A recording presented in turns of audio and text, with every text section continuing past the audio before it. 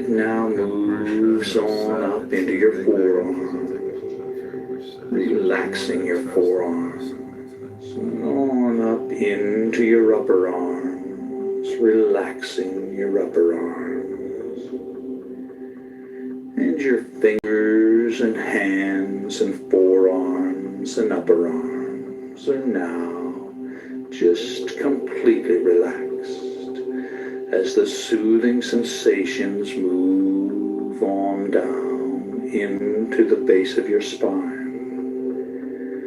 and begin to move slowly up your spine, up your spine, up your spine, and into the back of your neck and shoulder muscles.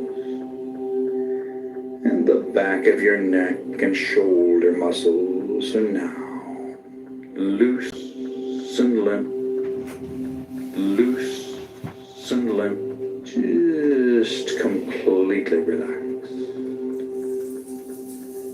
And the relaxing sensations now move on up the back of your neck and into your scalp, relaxing your scalp. Feel your scalp relaxing, and feel the relaxing sensations flow down into your facial muscles, relaxing your facial muscles, just completely relaxing your facial muscles. Allow a little space between your teeth, and your jaw is relaxed. And your entire body is now relaxed all over in every way.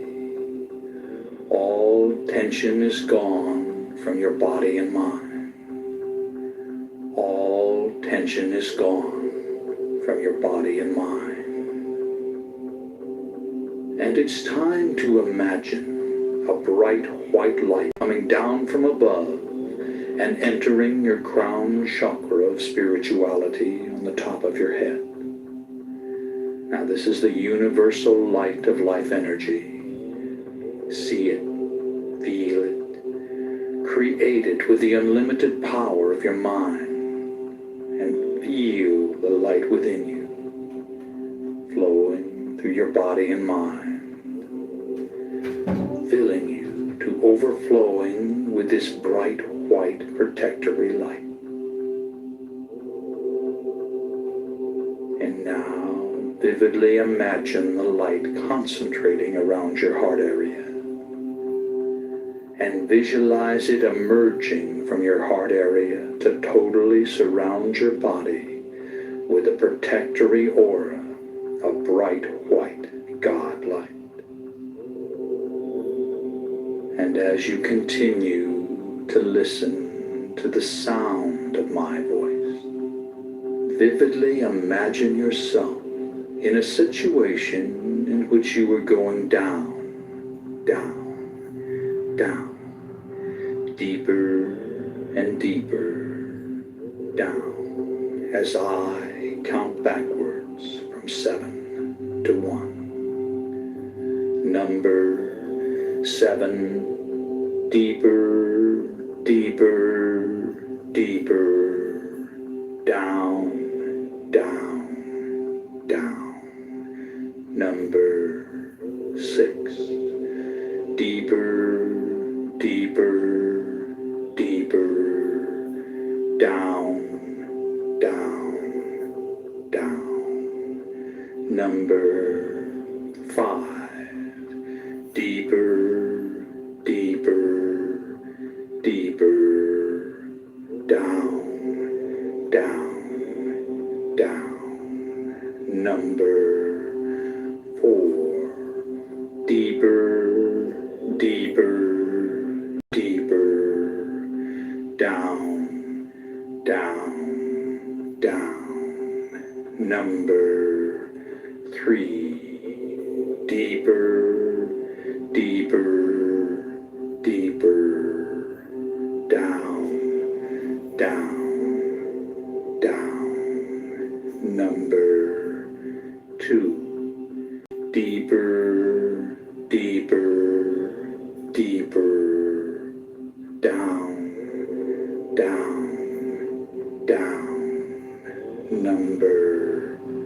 1. And you're now very, very deep. And you feel deep. But let's go down even deeper, even deeper, even deeper. Number 7. Deeper, deeper, deeper. Down, down, down. Number 6. Deeper, deeper, deeper. Down, down, down. Number 5. Deeper, deeper, deeper. Down, down, down. Number 4. Deeper, deeper, deeper. Down, down, down. Number 3. Deeper, deeper, deeper. Down, down, down. Number 2. Deeper, deeper, deeper. Down, down, down. Number 1. And you're now relaxed and at ease and at peace in a relaxing, altered state of consciousness. And each and every time you alter consciousness, you will go deeper than the time before, until you've reached your natural level, which can be maintained by using this technique several times a week. Now, if at any time you feel uncomfortable in any way, all you have to do to awaken is to mentally count yourself up from 1 to 5. So you're in control. You can awaken at any time you desire to do so. And you're now relaxed and at ease, and a quietness of spirit permeates your body and mind. And I'm going to begin by providing suggestions that will be communicated to every level of your body and mind. And they'll be accepted on every level of your body and mind. A quietness of spirit now permeates your body and mind. You release all tension created by stored up energy within your nervous system. All nervous energy is released to flow freely through your body and mind to be used in constructive ways. You feel calm, relaxed, and at peace with yourself, the world, and everyone in it. You have the courage and confidence to do what you need to do to resolve your problems. You can resolve your concerns and conflicts with minimal effort. You accept the things you cannot change, and you change the things you can. You accept who you are. You always do your best, which is all anyone can ask. Every day, in every way, you become more peaceful and harmonious. Negativity flows through you without affecting you. As a result of this programming, you develop a new, mellow, and confident self-image. Quietness of spirit are your key trigger words for post-hypnotic conditioned response. And these suggestions have been communicated to every level of your body and mind, and they've been accepted on every level of your body and mind. And it's now time to visualize yourself having successfully overcome any and all anxiety. Imagine how good it feels to experience an ongoing quietness of spirit. Imagine your reactions and the reactions of those close to you.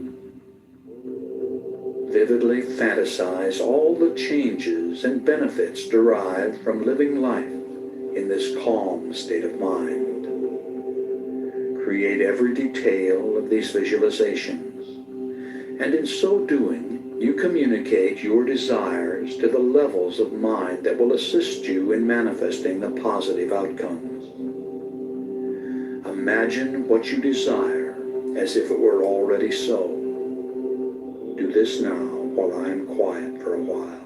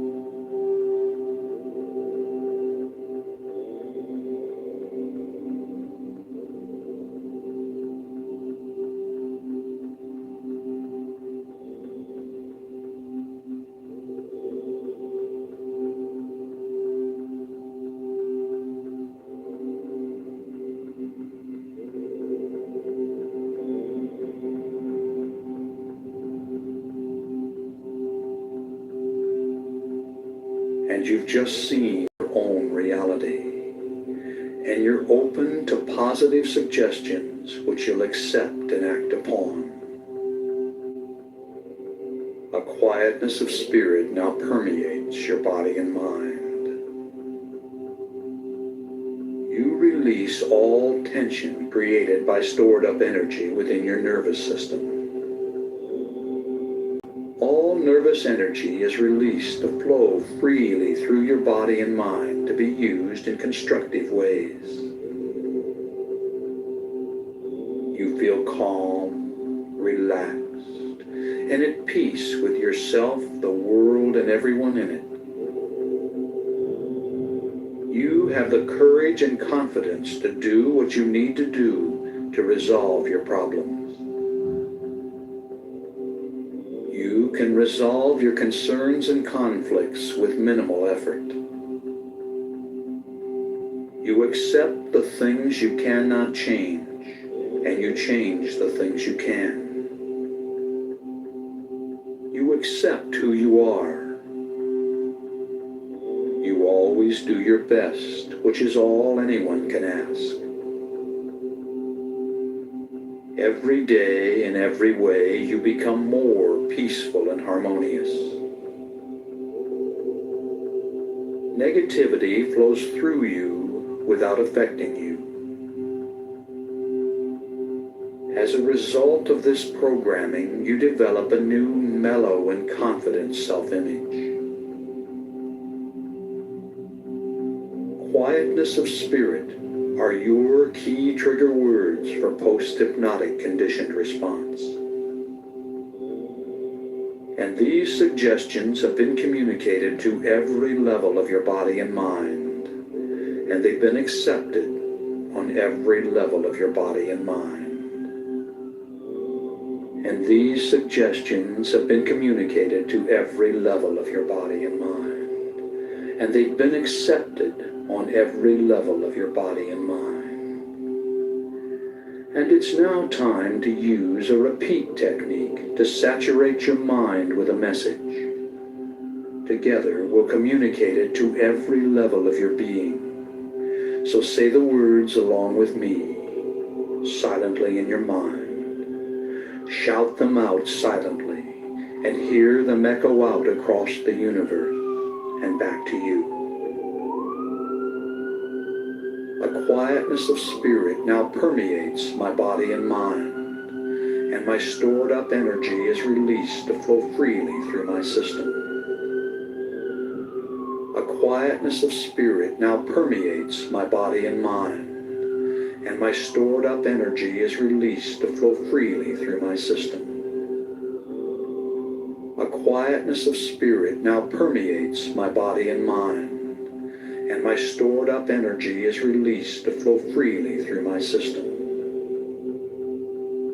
A quietness of spirit now permeates my body and mind, and my stored up energy is released to flow freely through my system. A quietness of spirit now permeates my body and mind, and my stored up energy is released to flow freely through my system. A quietness of spirit now permeates my body and mind, and my stored up energy is released to flow freely through my system. A quietness of spirit now permeates body and mind, and my stored up energy is released to flow freely through my system. A quietness of spirit now permeates my body and mind, and my stored up energy is released to flow freely through my system. A quietness of spirit now permeates my body and mind, and my stored up energy is released to flow freely through my system. A quietness of spirit now permeates my body and mind, and my stored up energy is released to flow freely through my system. That's right. A quietness of spirit now permeates your body and mind, and all your stored up energy is released to flow freely through your system. And every day, in every way, you become more peaceful and harmonious. Your new, mellow, and confident self-image is a projection of who you are. It is. You are mellow and self-confident. And I'm now going to give you some key trigger words for post-hypnotic conditioned response. Anytime you feel the slightest bit nervous, simply stop what you're doing, close your eyes, breathe deeply, and say these words quietly to yourself. Quietness of spirit. The words quietness of spirit are post-hypnotic conditioned response trigger words to reduce anxiety and intensify your calm and confident demeanor. These key trigger words invoke powerful post-programming mental conditioning that you can draw upon when you need it. When you say the words quietness of spirit, you'll immediately feel a surge of calmness and confidence flow through your body and mind. And every time you hear this suggestion, and every time you use your quietness of spirit programming, it becomes more and more effective. And it's now time to repeat another powerful affirmation along with me. When I say the words quietness of spirit, I relax, regain control, and experience a surge of calmness and confidence. When I say the words quietness of spirit, I relax, regain control, and experience a surge of calmness and confidence. When I say the words quietness of spirit, I relax, regain control, and experience a surge of calmness and confidence. When I say the words quietness of spirit, I relax, regain control, and experience a surge of calmness and confidence.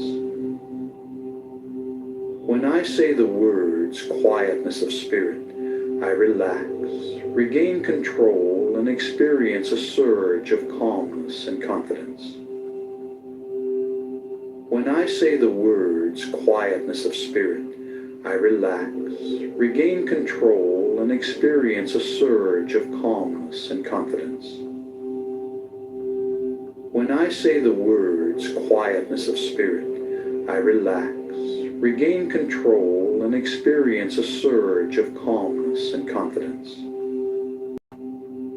When I say the words quietness of spirit, I relax, regain control, and experience a surge of calmness and confidence.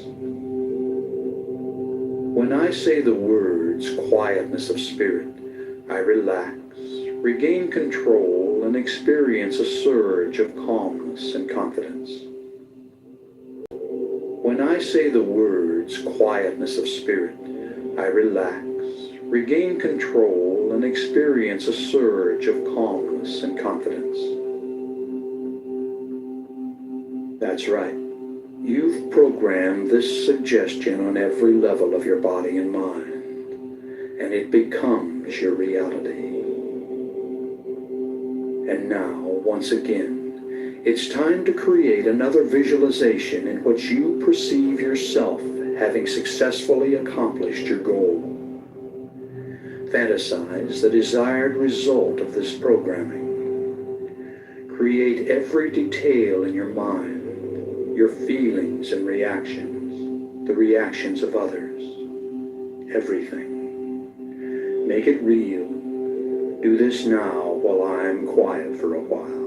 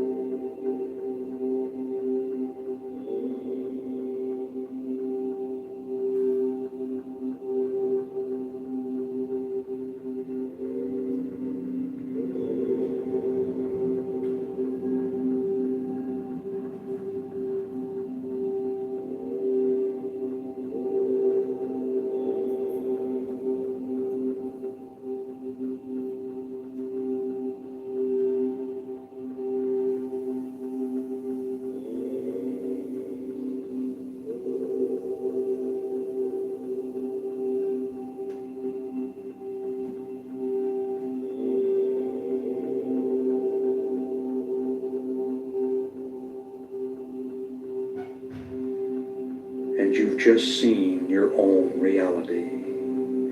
And upon awakening, you'll remember all that has been communicated. You'll awaken feeling as if you just had a refreshing nap. Your head will be clear, and you'll think and act with calm self-assurance, feeling glad to be alive and at peace with yourself, the world, and everyone in it. So let's come on up now. On the count of 5, you'll open your eyes and be wide awake. Number 1, feel the lifeblood returning to your arms and legs. Number 2, coming on up and at peace with all life. Number 3, coming on up feeling an internal balance and harmony. Number 4, recall the situation in the room. And number 5, wide awake, wide awake. Open your eyes and feel good. Number 5, wide awake.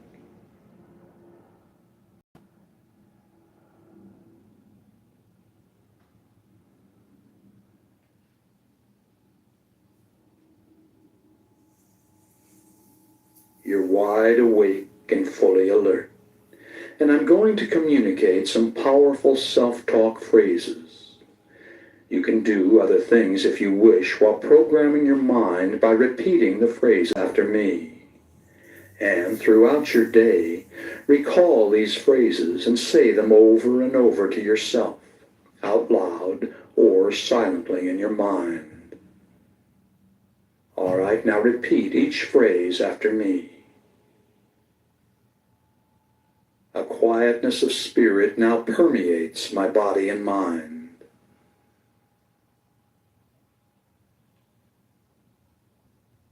I release all tension created by stored up energy within my nervous system.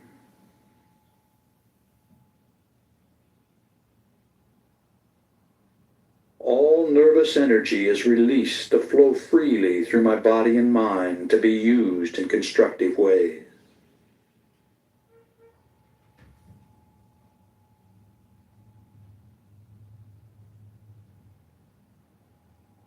I feel calm, relaxed, and at peace with myself, the world, and everyone in it.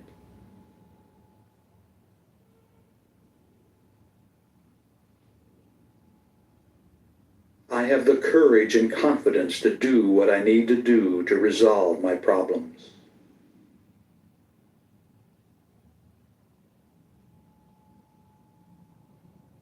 I can resolve my concerns and conflicts with minimal effort.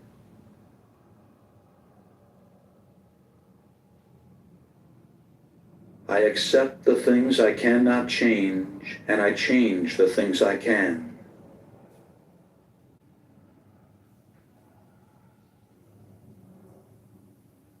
I accept who I am. I always do my best, which is all anyone can ask.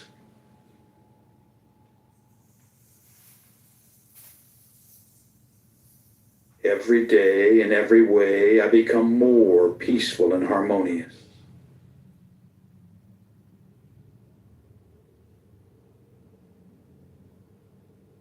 Negativity flows through me without affecting me.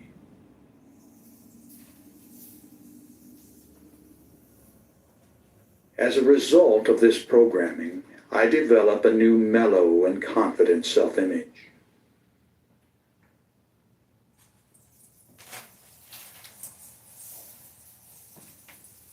The words, quietness of spirit, are my key trigger words for post-hypnotic conditioned response.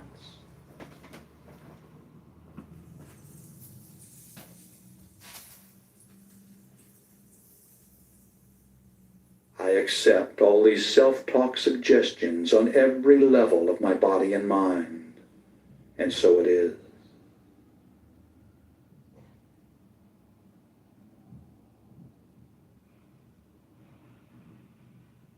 A quietness of spirit now permeates my body and mind.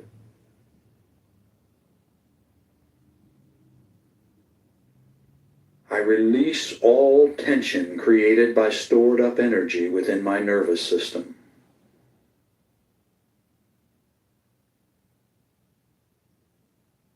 All nervous energy is released to flow freely through my body and mind to be used in constructive ways.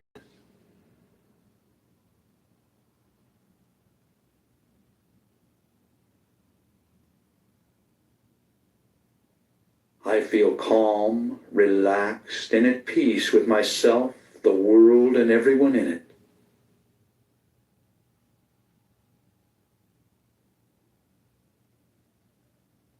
I have the courage and confidence to do what I need to do to resolve my problems.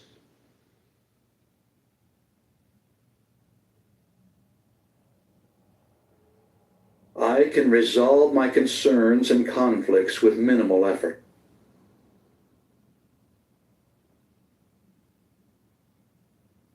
I accept the things I cannot change, and I change the things I can.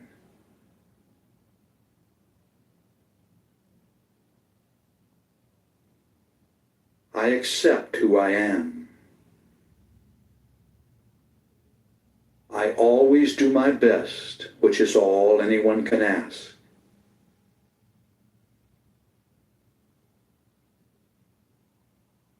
Every day, in every way, I become more peaceful and harmonious.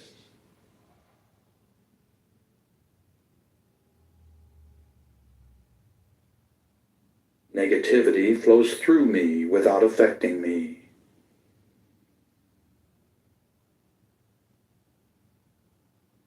As a result of this programming, I develop a new mellow and confident self-image.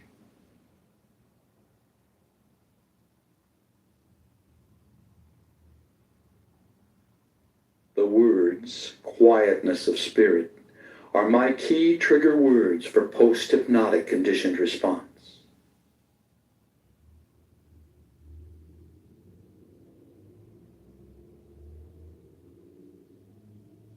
I accept all these self-talk suggestions on every level of my body and mind, and so it is.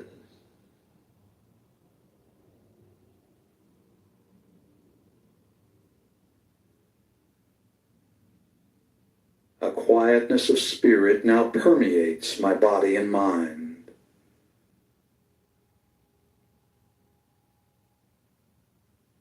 I release all tension created by stored up energy within my nervous system.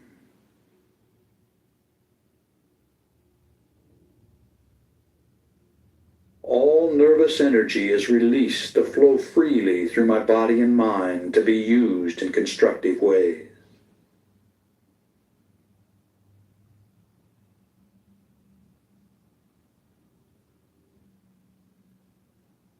I feel calm, relaxed, and at peace with myself, the world, and everyone in it.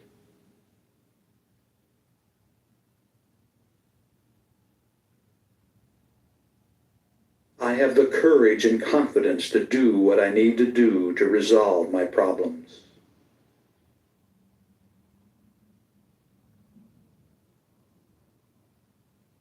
I can resolve my concerns and conflicts with minimal effort.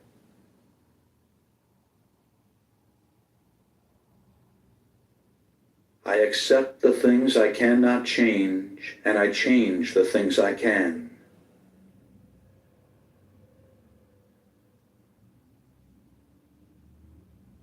I accept who I am.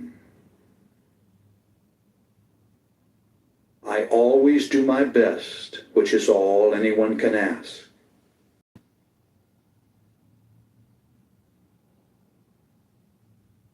Every day, in every way, I become more peaceful and harmonious.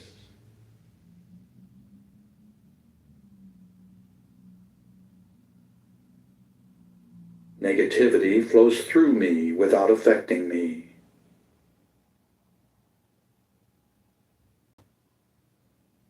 As a result of this programming, I develop a new mellow and confident self-image.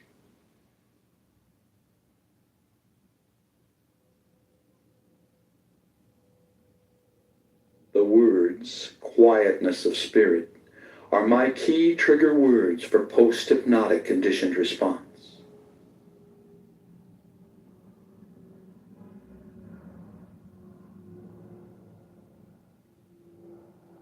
I accept all these self-talk suggestions on every level of my body and mind, and so it is.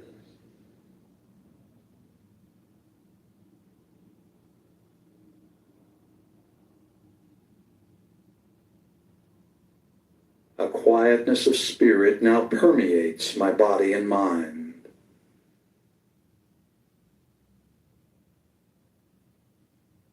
I release all tension created by stored up energy within my nervous system.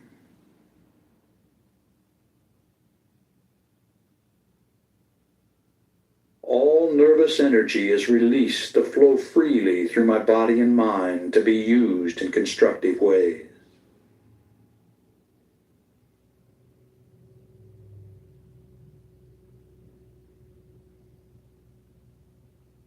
I feel calm, relaxed, and at peace with myself, the world, and everyone in it.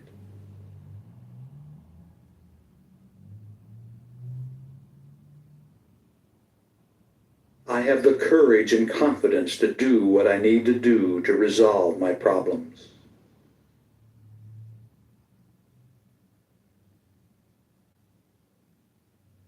I can resolve my concerns and conflicts with minimal effort.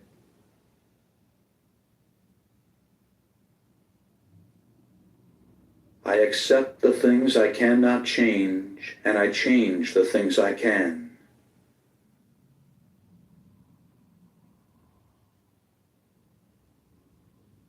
I accept who I am.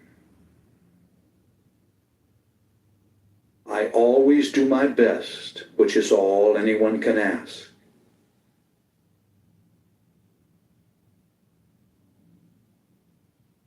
Every day, in every way, I become more peaceful and harmonious.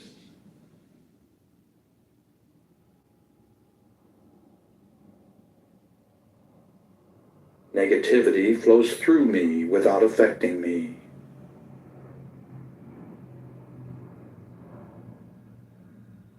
As a result of this programming, I develop a new mellow and confident self-image.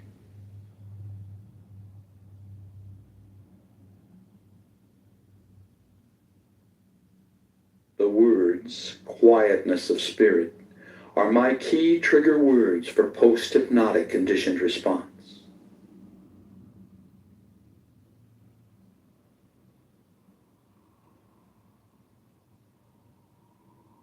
I accept all these self-talk suggestions on every level of my body and mind, and so it is.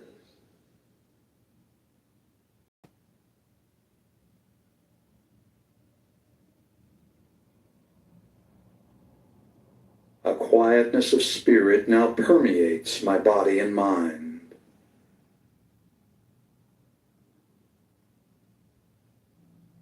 I release all tension created by stored up energy within my nervous system.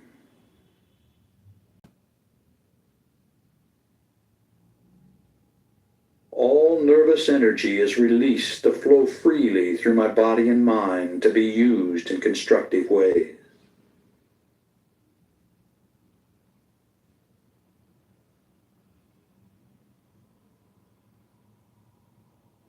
I feel calm, relaxed, and at peace with myself, the world, and everyone in it.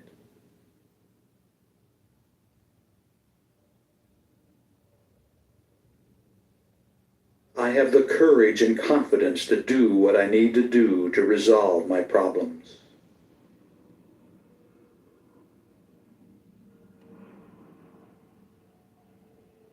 All right.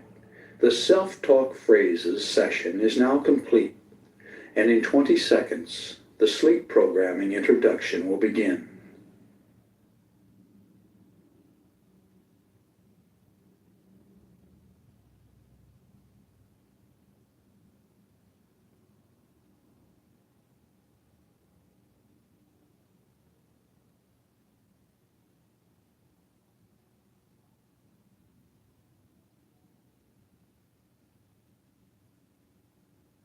Sleep programming is nearly as powerful as hypnosis for programming your mind with life-changing suggestions.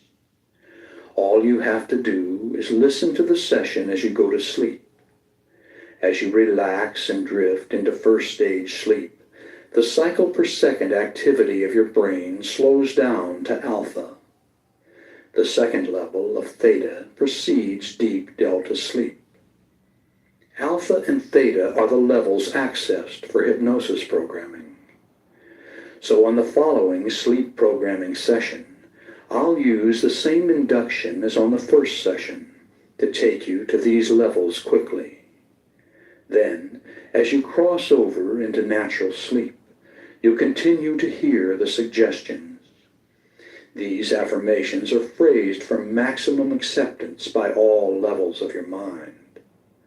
The words fade away at the end of the session, telling you to sleep soundly through the night and to awaken inspired to begin a new day. All right, now make yourself comfortable and prepare to be programmed as you go to sleep.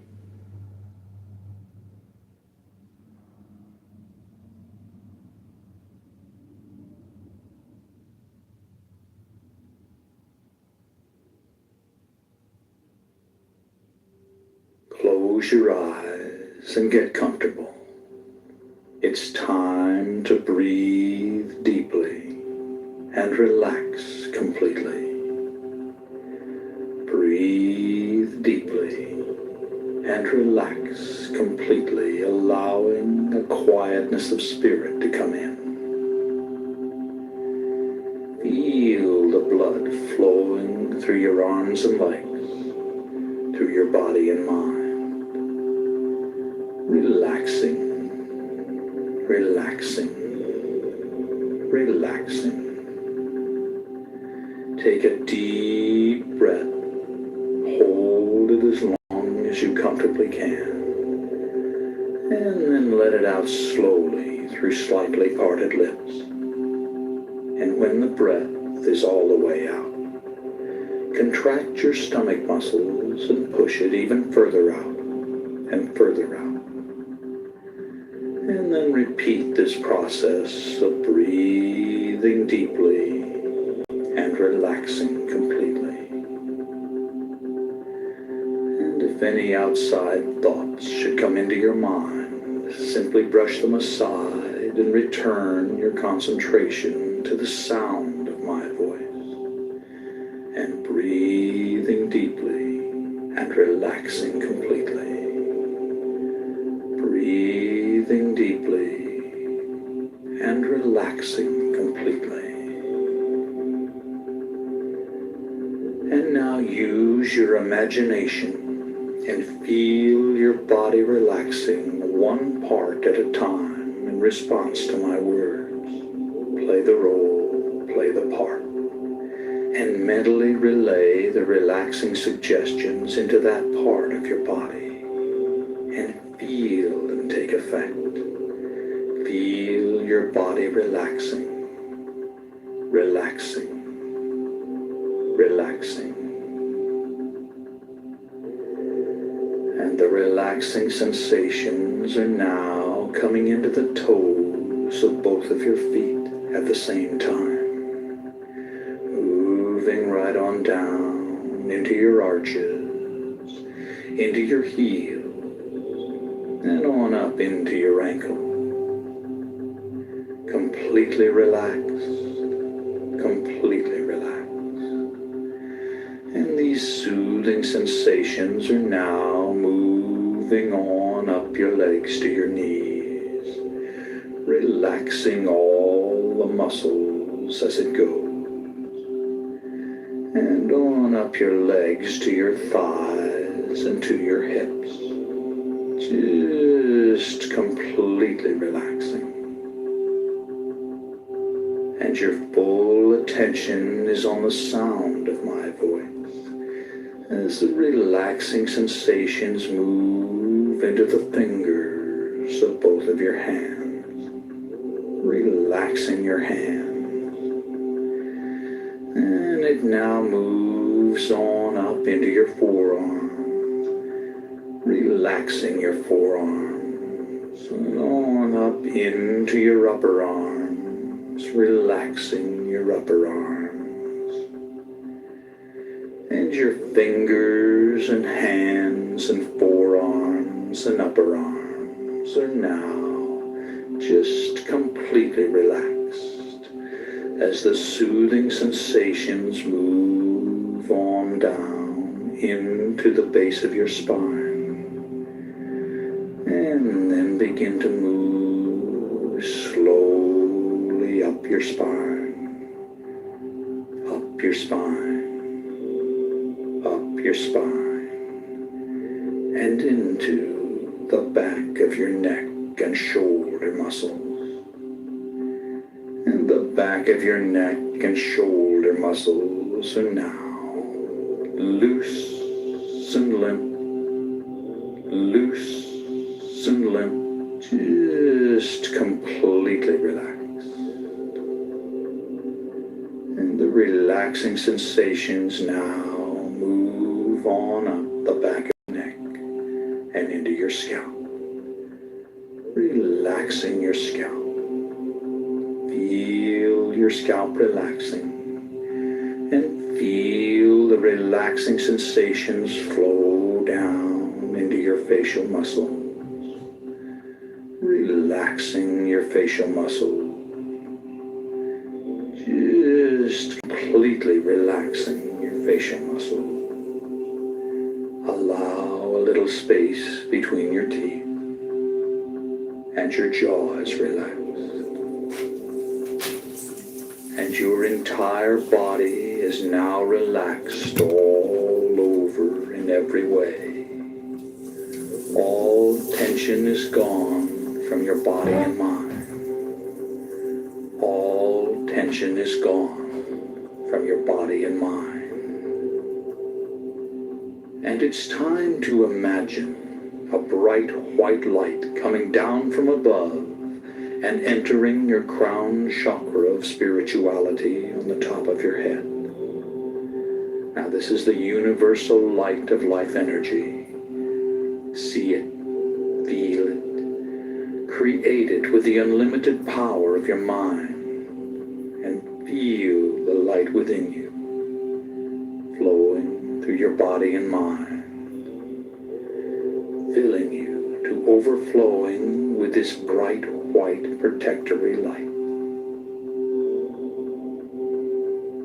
And now, vividly imagine the light concentrating around your heart area, and visualize it emerging from your heart area to totally surround your body with a protectory aura of bright white God light.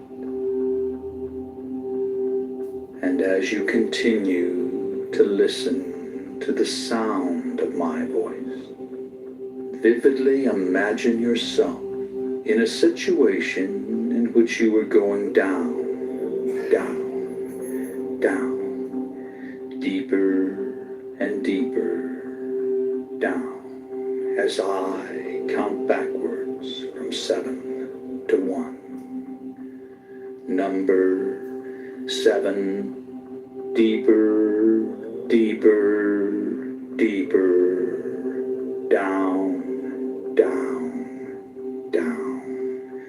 Number 6, deeper, deeper, deeper, down, down, down. Number 5, deeper, deeper, deeper, down, down, down. Number 4, deeper, deeper, deeper, down, down, down. Number 3, deeper, deeper, deeper, down, down, down. Number 2, deeper, deeper, deeper, down, down, down. Number 1. And you're now very, very deep, and you feel deep. But let's go down even deeper, even deeper, even deeper. Number 7, deeper, deeper, deeper, down, down, down. Number 6, deeper, deeper, deeper, down, down, down. Number 5, deeper, deeper, deeper, down, down, down. Number 4, deeper, deeper, deeper, down, down, down. Number 3, deeper, deeper, deeper, down, down, down. Number 2, deeper, deeper, deeper, down, down, down. Number 1. And you're now relaxed and at ease ease and at peace, in a relaxing, altered state of consciousness. And each and every time you alter consciousness, you will go deeper than the time before, until you've reached your natural level, which can be maintained by using this technique several times a week. Now, if at any time you feel uncomfortable in any way, all you have to do to awaken is to mentally count yourself up from 1 to 5. So you're in control. You can awaken at any time you desire to do so. And your body is relaxed, relaxed, and your mind is relaxed as you cross over into sleep. A peaceful, relaxing sleep. Peaceful, relaxing sleep. And you're at peace with yourself, the world, and everyone in it. As you go to sleep, go to sleep, go to sleep. A deep, peaceful, harmonious sleep. Sleep. And you're going to sleep. And as you do, you accept the suggestions you hear. You accept the suggestions you hear. As you go to sleep, go to sleep, go to sleep. And the suggestions become your reality.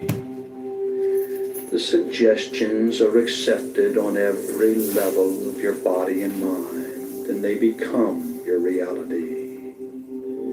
You fulfill your desire. You do. You accept this. You accept the suggestion. You accept the suggestions as you go to sleep. Go to sleep. Go to sleep. A quietness of spirit now permeates your body and mind. You release all tension created by stored up energy within your nervous system. All nervous energy is released to flow freely through your body and mind to be used in constructive ways. You feel calm, relaxed, and at peace with yourself, the world, and everyone in it. You have the courage and confidence to do what you need to do to resolve your problems. You can resolve your concerns and conflicts with minimal effort. You accept the things you cannot change, and you change the things you can. You accept who you are. You always do your best, which is all anyone can ask. Every day, in every way, you become more peaceful and harmonious. Negativity flows through you without affecting you. As a result of this programming, you develop a new, mellow, and confident self-image. Quietness of spirit are your key trigger words for post-hypnotic conditioned response. And these suggestions have been communicated to every level of your body and mind, and they've been accepted on every level of your body and mind. A quietness of spirit now permeates my body and mind, and my stored up energy is released to flow freely through my system. A quietness of spirit now permeates my body and mind, and my stored up energy is released to flow freely through my system. A quietness of spirit now permeates my body and mind, and my stored up energy is released to flow freely through my system. A quietness of spirit now permeates my body and mind, and my stored up energy is released to flow freely through my system. A quietness of spirit now permeates my body and mind, and my stored up energy is released to flow freely through my system. A quietness of spirit now permeates my body and mind, and my stored up energy is released to flow freely through my system. A quietness of spirit now permeates my body and mind, and my stored up energy is released to flow freely through my system. A quietness of spirit now permeates my body and mind, and my stored up energy is released to flow freely through my system. A quietness of spirit now permeates my body and mind, and my stored up energy is released to flow freely through my system. A quietness of spirit now permeates my body and mind, and my stored up energy is released to flow freely through my system. When I say the words quietness of spirit, I relax, regain control, and experience a surge of calmness and confidence. When I say the words quietness of spirit, I relax, regain control, and experience a surge of calmness and confidence. When I say the words quietness of spirit, I relax, regain control, and experience a surge of calmness and confidence. When I say the words quietness of spirit, I relax, regain control, and experience a surge of calmness and confidence. When I say the words quietness of spirit, I relax, regain control, and experience a surge of calmness and confidence. When I say the words quietness of spirit, I relax, regain control, and experience a surge of calmness and confidence. When I say the words quietness of spirit, I relax, regain control, and experience a surge of calmness and confidence. When I say the words quietness of spirit, I relax, regain control, and experience a surge of calmness and confidence. When I say the words quietness of spirit, I relax, regain control, and experience a surge of calmness and confidence. When I say the words quietness of spirit, I relax, regain control, and experience a surge of calmness and confidence. A quietness of spirit now permeates your body and mind. You release all tension created by stored up energy within your nervous system.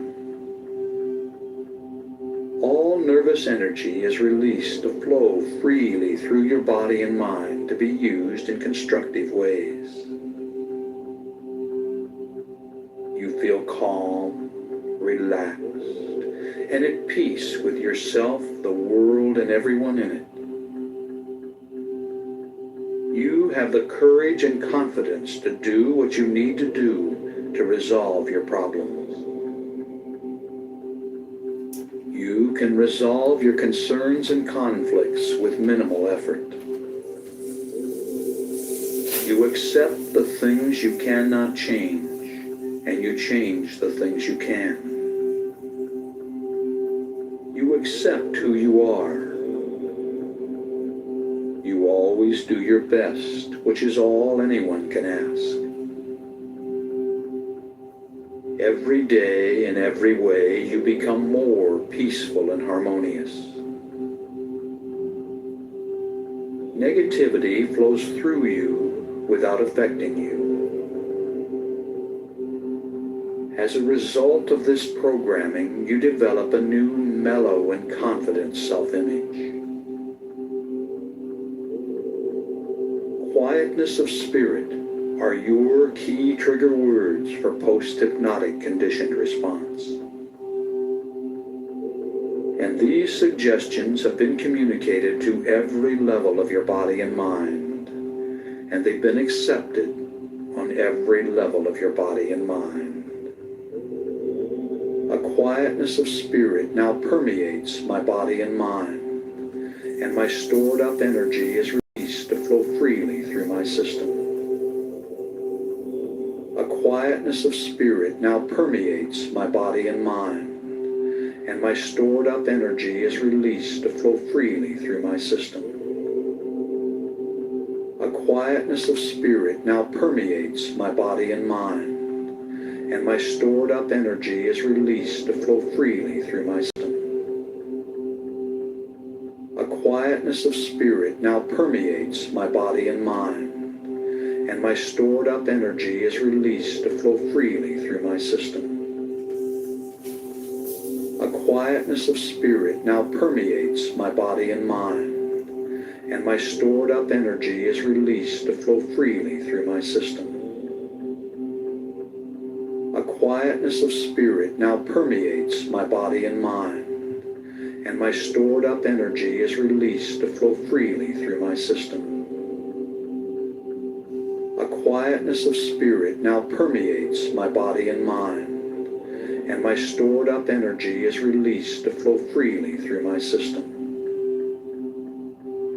A quietness of spirit now permeates my body and mind, and my stored up energy is released to flow freely through my system. A quietness of spirit now permeates my body and mind, and my stored up energy is released to flow freely through my system.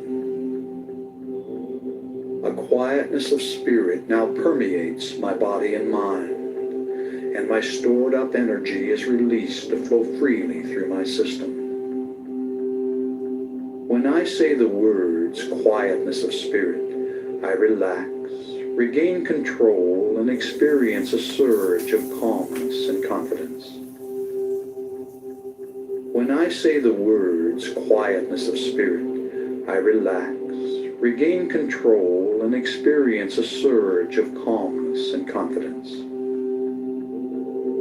When I say the words quietness of spirit, I relax, regain control, and experience a surge of calmness and confidence. When I say the words quietness of spirit, I relax, regain control, and experience a surge of calmness and confidence.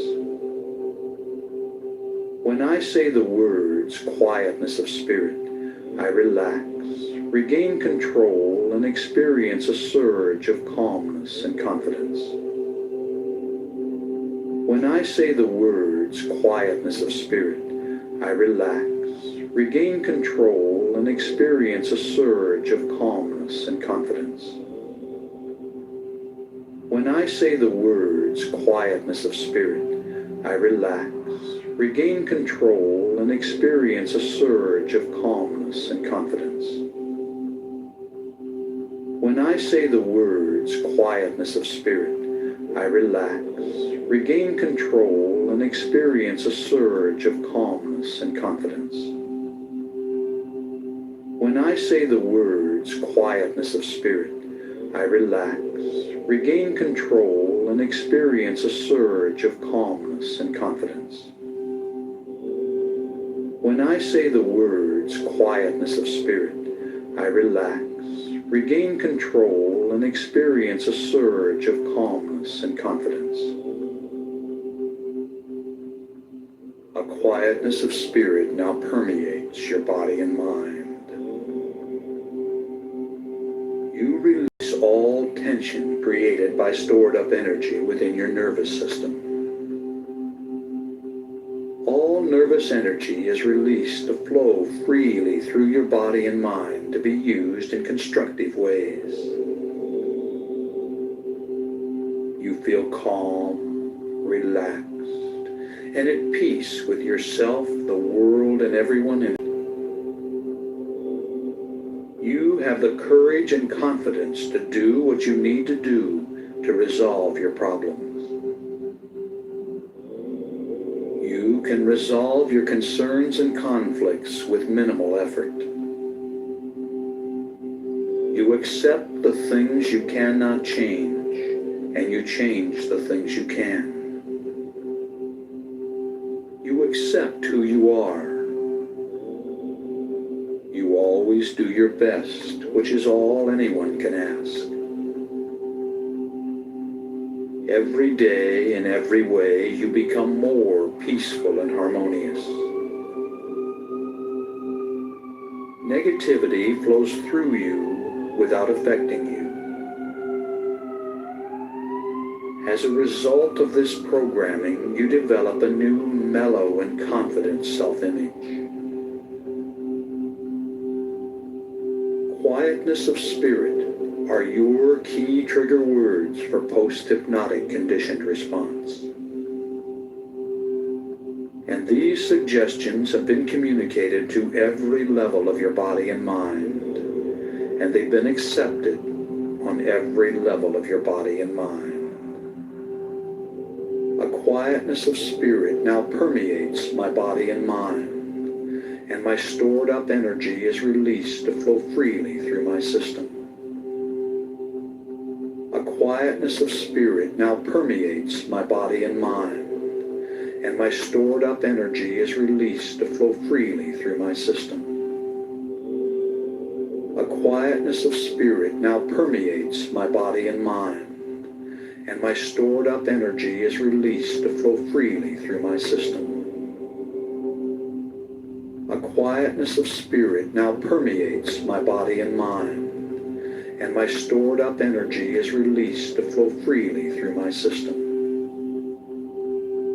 A quietness of spirit now permeates my body and mind, and my stored up energy is released to flow freely through my system. A quietness of spirit now permeates my body and mind, and my stored up energy is released to flow freely through my system. A quietness of spirit now permeates my body and mind, and my stored up energy is released to flow freely through my system.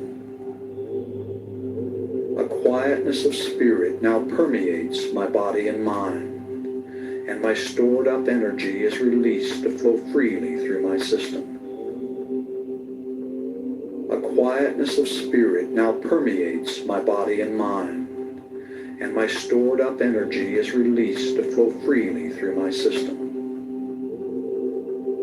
A quietness of spirit now permeates my body and mind, and my stored up energy is released to flow freely through my system. You sleep peacefully through the night and awaken at peace with yourself, the world, and everyone in it. And you'll awaken feeling glad to be alive, refreshed, and thinking and acting with calm self-assurance, and inspired to begin a new day. And you accept these suggestions as you go to sleep.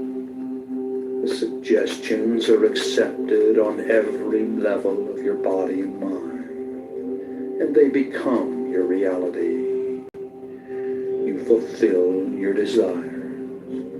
You do. You accept this, and you accept these suggestions as you go to sleep. Go to sleep. Go to sleep. Go to sleep. And you accept these suggestions as you go to sleep. Go to sleep. Go to sleep. Go to sleep. And you accept these suggestions as you go to sleep. Go to sleep. Go to sleep. Go to sleep. And you accept these suggestions as you go to sleep. Go to sleep. Go to sleep. Go to sleep. And you accept these suggestions as you go to sleep. Go to sleep. Go to sleep. Go to sleep.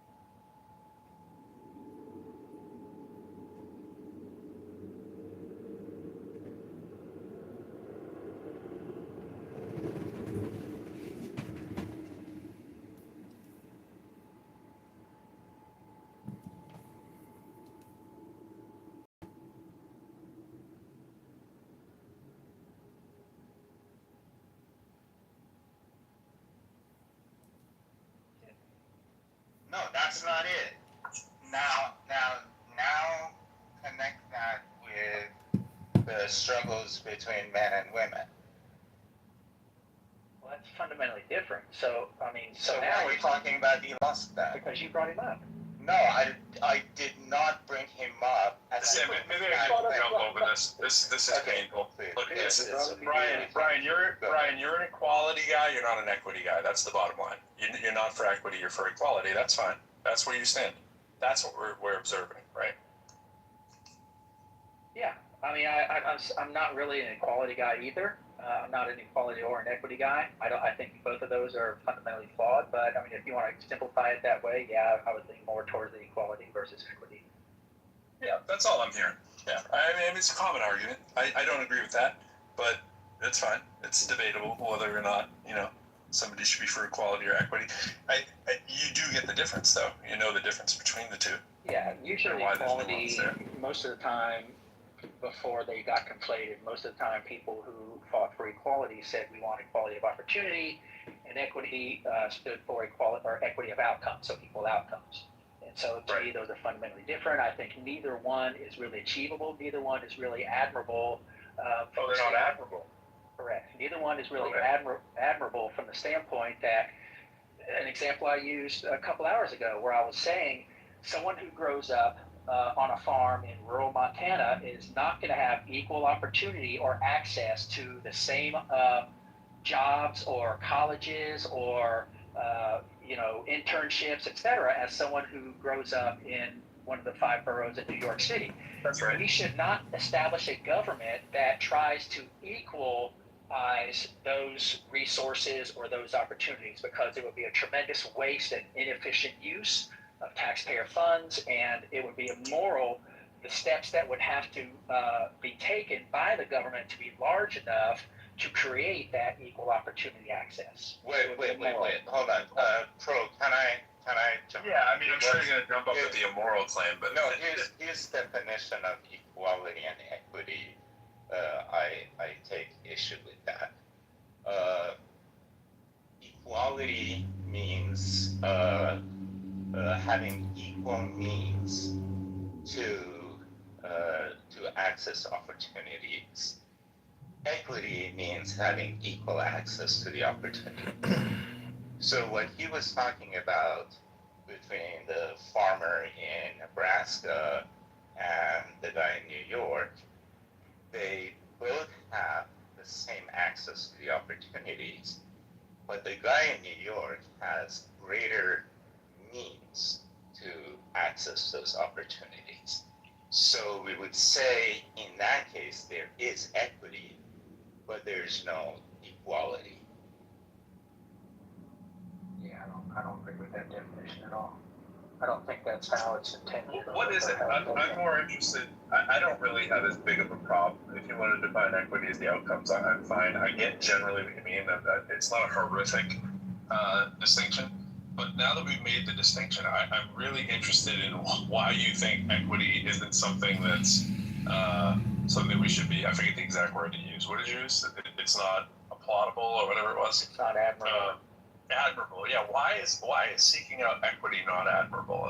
That was an interesting one. Well, can we agree that equity means equal outcomes? Generally, I'll like I said, it's not the best. No. I disagree with that because you can have somebody is more intelligent than the other one. Yeah, so right. It's not equal outcomes. It's having equal access. It's the opportunity. Yeah, it's the opportunity to get the outcome. Right. It's having equal access, not equal outcomes. Yeah, but not at all. It is outcome focused. It is outcome focused, though. That's fine. Let's go with that. No, it is not. It is starting point focused, not outcome focused. Yeah, but are you starting out with the same? We're saying the same thing, Sam. What I mean is so that you can achieve the desirable outcome, right? It's like so desirable for you. Well, I'm saying if somebody, obviously we know the metaphor with the equity of the kid on the bench, he needs to stand up higher to see over the fence. He needs a higher bench, right?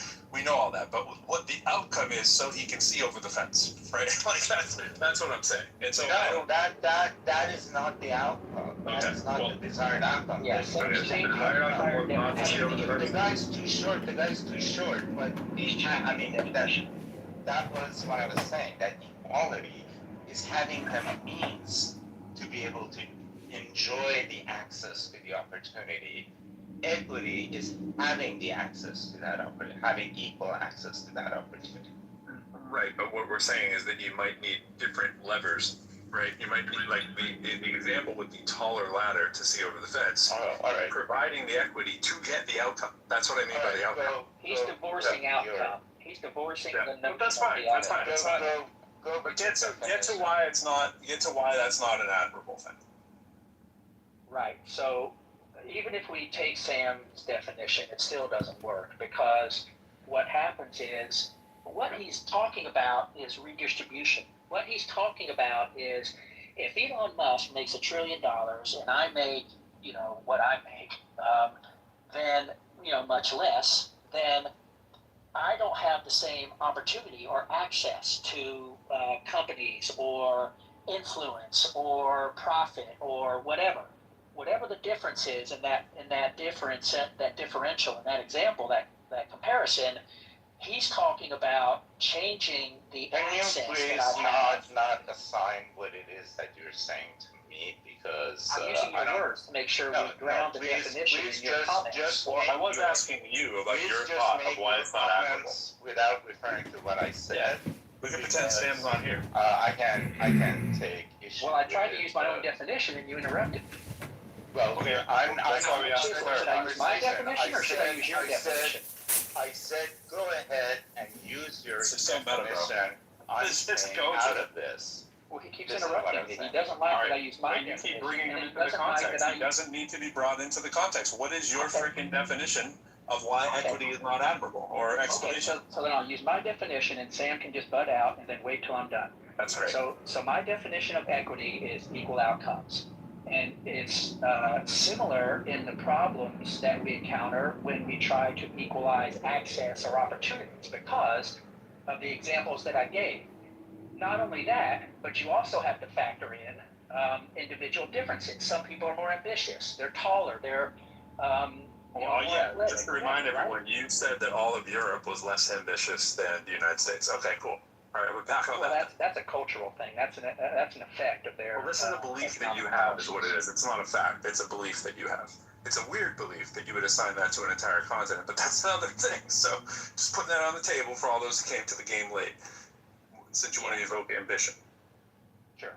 So I think that when you try to equalize outcomes, you run into the same problem as when you try to equalize opportunity. You have to end up taking from the people who are productive.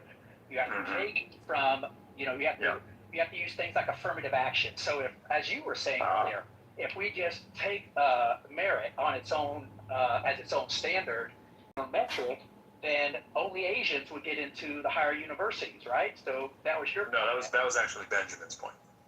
So wait, hold on. Equity is not the same thing as equal outcomes. No, it's not. I'm not sure what I know what he's trying to smuggle in there, and I know why Sam obviously is pushback against it. No, it's just the way that redistribution. The problem is redistribution. You're not saying the whole sentence with outcomes is what you're doing. We're concerned about the potential to reach the outcome by not hamstringing someone at the start. That's it. I'm giving you what you need at the beginning, so it's possible for you to attain the outcome.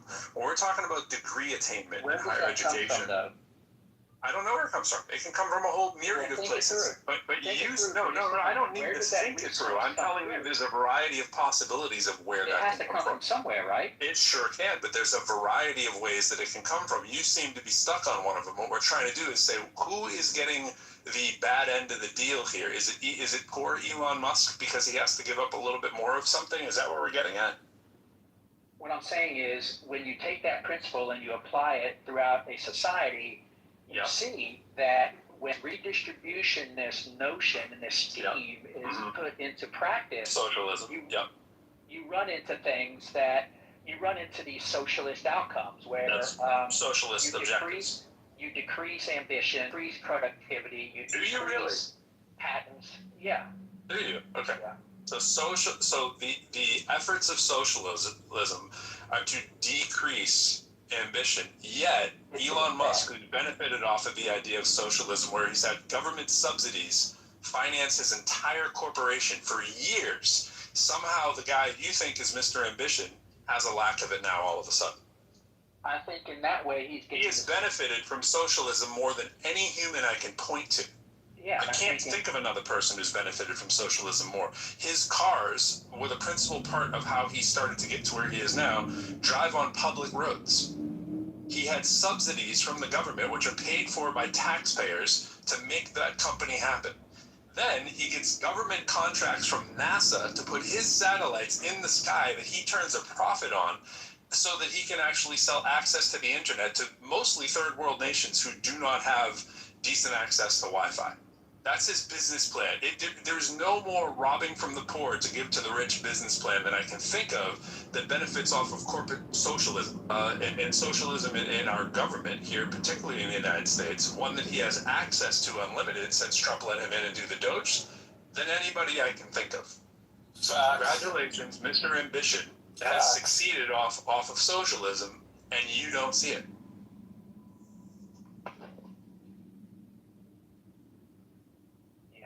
I just think, I mean, if are we gonna talk about specific examples? Are we gonna dive down? That was a specific example. Right, but I try to get into specific examples. It was your binky. I didn't even want to bring him into it. You just keep bringing him into it all the time. Sam brought him up, and then you brought him back up. You wouldn't let him go. You wouldn't let him go, bro. The fact that Right, well, let's not talk about Elon Musk anymore. Okay. How's that? well, he's kind of an exemplar of the extent of your thinking. Yeah, but we're not talking about specifics, though. We're talking about the principle. Why not? Okay, are we? But at the principle, if you're always at the principle, then you're never at the nuance. And, Okay, and the, so the can I example bring up is people someone who's a out of that? trillionaire with people with the most shares to vote whatever he wants for SpaceX, and if it merges with Tesla and somebody who currently has some voting can get absorbed by a financial maneuver that isn't likely to get blocked. Does that concern you? Back to like regulation and do markets correct? What do you mean by some voting? And I don't understand. So you can do a reverse merger, right? So Tesla can get absorbed into SpaceX, which isn't a space company because it's an actual AI data company. But he doesn't have to take it to IPO because he already did it, and it's already below its IPO price before any of the insiders can really sell. I think that a destructive behavior by someone who only cares about themselves, who has nobody but their own financial interest involved, becomes really the problem for us all. So if we don't get to talk about it before, as a specific example, it's quite ridiculous. I didn't really understand your point. What is your point? So when someone is selfish, it's bad?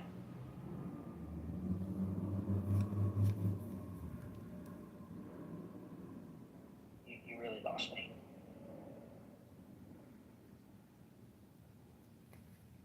I mean, Selfishness if you want is me bad. to defend crony. I don't really want you to defend. Back to the specifics of Elon Musk. Your point. Elon Musk is the result of someone Elon who Musk is bad. reckless abandon, does what he wants, and then lets other people bail him out. Well, I mean, did he not repay the loans with interest ahead of time that he took from the government? I mean, that's What are you referring to? Which company? Huh? I'm referring to Twitter. Did the people who gave him money get bailed out? Well, I guess they're on their way to figuring that out with the IPO of SpaceX. He took money from the Is that a good deal? to buy. No, which government? Who are you referring? I'm not. My criticism about Elon Musk. So just to clarify, just want to clarify, Brian. I'm going to clarify. I don't care whether or not you're referring to treasuries monies from the U.S. government, or we're talking, what Crow and I are talking about is more a large amount of taxpayer incentive to buy an EV feet over a decade. I'm asking, you mentioned Twitter specifically, so I'm asking, did Elon Musk take money in any form from the U.S. government in order to buy Twitter? I don't think so. Why would I? Who asserts that? No. You have a listening problem. You said he took and I'm done. No. What? He borrowed money, not from the government. Stop your brain and just listen. I don't have that much time to explain myself again. Quit telling me what I said. I wouldn't say something as stupid as that. He took money from the Emirates. He took money from other investors to help bail out. It was funded through the mechanism of finance. Goldman Sachs helps arrange this stuff. Banks are involved. This happens over. I'm not even done. To answer your question, didn't take government money. We're talking about there's nothing wrong with it. I didn't even say what's wrong with it. Why are you butthurt and you can't let someone finish? You're not even letting someone finish. I'm done with you. Much like Sam, I don't need to talk with someone who can't listen. Okay, take a bite. See you later. So the You just can't listen. Oh, that's the difference.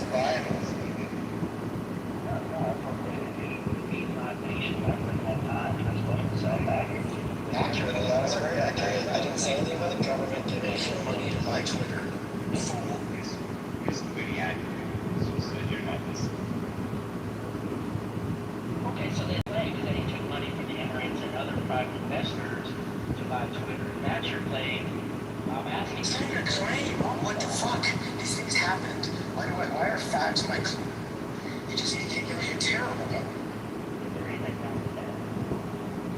The way you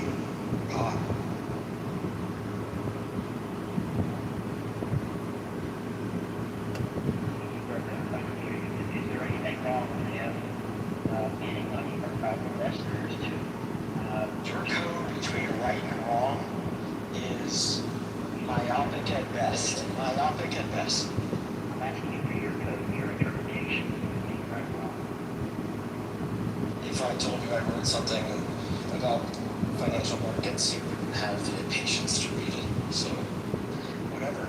You also don't listen. So I don't expect much. I have zero expectations. I have someone else in my presence. So I'm gonna let you have your ridiculous notions. There you go.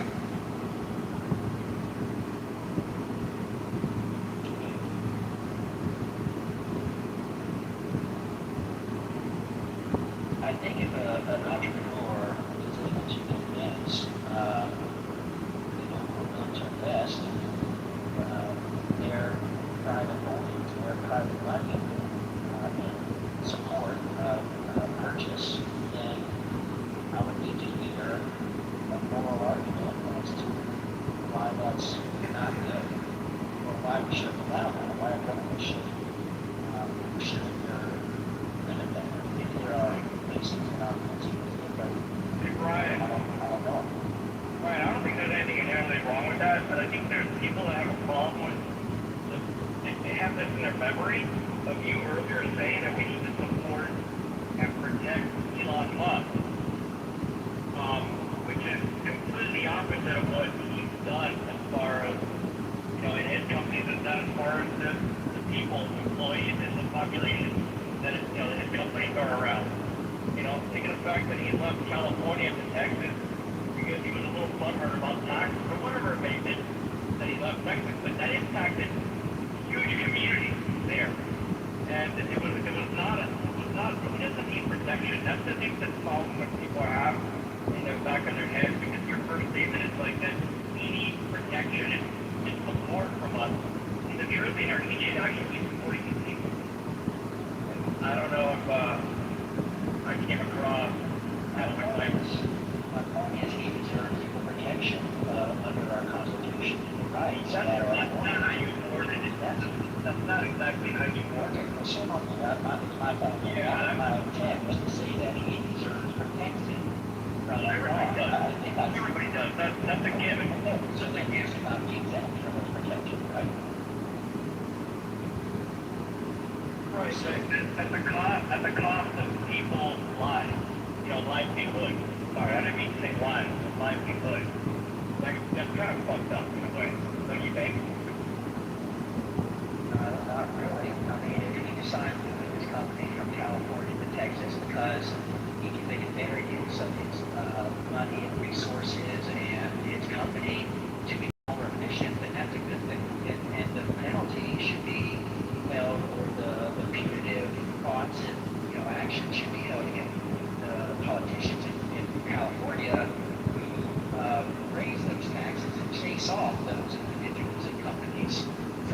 state. That's a better use of allocation of resources.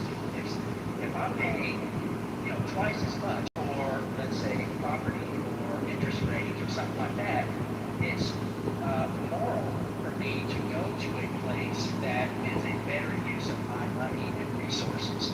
And if the jobs, have to relocate from one state to another, and I need to increase that contribution to my company and to the shareholders and to the employees who get hired at this new location, then that's a good thing. Yeah, but even if the decimation of the community that company built in California from scratch. And blame the politicians who chase the ball so high. Tesla's still hiring us in California, right? But Tesla's pretty simple across California, Texas. But it is a little silly that I think it's better. But like Tesla didn't exist. It would have never started in Texas. Like just when it never happened. California's been some things, Texas has been other things. I just call it that much that you can go to Texas. I don't think that I'm sure. if you remove Do you pay more taxes than you're required?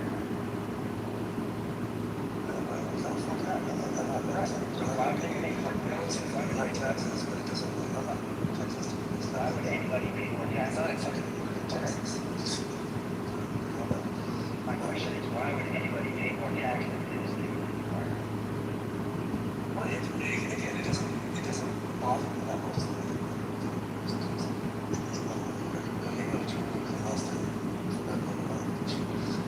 But it's a little ungrateful to stick with it.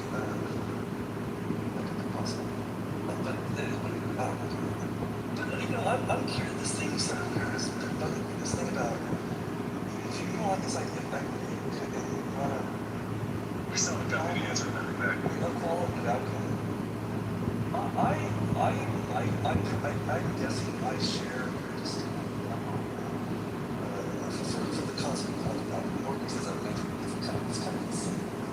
But like I'm not sure that I'm 100% enthusiastic support. Most of this is good.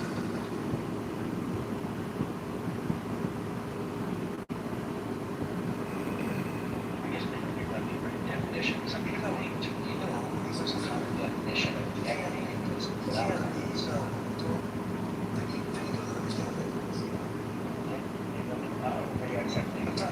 talking about this.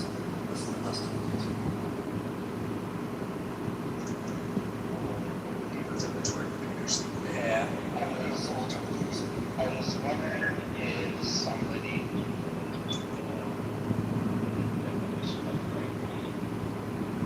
or look up in Merriam's the definition is completed here. Unfortunately, I can't do it right now. That's an expected value. Well, I think that should address the definition of equity. Equity is about equalizing or dealing with unfair disadvantages. Yeah, that's Recognizing that some people have disadvantages that just inherently unfair and people don't. Equity is leveling the playing field. Poor man speaking. It's leveling the playing field. I get the idea of why people don't want to have a playing field level if they believe that they've worked harder than everybody else. If they take a certain position. Really, really hard in a sport, and they're like way at the top, but somebody comes along and says, "Our son can make like 20 steps backwards just because we feel he has an unfair advantage." And you're like, wait a second, he worked to get that advantage. That's not what we're talking about with equity. We're not talking about hamstringing people for the sake of hamstringing them. We're talking about people who are hamstrung, unhamstringing them. Right? Like that's just the easy thing to understand. And if somebody wants to bastardize that definition and say that it means something else, that's kind of fun. If you want to point a finger because occasionally it's a little clunky, as anybody who is not good at equity, that's what they're arguing to. That's what trouble people. Wait a second, there's no justice over there, and it's clearly not fair. It's advantageous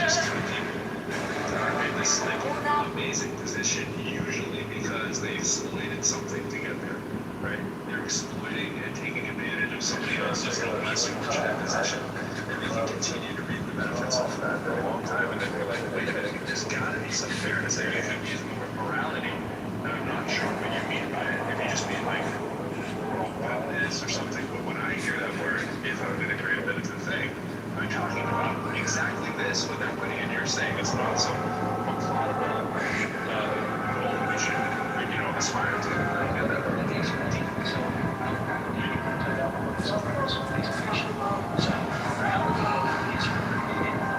Already been rendered, Mr. Governor. If you don't have a choice, then there can be Senator Roscoe Conway. So no, I don't agree that morality is better than truth. So I think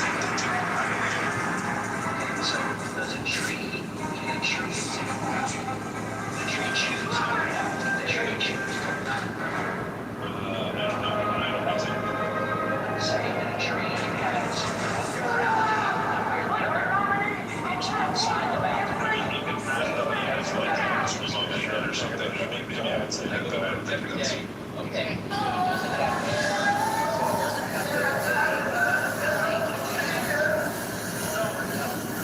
A stone, a boulder does not have morality because there's no choice, there's no consciousness, there's no free will.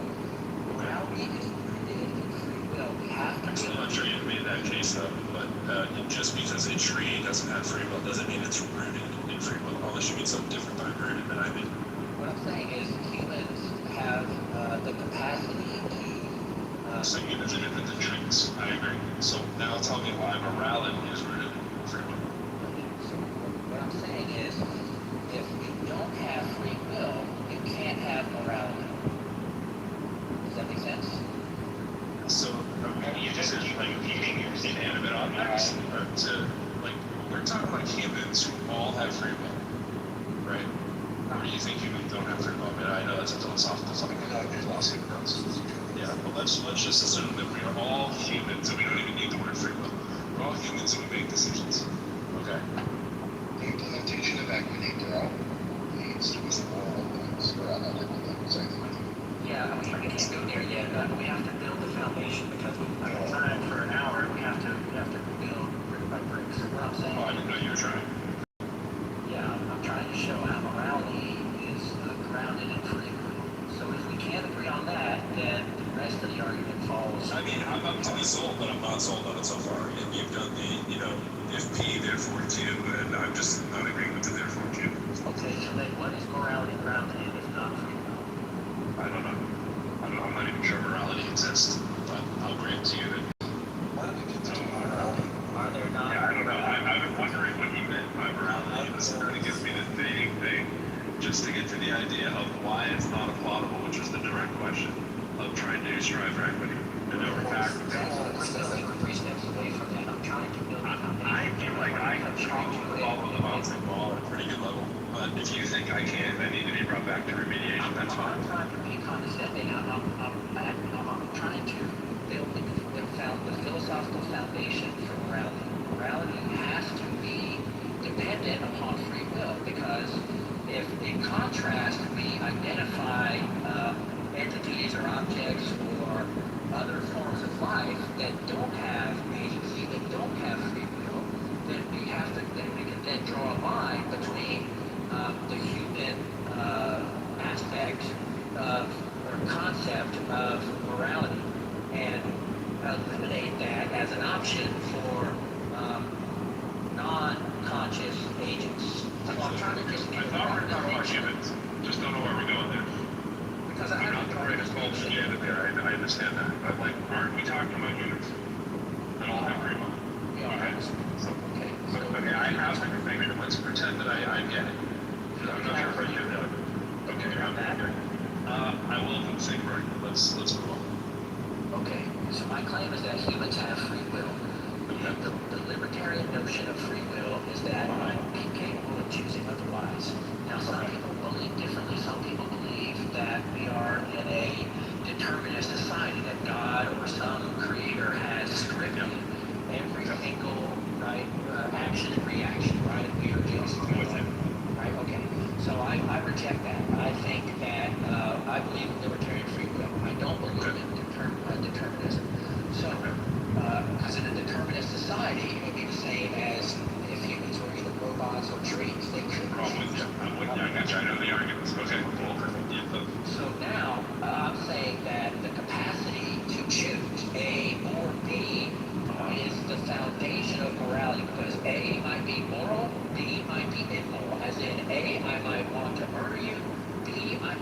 not want to merge.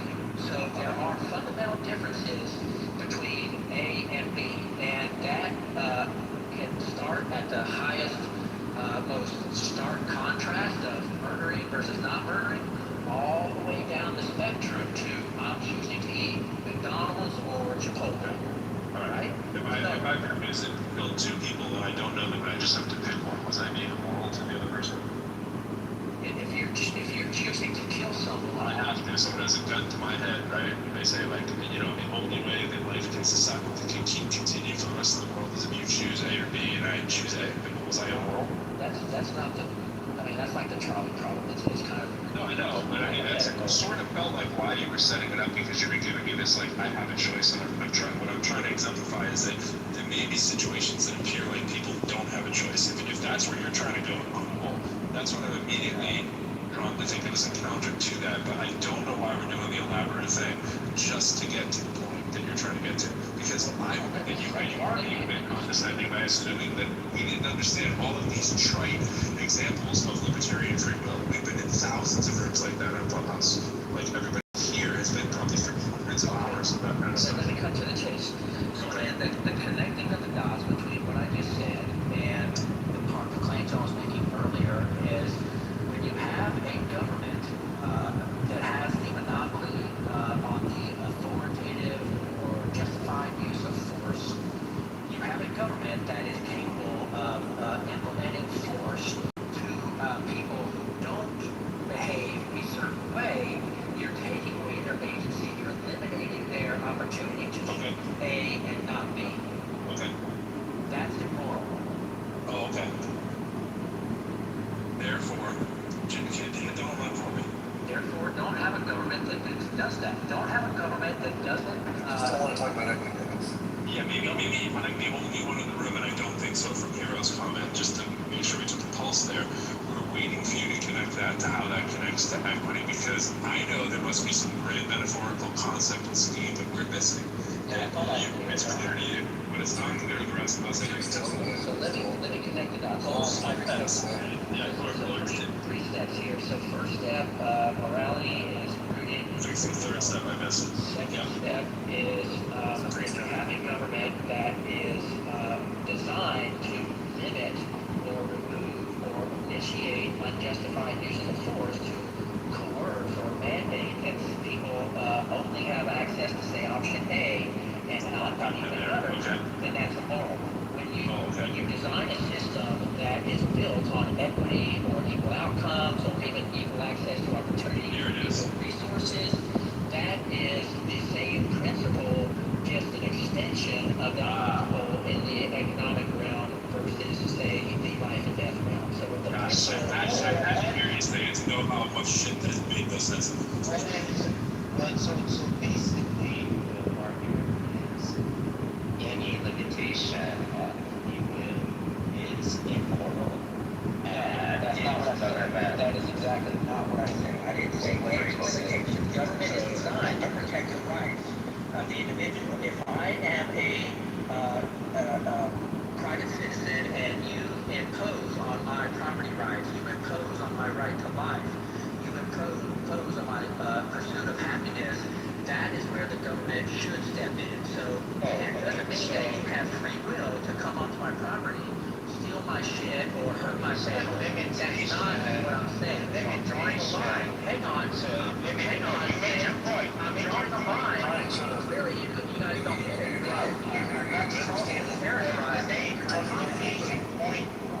You keep falsely characterizing my points. You made your point. So you made your point. Okay. So basically, what you're trying to say, or what I understand, correct me if I'm wrong, is a limitation on free will when the exercise is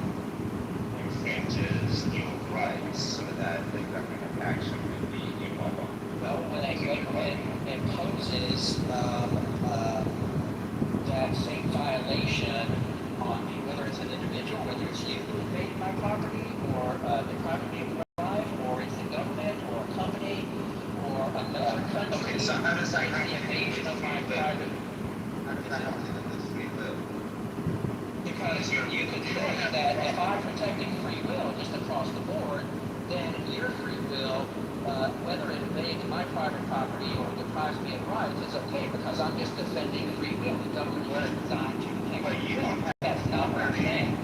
you don't have property rights in your land because you have free will. You have property rights in your land because the government, based on certain rules, has given you right. Okay. So that is if I and trespass on your property, how have I violated your free will? You haven't invaded my free will. You've invaded my property. You deprived me of my sovereignty over my land. So basically, deprivation of your rights is not 100% correlated with whether you have free will or not. You have certain rights that you have whether or not you have free will. Are you familiar with John Stuart Mill's claim of Can the freedom to swing your fist ends when it hits my face? Have you heard that statement? So that's where your free will is swinging your fist violates my rights when it hits my face. Where the right of right. So if I violate property rights, right, then I have violated your right without having violated. Is that correct? Yes, if you invade my property, So if I violated my rights, but you have not deprived me of the right. So if I violate your property rights, I can say that's an immoral act. If you say It's a liberty. so, what does you live? Well, because you chose to violate my rights, which is immoral. But Not sure where we get this extra level. Why can't we just say Yeah. about the morality? Because it's grounded in the two are connected. I'm actually trying to make that connection. You chose of your own free will. You chose of your own free will to violate my rights. That's immoral. That. And it's nothing but it's property rights. That's nothing to do with I mean, I could violate. No, you said you didn't. I said you didn't deprive me of my free will. But you, of your own free will, chose to violate my property rights. That's I immoral. may have accidentally done So far away from equity. I may have accidentally done Yeah, I haven't gotten that yet. So you never might go. Yeah, because you chose to violate my property rights. No, I didn't choose to do it. I was actually quite careful that somehow made a mistake about where the line was. Okay, well then I can forgive you if you choose, once you're aware of the violation and you decide to my property, then no harm, no foul. Because you did choose like violation of your property rights. It doesn't mean that I did it. Yeah, that's the nuance of the situation. If you did it, No, it's not nuanced at all. The thing is that here you are,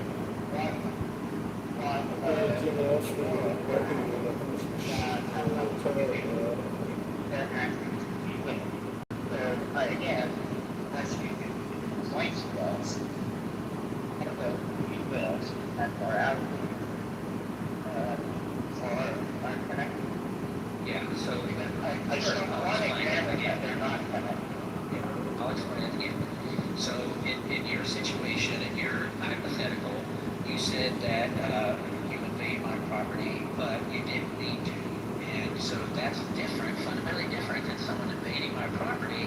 And what I said, which was coming to steal my stuff or hurt my family. So you changed the content of the situation by saying that you would be willing to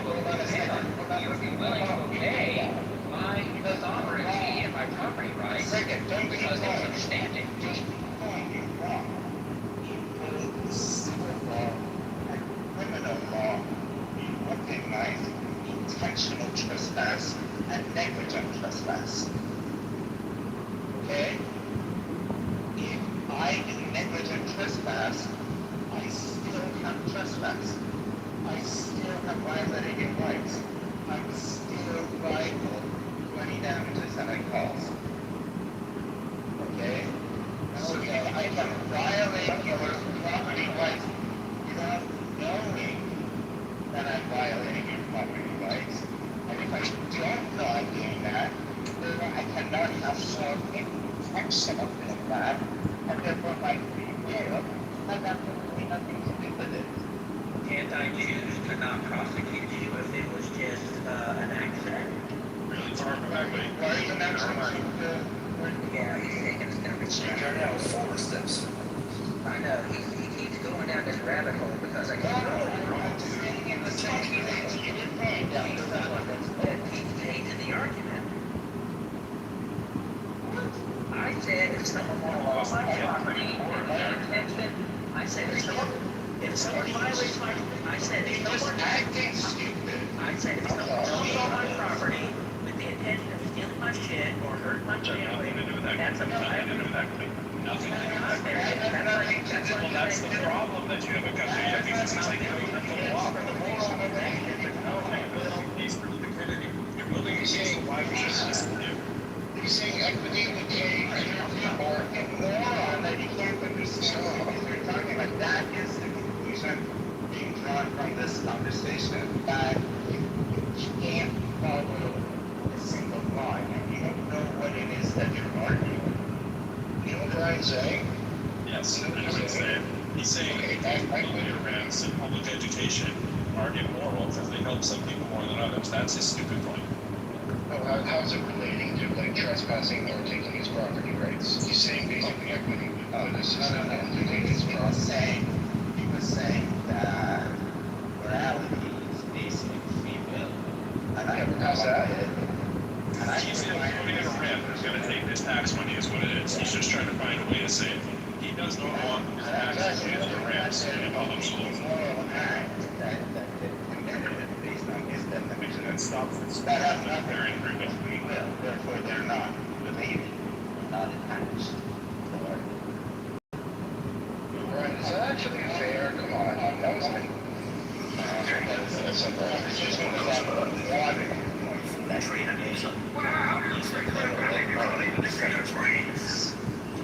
I have fought the king's battles on 3 continents. Maybe I can try to might be defeated by a tree. Because I kind of agree with what Brian's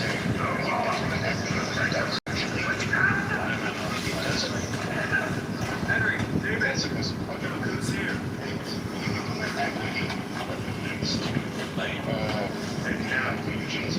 Seems your misbehavior is actually This is done properly.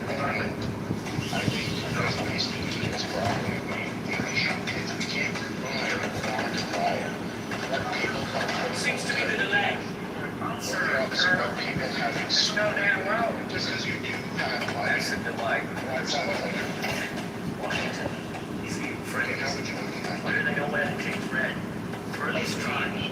Don't allow that. That's interesting.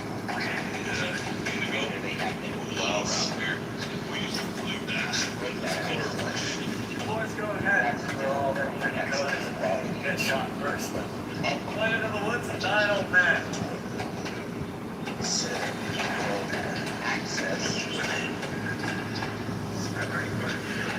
Your grand time. Wait, that doesn't already exist in the environment. Let's go. I've heard those plans for the very good.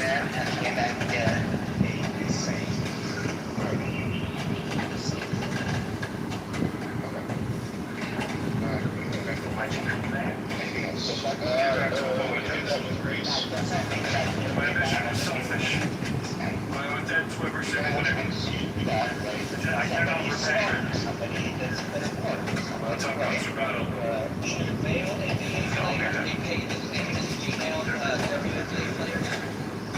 that's a very specialized market. But they're not all right. They're doing the same work. No, they're not. You can play professional basketball. You don't have the money to not. You fucking shut up and answer your question. Jesus, you're wrong. It's the same work. It's exactly the same work. Even though I'm gay and male and they don't the same number of drugs. One product sells for a lot, and one product doesn't sell for much. They are two completely different employers, and the answer to the question, if I may, yes, they are. They're in the same marketplace, but they're not the same product. No, they're not in the same It's market. like saying that RC is the same as Coca-Cola. No, here's what it's. If I may, very. But they're not the same thing. They're not the same thing. They don't taste the same.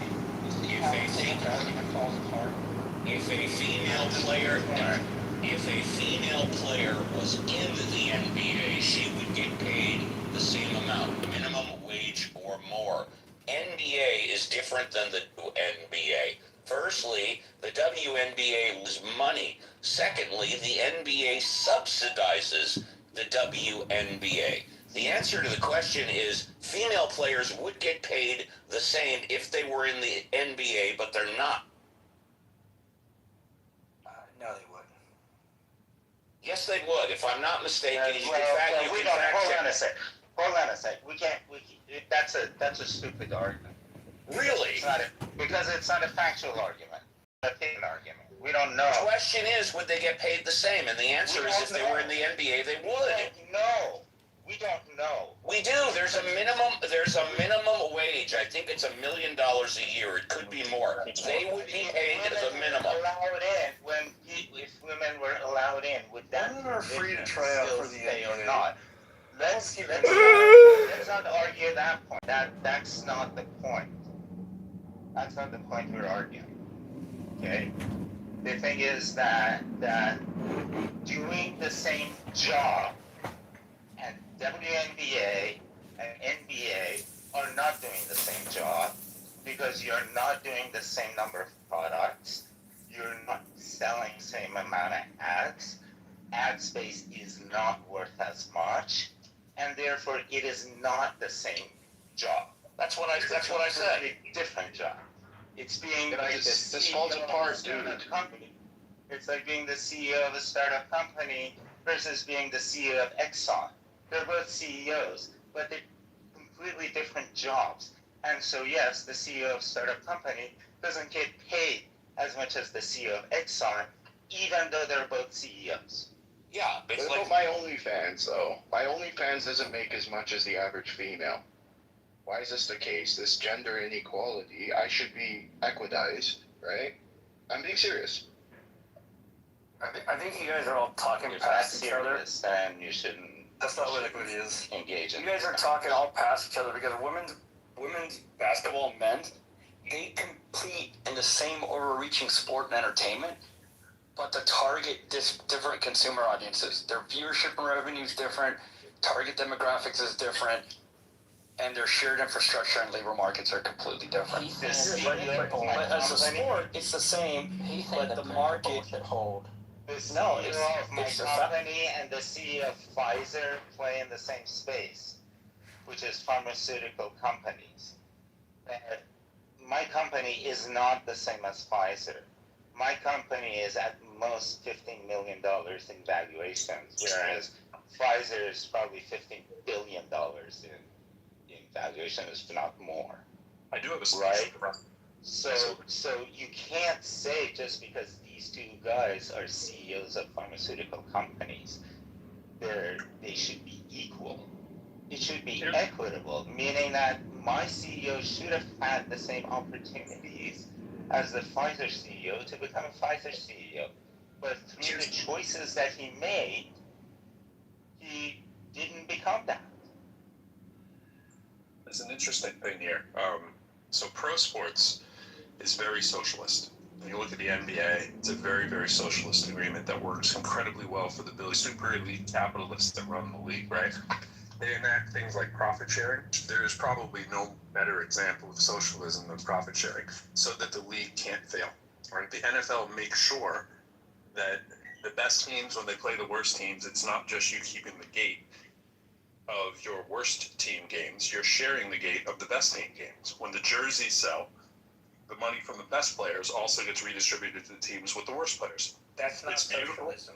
It is socialism. It's a major aspect of socialism. No, socialism. Read it. No, I know very well what it is. Just allow me to finish, and you can tell me why I'm wrong. The ideas of redistribution of wealth inside of that little closed society are borrowing some of the best elements from socialism to make sure that it keeps going. When they have salary caps, there's all kinds of instrumentations that are done to leverage the owner's ridiculous wealth, right, to keep it and to make sure it works. The interesting thing is, if you took the WNBA and you now pitted them against, let's say, college basketball players, let's say men, I bet you would get a very, very well-received crowd to watch that game. And now that NIL agreements are in place and college students can make money, I bet both would have a field day. I don't know if anybody's thought about it, proposed it, or put it on the table, but if you started up a league of women playing with men at, let's say, the college level, even if it was D2, whatever level we need to do to have at least some close parity, I'm quite sure that it would be a very profitable enterprise for both the owners and the students who are profiting off the NIL deals. And you could kind of put some of that to bed, where women would be able to make some of the same money that men are making, and you would probably inflate some of those college players who aren't making the same as D1 players. Just an interesting Respectfully, I think the notion that is socialism is incorrect, and here's why.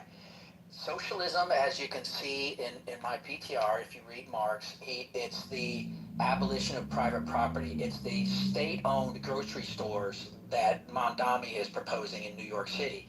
The government does not in any way limit or control the salaries or revenues of NBA teams. They are perfectly free to make all the money they can in the private market. If people want to buy a jersey or a ticket or a season or whatever, that is up to the free market to determine doses and revenues and all of that. Just because on the tail end they some of that money to keep lesser revenue generating teams is not socialism. Socialism is the gut-run, controlled corporation or industry. If it was socialism, the government would be dictating to the NBA how much money they could make, how much they could pay, how much they could charge for tickets, all of those things. You conflated some communism. You did that wrong. You conflated some communism Socialism in them. so wrong. Because socialism allows for private ownership of property. Communism does not, Brian. That was like the first line you said, and it stuck with me. And that's not correct. The thing is, you're conflating economic socialism with social socialism, which are two different things. One is the government gets involved in the means of economy. The other one, the government is involved in the provision of social services. No, that's so fascism. those are. What you're describing is fascism. Fascism is you're where you have it.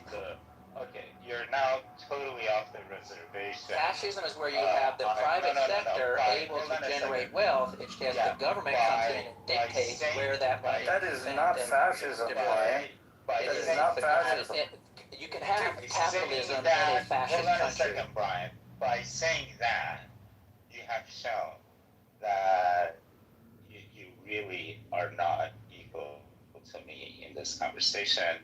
I don't think you understand socialism at all. Actually, Brian, it's not my place. Where did fascism come from? Way below me. Where did fascism come from? I believe the first guy to implement it was Mussolini in Italy. Yeah, and what was the way he operated?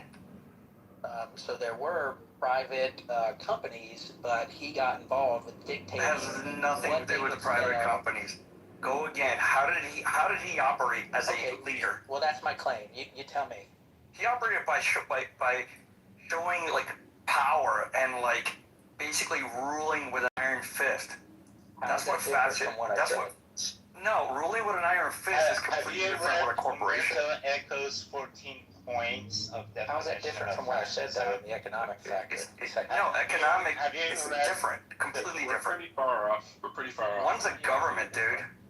One is a government, the other one's a corporation. Well, the notion that the NBA is a great example of socialism, I think, what got us down this road, and I was Yeah, and you explaining don't how seem it's to not understand the correct. argument.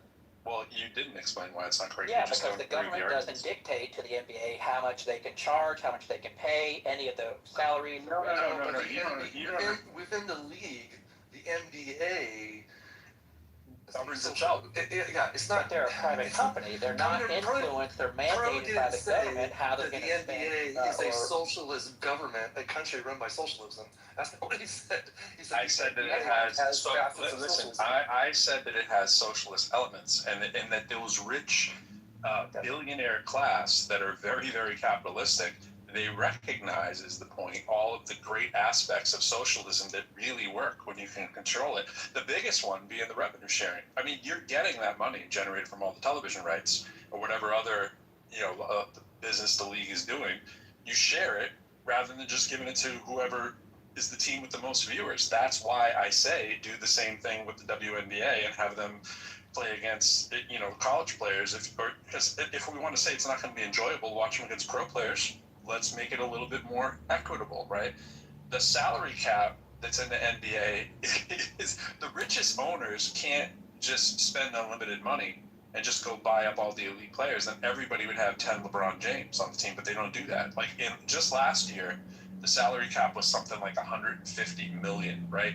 And it goes up. You get all these escalating tax, they call them aprons, right? Or you get all these like restrictions, and that happens from year to year. You don't get to this point without a very kind of socialist thing there. I mean, think about what a salary floor is, and think about like socialism. I mean, they have a luxury tax if they violate this stuff. So if you have a super wealthy rich team that gets all the attendance, like let's say like the Celtics and the Lakers and stuff, if they exceed whatever the payroll level is that the league agrees upon, then they have to pay these penalties, which are basically taxes, and it stops all the domination stuff of those kind of guys running. So there's no parity every year, right? So they just use the purchasing power and they just mop up.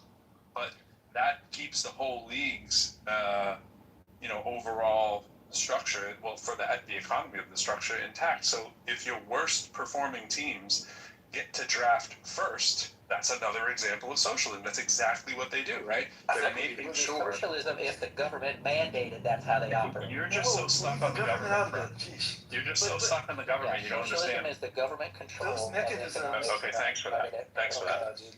Thanks. Those mechanisms that the pros describing, like letting the less successful teams draft early, or I forget, I don't know all the different Socialism things. is not just That fairness.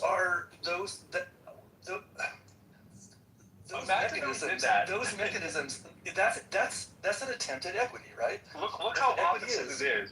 Look how opposite it is from capitalism, right? Imagine that Apple had the best year, so Walmart gets first choice of the top graduating engineers in their class, right? Like that's how stupid it would be. So you can see the juxtaposition of the two, and what you would have your panties in a bunch if that ever happened, right? Only if the But government literally, dictated that's how what it they're would be. doing, and it's Only a if bunch the of government billionaires who are mandated the that. most capitalistic people we have in society are using all the elements of socialism because it works when they do it cohesively together for their benefit. If a company like SpaceX or Tesla or whatever is able to attract the top graduates and top engineers, whatever, then the government is not in any way involved, then that's not socialism. That's just that you're company right. being a great That's place to work. capitalism, right? Exactly. That's So capitalism. there's nothing Yeah, socialist about that.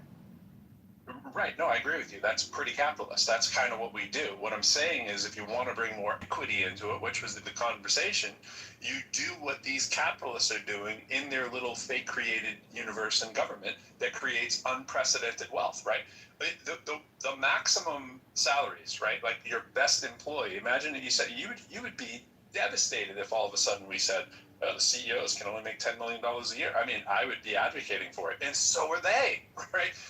They don't want LeBron James or Curry or whoever to be able to make $2 billion. So guess what they do? They say there's a salary cap and the team can't exceed it. And that, now granted, they make a crap ton of money. You can argue that, like $60 million a year. The NBA makes the most money out of all the, and including soccer. They make all the most money per player because there's only 15 really, 15 players on 30 teams, 450 players in the world who are doing that job. They don't have like big teams like United States football teams and baseball teams or whatever, but they got collective bargaining, bro. The players sit around, they organize, they have a union. What does that sound like, right? They negotiate the whatever the compensation is, right? And the stuff that other capitalists get their panties in a bunch for, but this works. This makes the league go around and it makes the rich get richer. It makes the workers get relatively rich by comparison, and everybody's pretty happy in that fake little bubble world. Now, the problem with it is the regular person can't afford the commodity. So you can argue that there's some issues there too. But it's not stopping that thing from being super hyper capitalistic to everybody else's accord, because it sounds crazy to say the NBA is socialist, but they really are. It's just that there's a bunch of elite capitalists running the scene behind it. And that's all people, they share income. Can I ask you a question, Pro? Can we go back to is equity in education immoral? Because that's what you were really, like, we kind of, like, diverged from that. Oh, that was, you mean, like, is it immoral to have a wheelchair ramp? Well, equity in education, is it immoral? That's what you were saying earlier that Brian was disagreeing. It sounds like you'd be disagreeing with the idea that we should have a wheelchair ramp. No, I don't think so. I think that it depends entirely how it's defined and implemented. Like if you say education, and I'm talking about education like lowering academic standards or restricting advanced programs just to get more equity in there, that's immoral, or it could be argued as that. But is it illegal? Wait. Right. Miguel, hold on a sec. The equity in education will look exactly the same way as Pro described equity in the NBA. All NBA players are qualified to be in the NBA. That's right. But no team will have a monopoly on the top players. And the salary of the players are regulated. But most importantly, this is where equity is not outcome dependent, in that at the draft stage, where we see the most equity being played out, no one will expect that all the teams will win the final. Everybody knows that only one team will win the final. So in that sense, outcome of the NBA season has nothing to do with equity. The draft stage has everything to do with equity.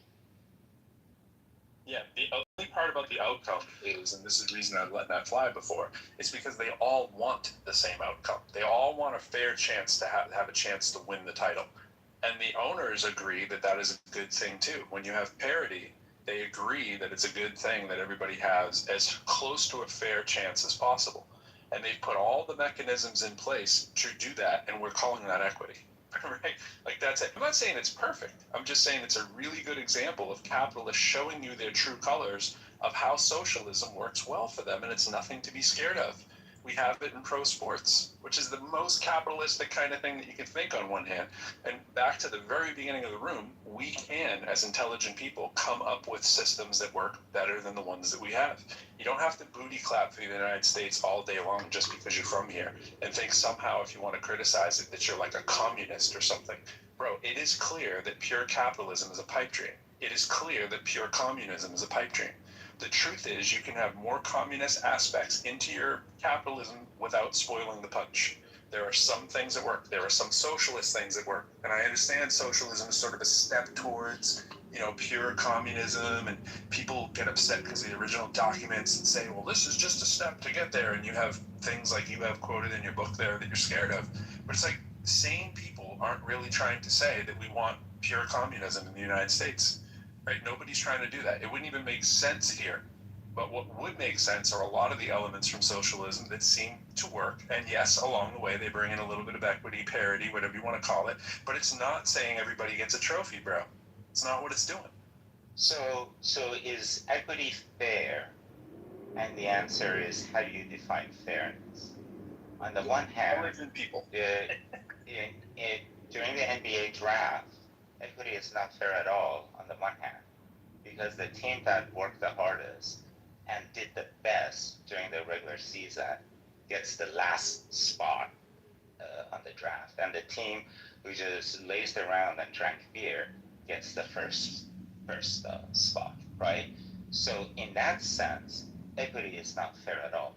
But if you look at the overall system where this plays in, not individual teams, but the overall NBA draft system, then you see that, yeah, overall it is fair, even though on the individual level it may be extremely unfair. That's right. And everybody agrees that that makes more sense than the alternative. They all say, hey, we can imagine ourselves being at the bottom of the poll there. What would we want if we were at the bottom? What would the average team want? Let's not just think of Elon Musk with your example of the poor guy at the top, right? Everybody sees that you can get a chance to be the rich guy at top, and that, everybody sees that you could be on the bottom. And if we set it up so that it's lopsided, it's going to eat itself at some point, like we have done in the United States. Capitalism has eaten itself. That's why we run a deficit. Which is why the people who are, the teams who are on the top, like the owners of those teams are on the top. There's a reason why they're not like complaining about the system. Look at equity, man.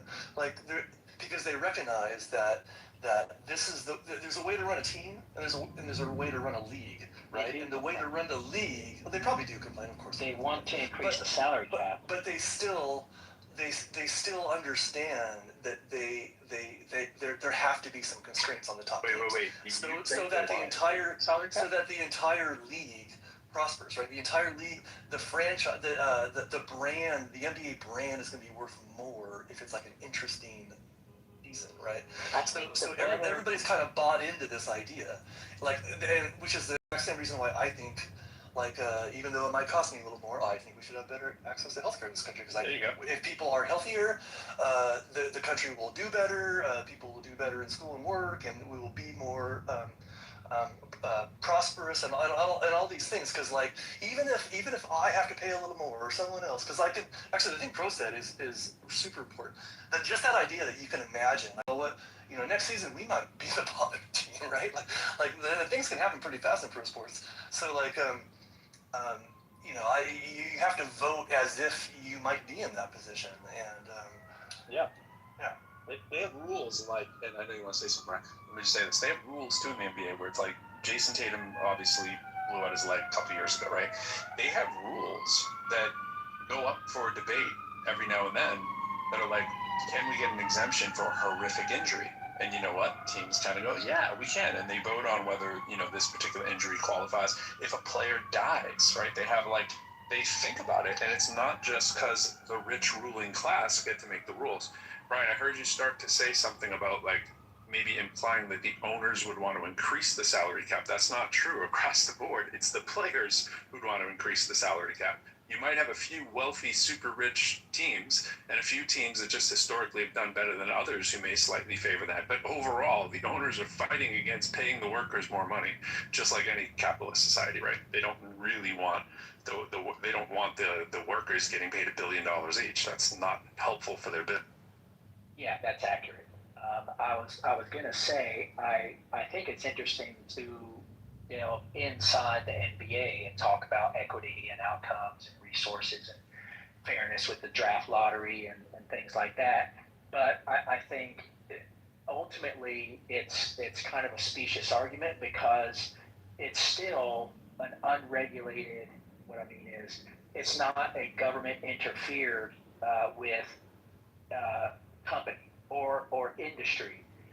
I think a better comparison would be, say, the NFL versus the XFL. So you have two competing,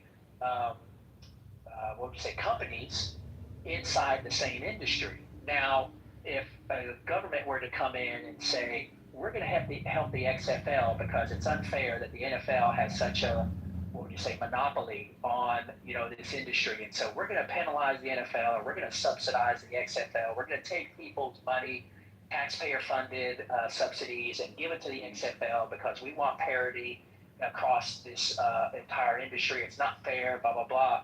That to me would be an example of government interference in the industry. But that's not what happens. The XFL comes and goes. You have different, companies that come and go. Do we know why that happens? Because they're not as brand recognized. They're not as popular. They don't have the tradition. They don't have the caliber of players. Right. Well, it's a power imbalance. Like the NBA, I know. Wait a minute, Carl. I think the analogy here was didn't land. The thing is that the reason NBA is relevant is because we're looking inside the NBA, assuming that the owners group is the government. That's right. And assuming the regulations in the NBA are laws, and assuming that the NBA is a country, and then we say these regulations analogize to the laws of country are socialist. I think everybody here understands that a true socialist system has to involve the government.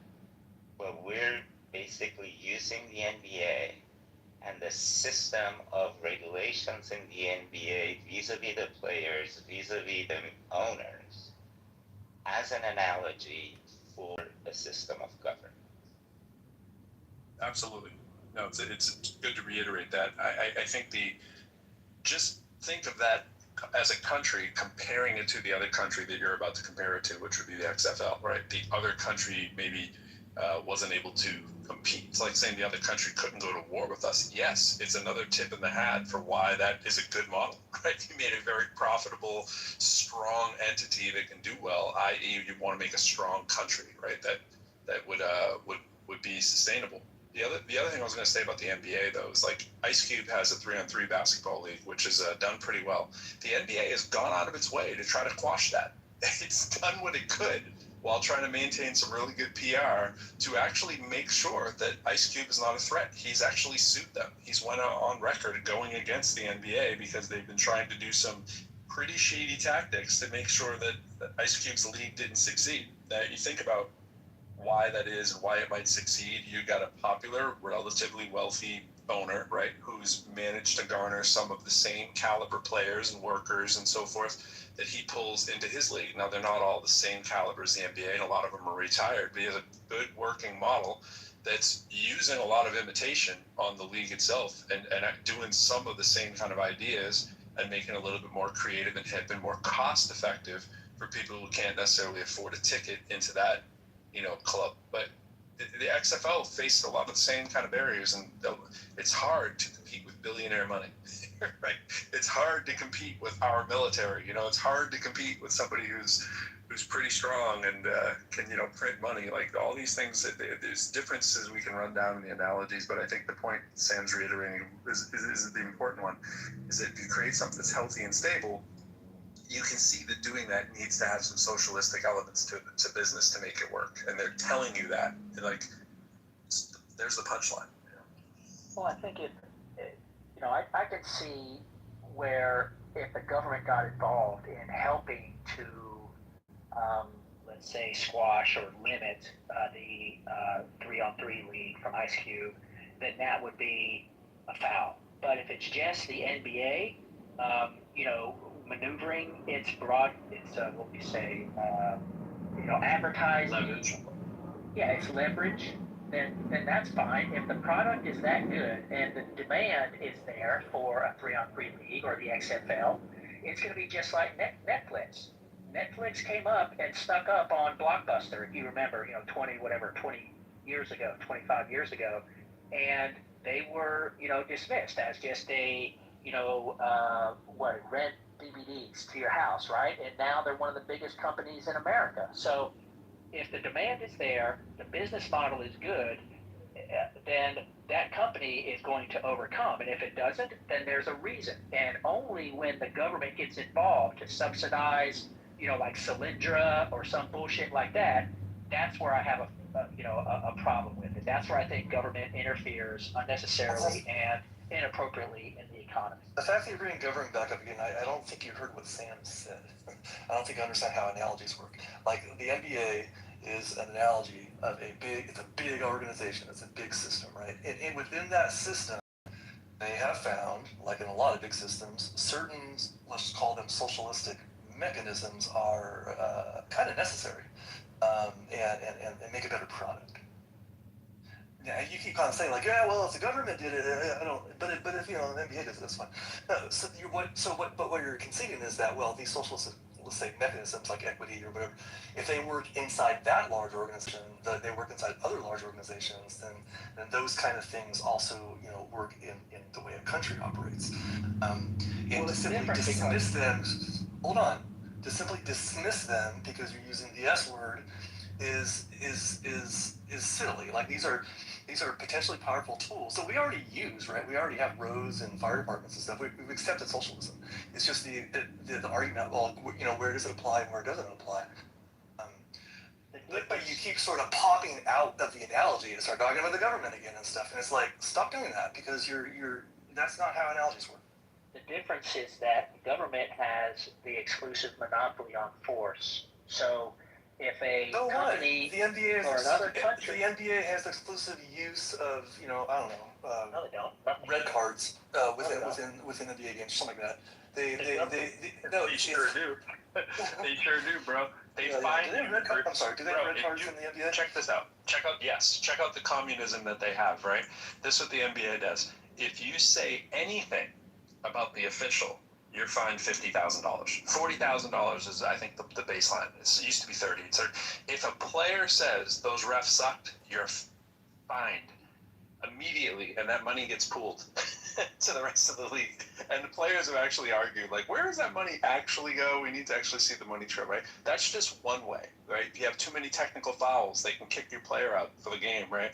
They do these kind of things. And to the Ice Cube analogy, it's like that's what Ice Cube was saying. Ice Cube's main point with their lawsuit, and they went to the DOJ. It wasn't like some small thing, right? They're saying, look, you don't beat us, the little guy, the smaller competitor on the court.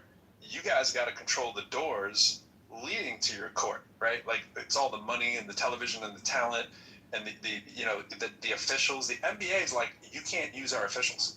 The NBA is like, so the NBA really got salty really quickly. Well, you could argue there's something wrong with that, because you're banning the freedom that you don't like of that individual official to go and make money elsewhere, right? When that was never a thing before. There was no exclusive referee thing before. Like, there's nothing stopping. There's not a shortage on qualified referees. I mean, there's nothing stopping. Oh, yes, there is. There's nothing stopping college. No. I just want to stop you there. Yes, there is. There is a shortage.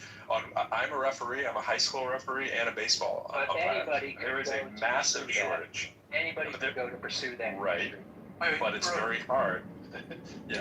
Can an NBA ref There's nothing preventing go and me or do you anyone have a else from problem, becoming a Brian, referee. with interrupting constantly? Can you just stop that?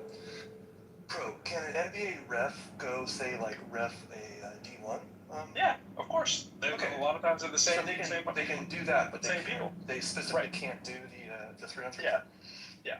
So I mean, that's just one of the things, right? But it's a whole host of things that Ice Cube had laid out in his allegation. I don't remember what they all were. You guys can look them up if you were really curious. But my point is that he was coming in and saying, look, you guys aren't trying to, like, let us work, and you guys are doing all these things. Like, even though these big three players, they play largely in the NBA offseason, the NBA got pissed when Jaylen Brown played. He played in 2023.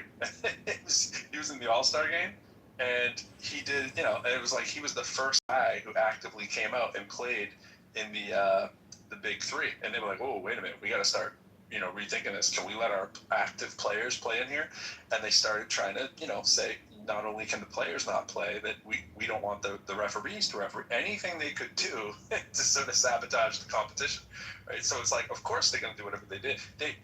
A whole bunch of the stuff are allegations, right? I don't know how much of it's true or whatever. I'm not even saying that I know all that, but he says all this stuff about they were pressuring the advertisers and the media partners and all that stuff. I don't know the level of what that true is, but it's easy to imagine that some of that stuff is probably true, right? That the NBA probably has the power and might to do some of those things that the allegations are saying.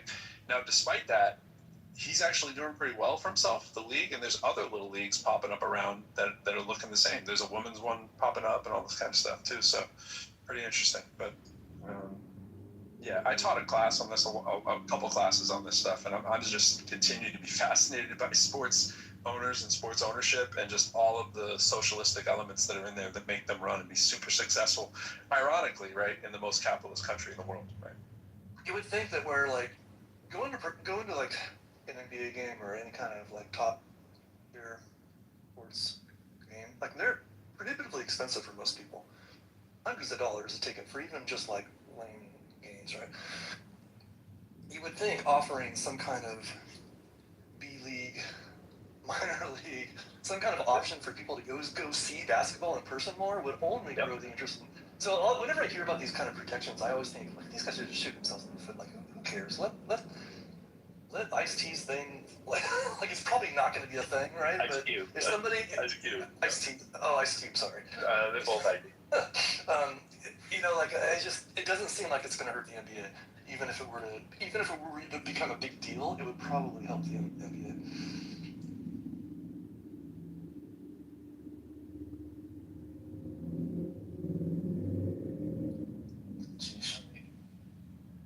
What do you mean by equity in schools? What do you mean by that? Here's what here's what comes to mind when I think about it.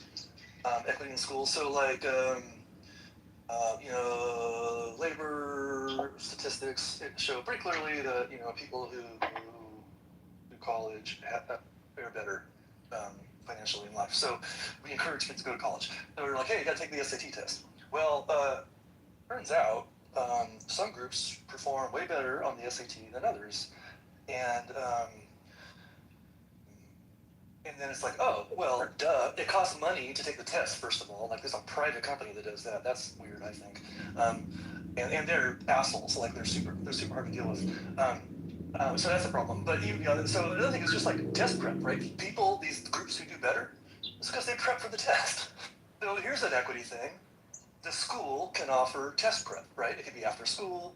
It could be an online thing. It could be, they can provide resources. They can encourage their less affluent students to do test prep, and you know, you can, you know, there's 100, 200 points on the SAT, like on the table if you just prep for it. And some people just don't. You're supposed to agree. Yeah. So But then they're gonna offer this prep, and then you're gonna use the same thing. You're gonna say, you know what, a disproportionate amount of people. Wait. The thing is that universities are doing a version of this right now, especially after anti-DEI requirements went into effect, in that they're not requiring SAT or ACT anymore. Except it's kind of coming back. Yes, it's not gone. College board is a capitalist. I'm sorry, we can't do this in engineering. We like I deal with systems that could literally take out in like a 10-kilometer radius everything around us, right? We cannot have like incomes. Like, how about this? Lowering the bar just a little bit, or not taking. Taking the top 5% slice is always the best, no matter what. Not taking the top % slice of different groups, not at all. Just the top % slice. Offering a section of the student population the same test prep that other kids enjoy is not lowering the bar. I agree with you there. I agree with you there. A bit, yeah. I think you're confusing. But then Sam's. Go ahead. I think you're confusing the resource equity versus the ability for everybody to equally have resources is not the same as selecting the top guys. You're obviously going to select the top percentage of your class, you know, if you're an employer. There are going to be different people in that class once they have access to tutoring. Right. I tutored the SAT for 3 years. I couldn't stand doing it. I did it because I was desperate to do it and because it paid really good money. Right. I did both the verbal and the math portion.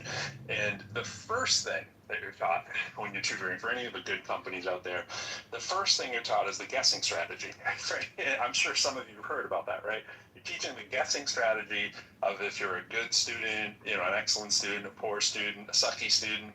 There's a guessing strategy to just use mathematics on your side to weigh against the penalty of guessing, which is a real thing on the SAT, so that you can teach students where they stand and what probability-wise, if they're going to get a bigger deduction by guessing or not, depending on their grades and their strength, right? It's the first thing you do. That's pretty wild. Now that's test-taking strategy, right? There's more test-taking strategy too. Stuff like if you find a question that you're taking more than a minute or two on, you're probably doing it the wrong way, right? Because the SAT is not looking for high-level kind of calculation. Those of you who did the SAT and did pretty well as a kid, I guess you'd be pretty surprised that you'd probably have pretty close to a perfect score as an adult if you even just reviewed through the material for like a couple weeks. You'd be like, holy crap, because your strategy of taking tests as you get older, smarter, wiser gets a little better, assuming you're not completely rusty. You're going to increase points magically just because you're a more competent, aware person of how the world works and strategies and so forth. And if you ever sat through just a few hours of that as a competent, mature adult who isn't just being forced to eat their broccoli because mom or dad wanted you to take this crazy test when you didn't want to and you'd rather be out swimming with your friends in the summer, which is why I did not like tutoring, it's going to make all the difference when you're an adult. But there's so much behind that. And then you look at the research of everybody who's had this kind of access and people who have not. And it's like, duh, that's why there was so much pushback to this stuff for so many years. But College Board is the company behind this, right? They do the AccuPlacer and the SATs and all this stuff. They are a very capitalistic company too. They do not want to go out of business. They want it to be worth merit. They want there to be a thing that says we must use this metric to determine who the smart people are. And unfortunately, SAT prediction is, I would say still used and is still pretty heavily biased towards one group of people, just culturally from the way that it's examined. I don't believe it's culturally biased. Because it says yacht, you expect white kids to like, oh, I know what yacht is. Really? Well, yeah, pretty much. Like that's the kind of thing. There's a high bar of certain kinds of language. Yeah, that thing does exist, and it is kind of it's not just that it's white kids. It's just people who have access. My first language wasn't English. My first language wasn't English, brother. Well, it's like, but it wasn't just because you're a certain race that you don't have access to that. It could be anybody whose income class doesn't get them there too. We're really talking about people who are the haves and have-nots in society, not so much with their races. But that a lot of times there's a correlation there, but it's not exclusively to that. Like it's very easy to use coded language on a test, and it doesn't even have to be intentional. A lot of times it's just the people giving the test are from a certain culture and they're writing a thing that they think everybody would understand. You could go through and circle the words on an SAT that jump out at you as like, wait a minute, a kid who doesn't have access to this kind of funding to take this test is not going to have access to that vocabulary word on all things being equal. I mean, and I saw what Aisha wrote there in a comment, like, your points as an adult won't go up that miraculously. I was not a stud on the essay. I was a 690 in high school. I'm a perfect score as an adult. And I was a perfect score to my shock and chagrin after only going through the SAT a couple hours with an SAT book that I bought at a yard sale for $1, tutoring a high school kid. That was the only experience that I ever had. And then I went to the place to go tutor, and I was like, they were like, hey, you want to take the test? And I was like, yeah. And I took the test and I got a perfect score. So that's a big jump, right? Going from a 690 to an 800 with nothing else, no kind of like prepping and prodding for that, except the difference of classes that I had as a college student years before that, right? That was it. So, I mean, I'm assuming the adult has maybe gone to college, right? And maybe had life experiences that would make them better at test taking, is all I'm saying. When I isolate for a single variable, and this variable is simply culture. It's simply culture, bro. Like, please, brother. There's not a single variable. You don't isolate for a single variable. If I can watch, when there's not a I can isolate for that. Yes.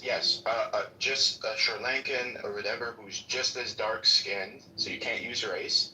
Just as poor, so you can't use monetary whatever class, right? Tends to be prioritized in studying versus, let's just say, I know how to fix the black community. I get it. I know how. It's not throwing money. It doesn't work. If you want to grow up idolizing someone that's in jail and stuff like this, that's the problem. That's what happens with low income. and 50 years of all the Democratic politics. Thanks, Horrible. Thanks for playing. That was Yeah. one too many offenses in a row that we can't really listen. We were talking about race. Just had to insert that in there. I mean, I guess we were obliquely in some ways, but yeah, we were saying, like, the idea that, you know, the 10th time you take the SAT, you probably get your scores going to be like a lot higher than the first time. Everybody would do And well. all that prep is essentially like taking, you know, it's, Yep. You can replace the prep with just taking the test 10 times, right? Right. You know, I mean, you know, like you went to college, you had a math major, right? You came out.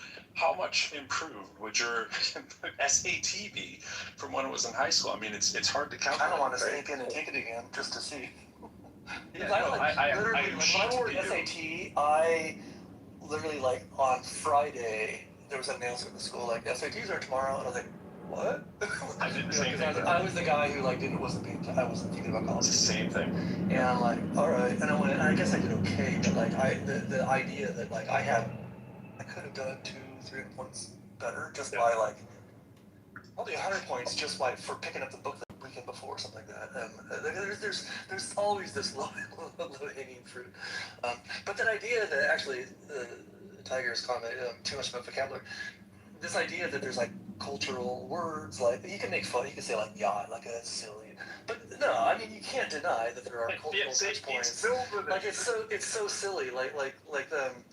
And you know, I think the test makers, like, they think hard about this. Like they have tried to improve. They have tried to scrub as much as possible. Like you're trying to test. It's basically an IQ test, right? You're trying to test the capabilities of somebody. And you want to test like who's going to succeed in college. That's basically what the whole thing's about. And by the way, it correlates really well. Like SAT test scores correlate with success at college pretty well. Yeah. So it's not like it's not doing its job. Not as high as GPA, but they do correlate high.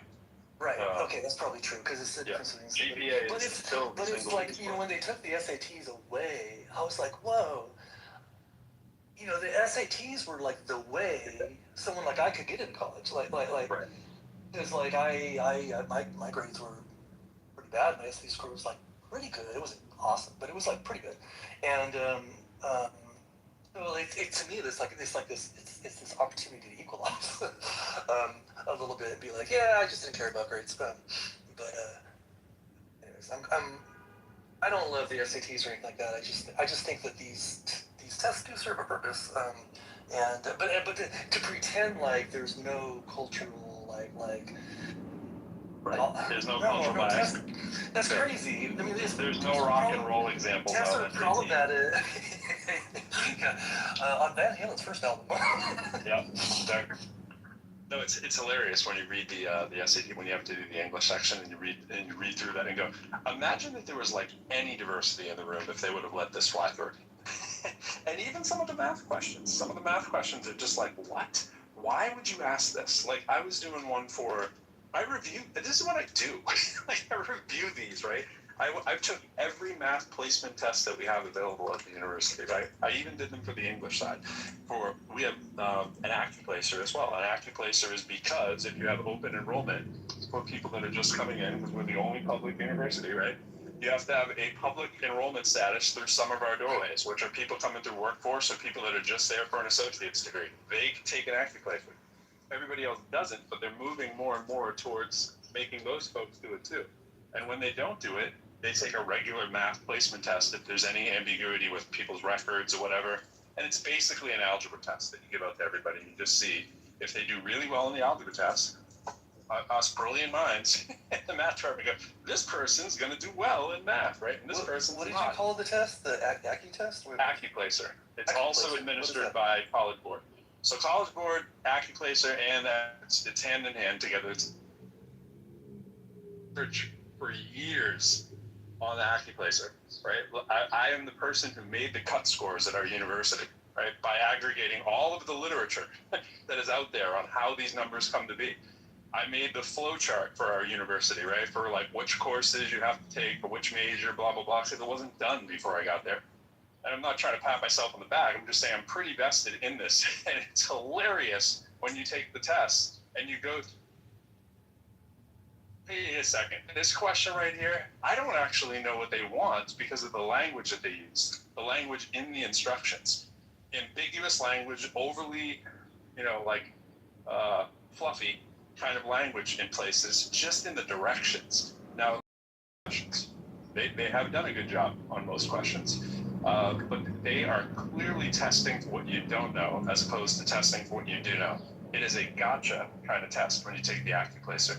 Now it's adaptive now, right? So you can take an adaptive test and it will give you, more or less of the questions, whether you did well on them or bad on them, obviously, and moves you along because we are, in 26 now. There's no need to give non-adaptive tests and so forth, but it's gotten better. It's not that it's incredible, but it's just one metric, and it has nothing to do with what that person is going to do to overcome. Like I've had students who've had a 3 on the math place. When I was at Northeastern, I had a student who had a 3. I use the example all the time.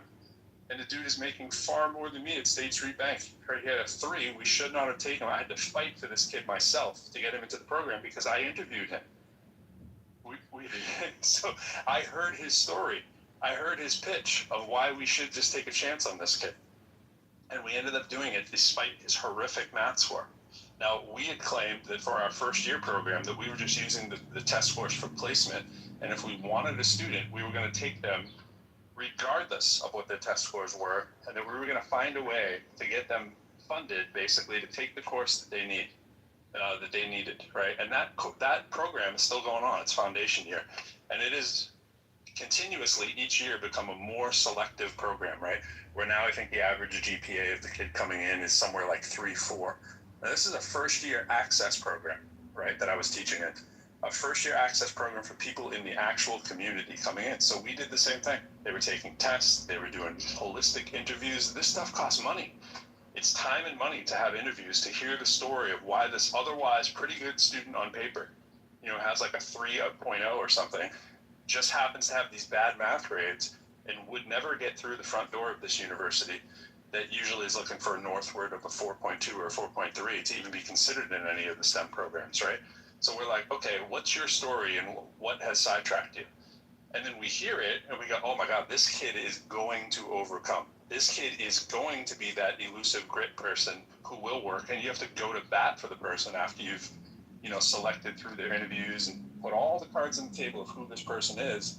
Then you can actually pick with high probability of who's going to succeed because you actually know what the story was, as opposed to I just have one data point, which is what their SAT score on, which is ridiculous. It's just like filling in bubble tests, and trying to say that standardized testing gets it right. Of course it doesn't. We all complain about standardized testing, but yet we still have it in higher ed across the board. Hey, Pro, I got a question for you. And I'm pretty sure you're familiar with it. What do you think of the German educational system and how they select their students to, grow through different tracks? Yeah, like the track where you're gonna go to college. Yeah, I'm familiar. It's certainly efficient for the factors of production, for the people who own society, for the people who are running the world. Oh, of course, yeah. Like it's not so great if you're one of those individual folks, but it's not like it's the end of the story either.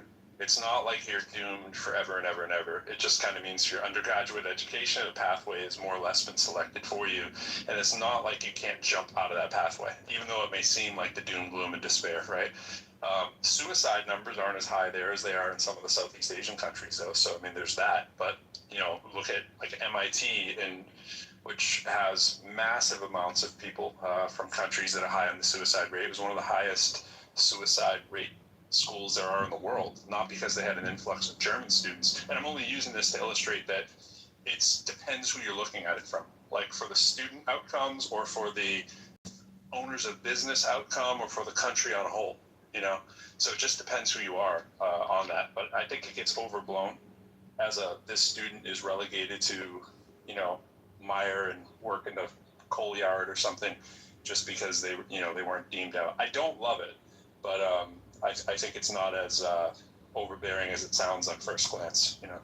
I think the UK system's similar.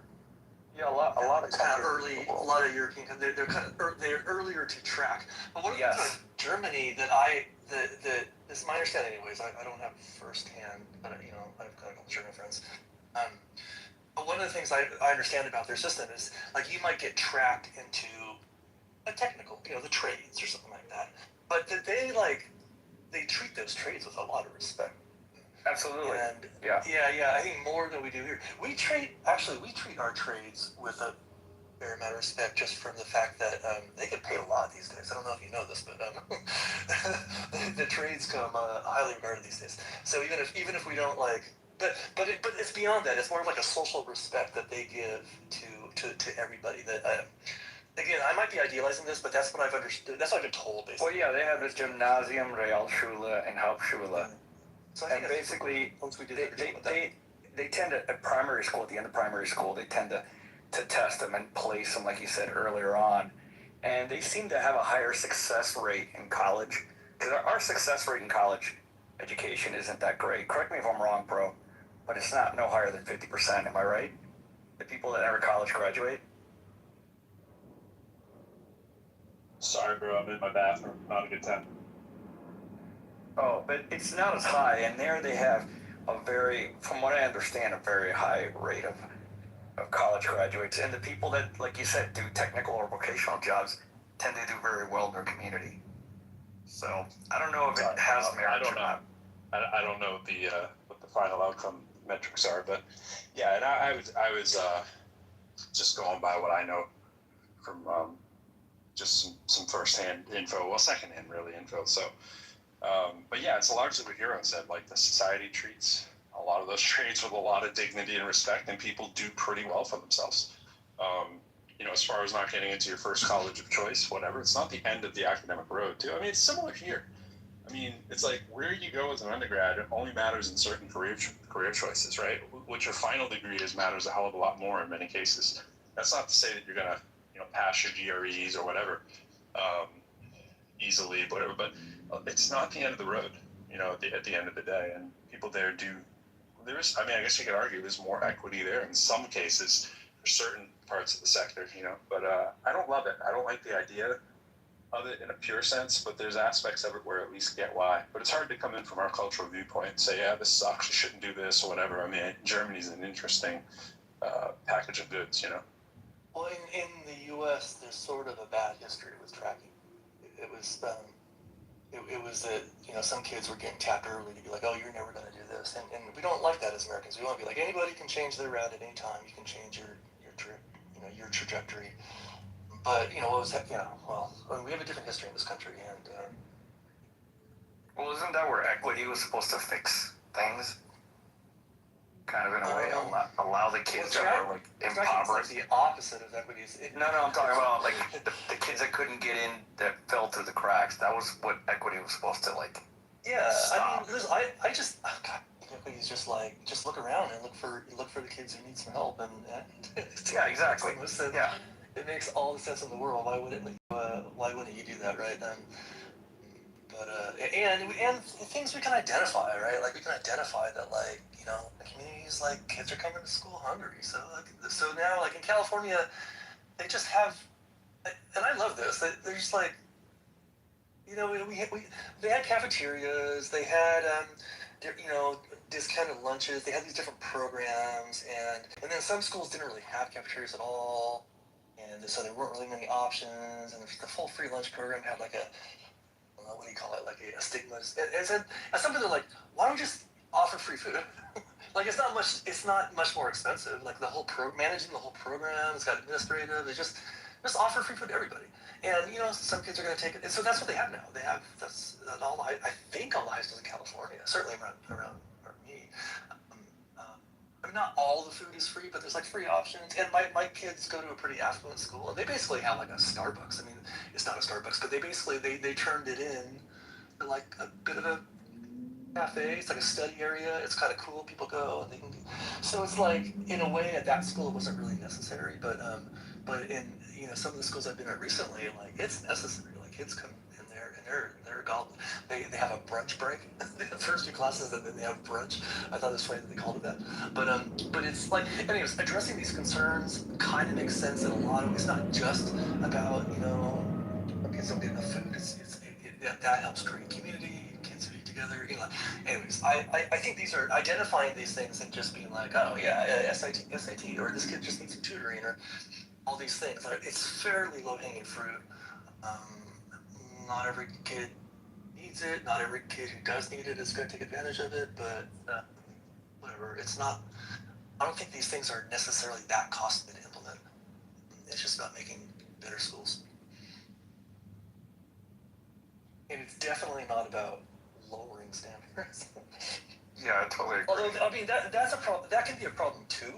I have, in my recent experiences in schools, have been kind of shocked at how like vacuous some of the education is. But that's a separate problem. Like equity isn't lowering standards. If standards are being lowered, that's a separate thing, and well, it's unethical, actually. Possibly concerning. I'm not in a panic over it. I think it's over-reported, but there's a big difference. This is what I learned recently. Like, massive difference in what class you go to. Like, so I was substitute teaching last year, which is a very weird thing to do. But it let me go to a bunch of different classes, and I would have a day full of geometry classes, just for example, and there would be like, I didn't know from looking at the schedule, but it would be very clear that there were different geometry classes, and the type of students, and it would vary quite a bit. So you would get that one AP geometry, or I don't know if there's AP geometry, but there's the higher level and stuff, and it's like, holy shit, these kids are pleasant to work with. They have vocabularies, they can talk in complete sentences. And then in the dumb class, these kids are like grunting and shit. They can barely even form. And I'm like, what are you saying? Like, can you put that into a sentence, please? Like, I don't even know what you're asking for here. Super distracted, wanting to get up for water every two. It's like, it's a really strange thing to see that in one school. And in a day full of classes that all have the same label. So clearly there's this sorting going on that I don't love, but yeah, I don't have a solution. But the sorting I'm working on one. It's weird when it's so early. You know what I mean? Like the German thing, it's just like you're gonna sort them like at whatever age it is. It's ridiculously young, right? It's like. That's the thing. That's just the knee-jerk reaction. It's a little Brave New World. Yeah, you are going to be a plumber. Yes, you shall be plumber. No, not Brave. What's the other one? The three-part series. Oh man, the movie. I think begins with an A. What are they called? When the kids get chosen by, you shall be an intellect. And no, it begins with a D. What the hell's the name of that movie? I don't know. It's like some dystopian. 18 kind of movie. I actually love them. I just forgot what they're called. Divergent. Divergent. Leanne just put it too. I just looked down. I'm like, right after I said it. So, but yeah, that Divergent series. It's like, you shall be erudite. It's like, that was a series about calculus. You thought it was a series about what? Calculus? Oh, that's good. That's good. I see what you did there.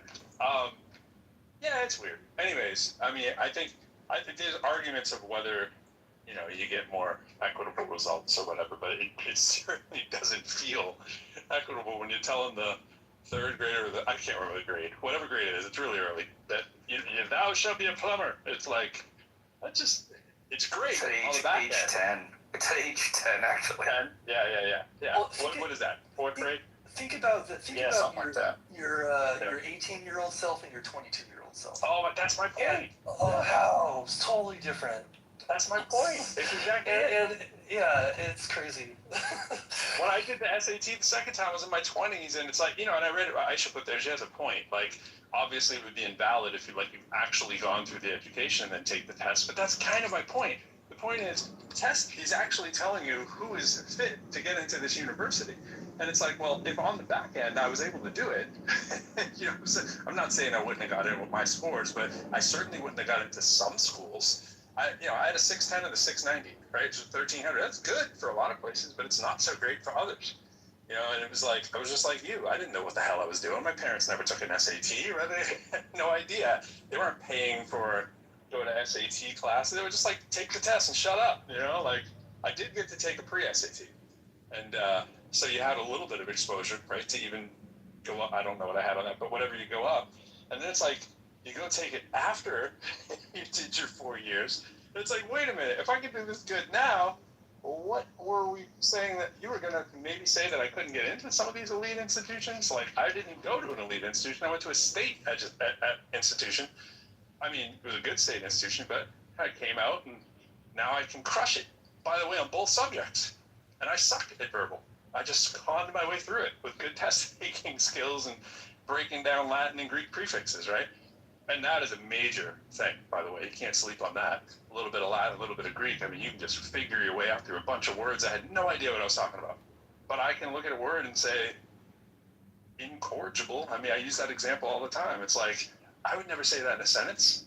I probably never said it in a sentence except to explain this sentence, but I can go in, not, able, not able, corrige, core. What is something with begins with core? Correct. Corridor goes straight. Not able to be straightened.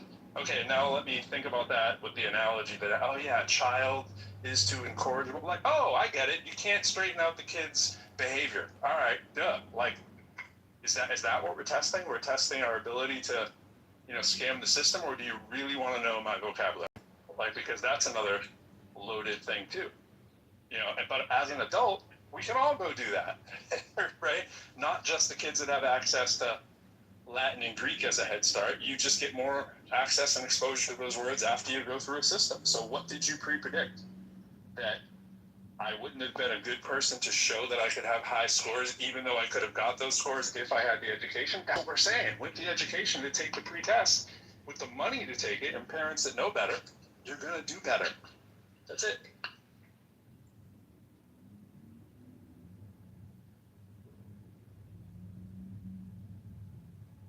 I think part of the thinking is that, like, if you're, if you're 18 or 17 or whatever kind of in high school and are taking this test, like, if you haven't gained that experience by now, if you haven't read those books recreationally or academically, if you haven't had conversations with adults and other kids who are smart, if you haven't put that, then that was your chance. You've had 18 years to do it, and you can go do another route. You can go what I did, like community college, kind of work yourself back up.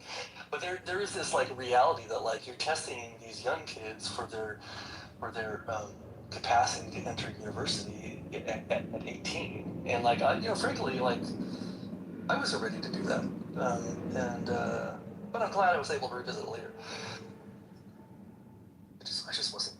I don't think my brain was very well developed yet. I agree. I mean, I can't. Bit of a slow launcher. Can't undersell the value of going to a community college for 2 years, finishing out at the state school for 2 years, keeping that cost as low as possible, if not free, right? Maxing out that GPA, getting all you can get out of that, pairing up with as many research professors as you can along the way, right? Taking advantage of pimping college as much as you can, and then having your pick, because now you have a great story of how you actually game the system yourself as someone who was from a have-not situation. But you still got to do all that work. You still have to do well. And that's why I'm always pushing back against the idea that there's some, the elitism kind of thing of higher education, that there's somehow different accredited schools or something out there. Like, well, there are if they're not accredited, but the schools are accredited by the same accrediting bodies in those cases. If you're ABET accredited in engineering, you're ABET accredited. It's not like you suddenly now are learning different concepts. You might have better access to people that are doing cooler research and more grant-funded opportunities or more work study. But the idea that you did any less rigorous learning is just weird, right? And it's like that booty clapping thing for that is weird, and it stops people from taking the cheaper, more efficient route and doing more equity at the beginning, right? Like get the people who can't necessarily afford it to know that is a viable path. How many kids do you think know that is something that you can do, that you can go to community college basically free in a ton of cities in the country, and that you can basically go for your next 2 years if you get north of a 3.5? Like, that's about it. If you kill it and get a 3.8, not only is it free, you're going to have some accoutrement along the way that you can pick from of when you're a transfer student, because schools love transfer students. It's such a great pathway, and it's such a great thing to talk about, to beat out somebody who went to a higher, standing U.S. News and World Report ranking kind of school. That's how you get in.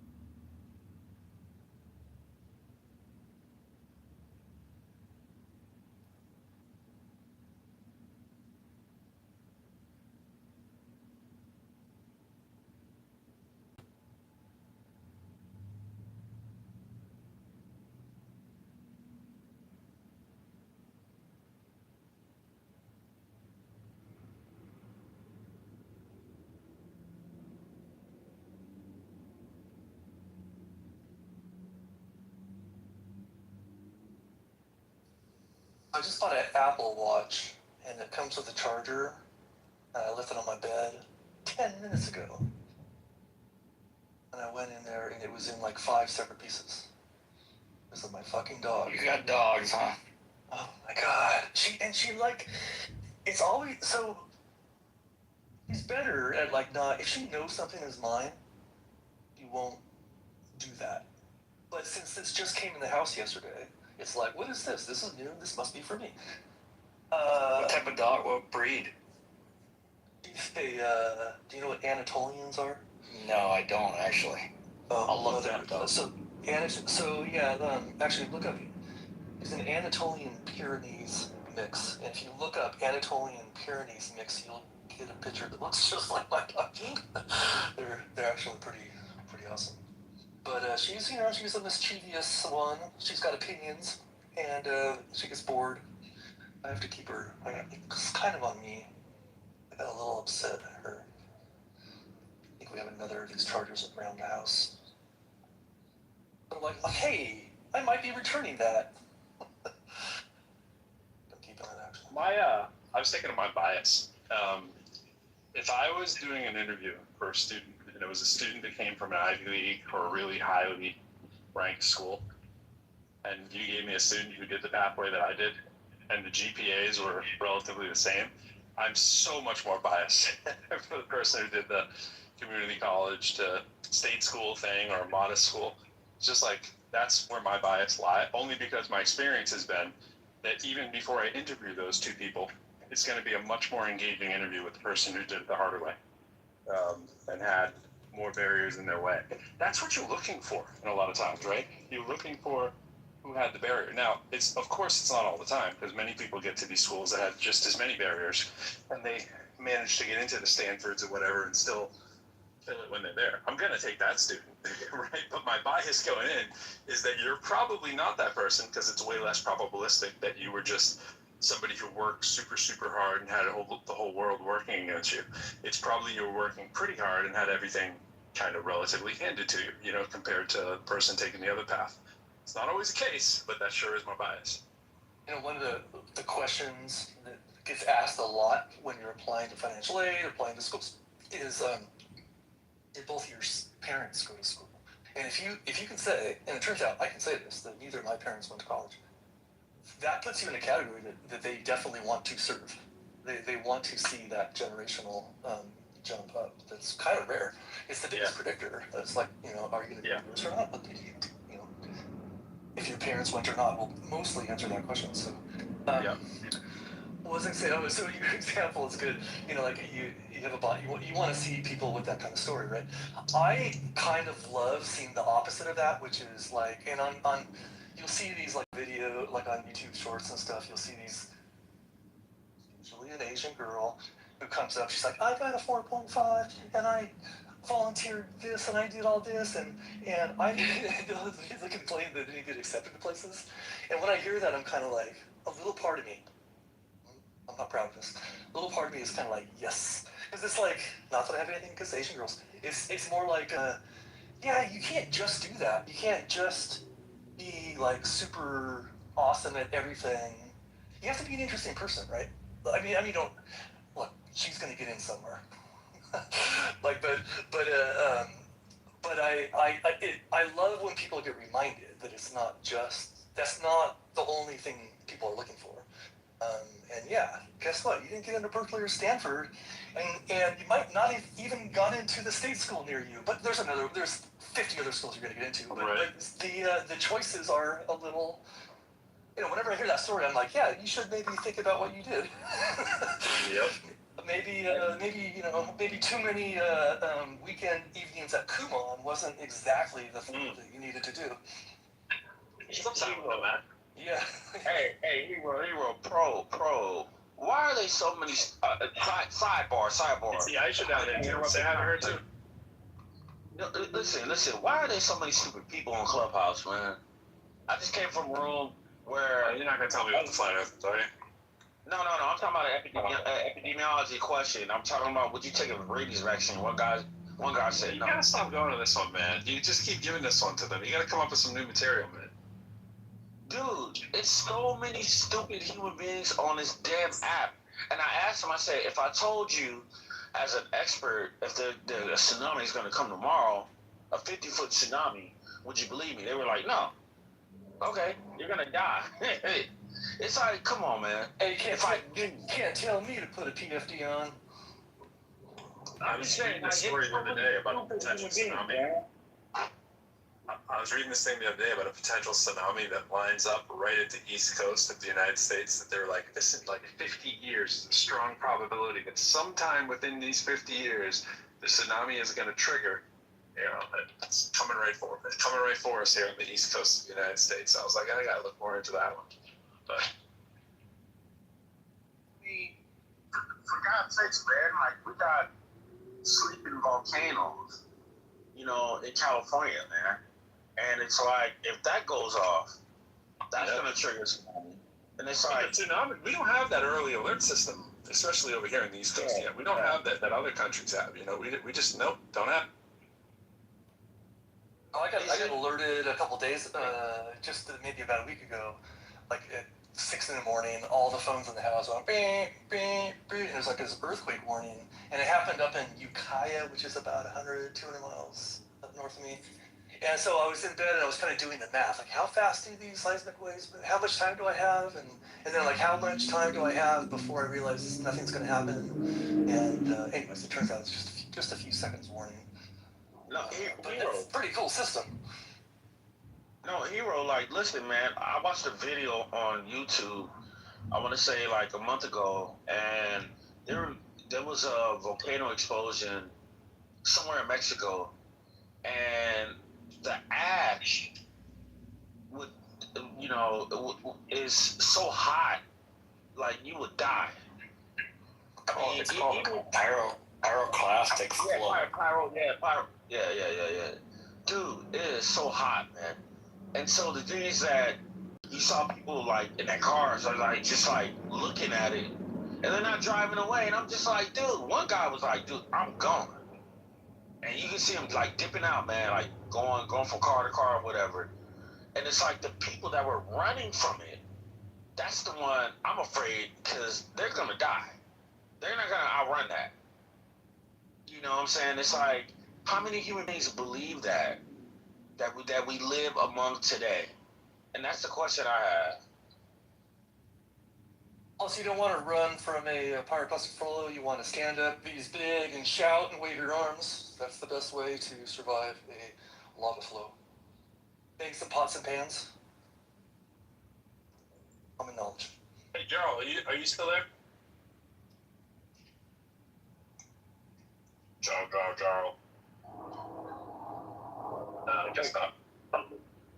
Was that for me, or what did you say, Pro? Jarl the mallard, I think that is. I was wondering if he was there. I think that's a goose with a... Goose? Okay. That's a goose with a interesting hair. My bird knowledge is extremely low. Let's just say, even as I said mallard, I was like, I'm just taking a shot in the dark here. Well, I was guessing too. I was It's duck. I guess duck. A goose with a glorious haircut, a glorious mullet. These ducks I took the picture of yesterday, I was hesitant to even call ducks. I was like, those are ducks, right? So let me ask you a question, Pro. Would you get rather bit by a duck or a shoe-billed bird? I don't know. The duck sounds more pedestrian, so we probably know more about a duck. So I'm gonna go with the duck. Wait, I don't think rather. Is a duck not a shoe-billed bird? Or what? What is a shoe-bill bird, by the way? So basically, the shoe-billed bird is like a damn near dinosaur. So their beak is basically looks like a shoe-bill, and so they're like an older bird, and yeah, their bite force is pretty bad, man. Like, So I'm good with the duck then, right? we're gonna go with the duck then. Stick with what you All right. know. Stick with what you know, yeah, man. That's how I reason that. I was like, a lot of people know a lot of things about ducks, and I haven't heard of too many people dying at the duck bill. So I figured that was the safe one. Do you see how I do that? Do you see how I go for that expert level reasoning? I like ducks. John was talking about dinosaurs on the boat yesterday on the Ark, and I was like, oh, here's a picture of dinosaurs on a boat. that's my picture right there. Closest thing I got to dinosaurs on a boat. Too bad Jarl's not there. I wanted to ask Jarl about his thing. He has a pretty funny take on AI makes people delusional, which I kind of agree with parts of that, so I wanted to hear him elaborate on. Well, there's some interesting YouTube videos on that. Kind of hilarious. I actually think AI is gonna make people more stupid. I mean, if you want my personal opinion. I mean, ChatGPT, whatever AI program, young kids are going to utilize that for school. And imagine, for example, I worked with a nurse, and he was like, dude, I'm using ChatGPT just to write my papers. Really? You're writing papers on taking care of patients. Imagine that. So, I mean, you know, there's obviously both sides of it, but I think if you said that about Google, obviously a few years back, we said, man, we're just going to get stupid because people are just going to Google it. I mean, I would argue I've gotten smarter since Google. I haven't gotten stupider. Yeah, it's a good tool. I would argue I'm going to get smarter. I probably have gotten smarter since AI, because I've probably read more due to the volume of AI that I've utilized. You know, a lot of times with AI, I'm doing the same thing as a Google search. I'm asking for the sources and reading the sources, or in many cases, I'm asking what sources are worth reading. You know, just like gleaning from the ones provided, which ones would be worth my time. And my little agentic system does that for me. It's like, this is the one pro you have to read. And I really consider it as a trusted person who has the same opinion of Netflix that I do. It's like, oh, because it knows what I like. It's like, pro, you have to read this one. And of course, I read that article. And he's like, you can read this, but, you know, here's the main points. I'm like, great. And my main point extraction, bro, has got me so much more knowledge than I used to have. You know what I'm saying? Like, I didn't have the time for something to give me all the main points and detail it and lay it out for me like an executive assistant, right? I'm like, give me an executive assistant for $20 a month, and I'm pretty happy. I mean, that, you know, that's a classical argument, and I appreciate that. You know, one of the things that my professors always said is that don't use Google to answer your questions. Don't use Wikipedia. Don't use blog posts. Don't use none of that. You know, but I believe, and this is just my opinion, is that I think in the new generation right now, because of the AI situation, I honestly believe that young kids are going to use it a lot more, man. Unfortunately. And you're talking about college students, man. You're talking about college students. You're talking about nurses, and even doctors. And it's like, what the hell, man? That's just my opinion. Well, but it's a tool of discovery still. Like, of course they're going to use it, but you got to. So I'm taking a course right now, and I've been using it. But I'm kind of exploring this because I haven't been a student in a long time. And, but I'm going through. I'm saying, hey, you know, like I'm using Notebook LM, and I'm like, I load the syllabus and the rubric and the textbook's on PDF. So and I put these, and I'm just like, and I'll ask it like, hey, read, look through the lecture slides are in there, and I'm like, look through the lecture slides and this chapter of the textbook and build me a study guide. And it builds me a study guide. Like it's pretty handy that way. And so I'm still reading the text. I'm looking at the lecture slides, but then now I got the study guide, and that to me that's easier than jumping between a couple different things. And I'm rather enjoying it. I think I'm learning the stuff. I mean, it's not a hard class, but it's you got to expect people are going to use it. And so some of the assignments have been writing assignments, and I've definitely been using it. But I think I spent 4 hours on my last assignment, and it wasn't even a big, it wasn't even a lot of writing. But I definitely used AI. I pretty much changed everything because I don't, I like to use my own voice, and I didn't feel like it was my voice.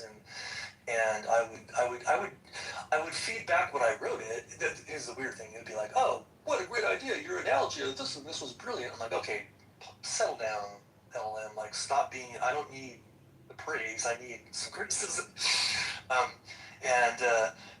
But for like a checklist, I'm like, did I hit every, the assignment has, do this, and this. Like, in the past, I'd start writing, and I wouldn't even check again. I would get a bad grade, like, oh, because I didn't, like, and just look at the assignment. And just being a student to me is like pretty easy now because I'm like, I just do what they have. Like, this never dawned on me when I was younger, but it's like, look at what they ask you to do and do that.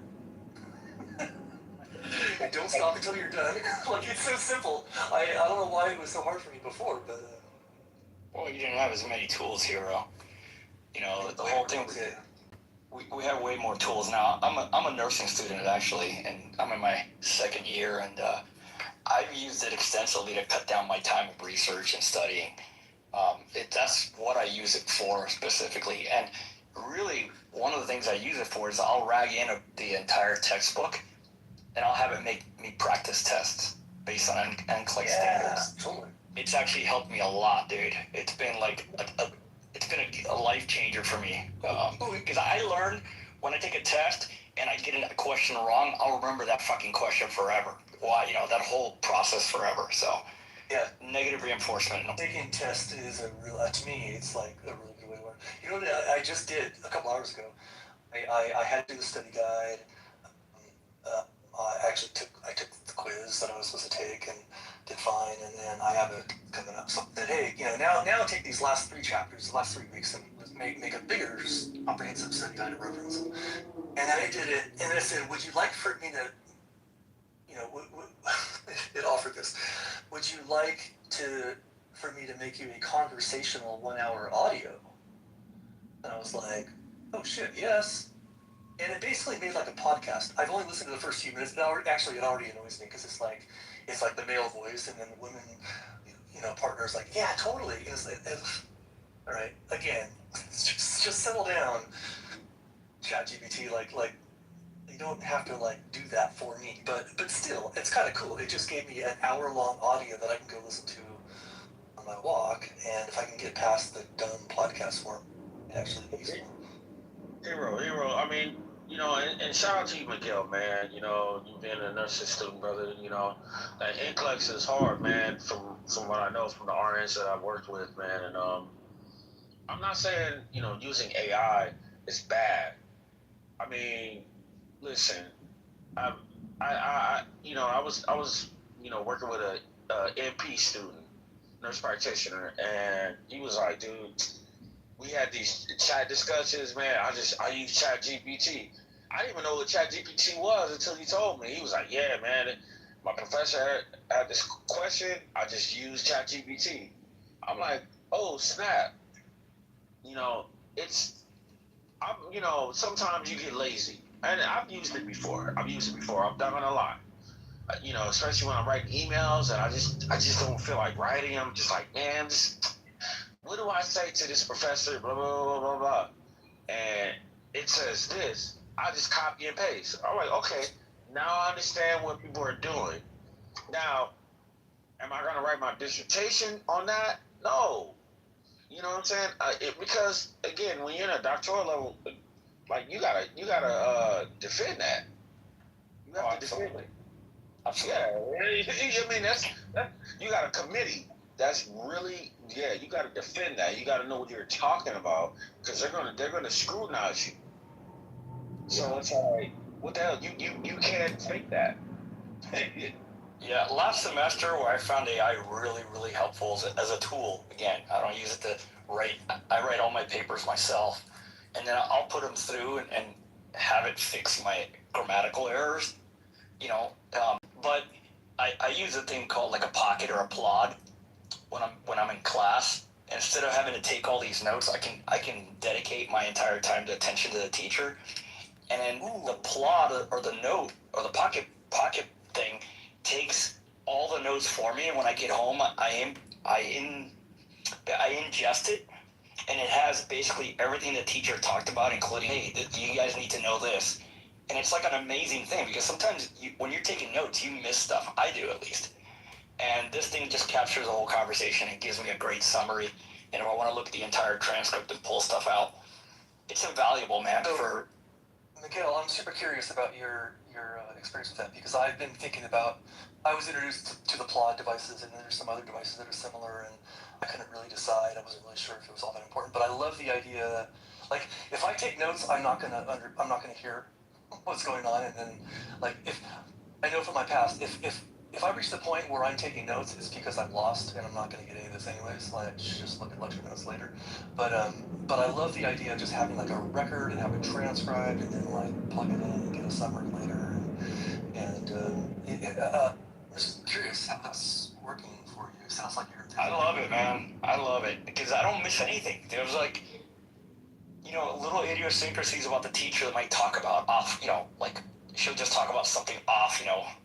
She'll like go on a tangent, and there's some important information in there. She might say, while I'm taking notes, oh, you guys need to know this slide. I might not get to it, but it remembers everything. It's like going to class all over again, and I can sit there and read the transcript and really ingest stuff, which is kind of cool.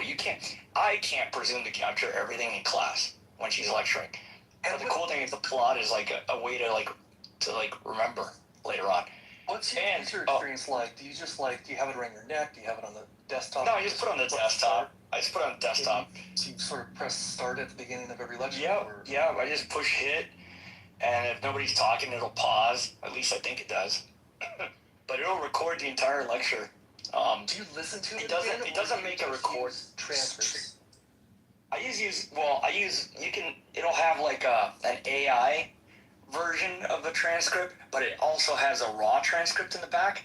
And I don't know if the plod model or the pocket model are the best. Yeah, they're LLMs. So I'll ingest it into Claude, the actual entire thing, and give it a better, manipulate the transcript to my preference. Do you see what I mean here? But and then I can put it into text format before you upload it, or do you? Yeah, completely text. Yeah.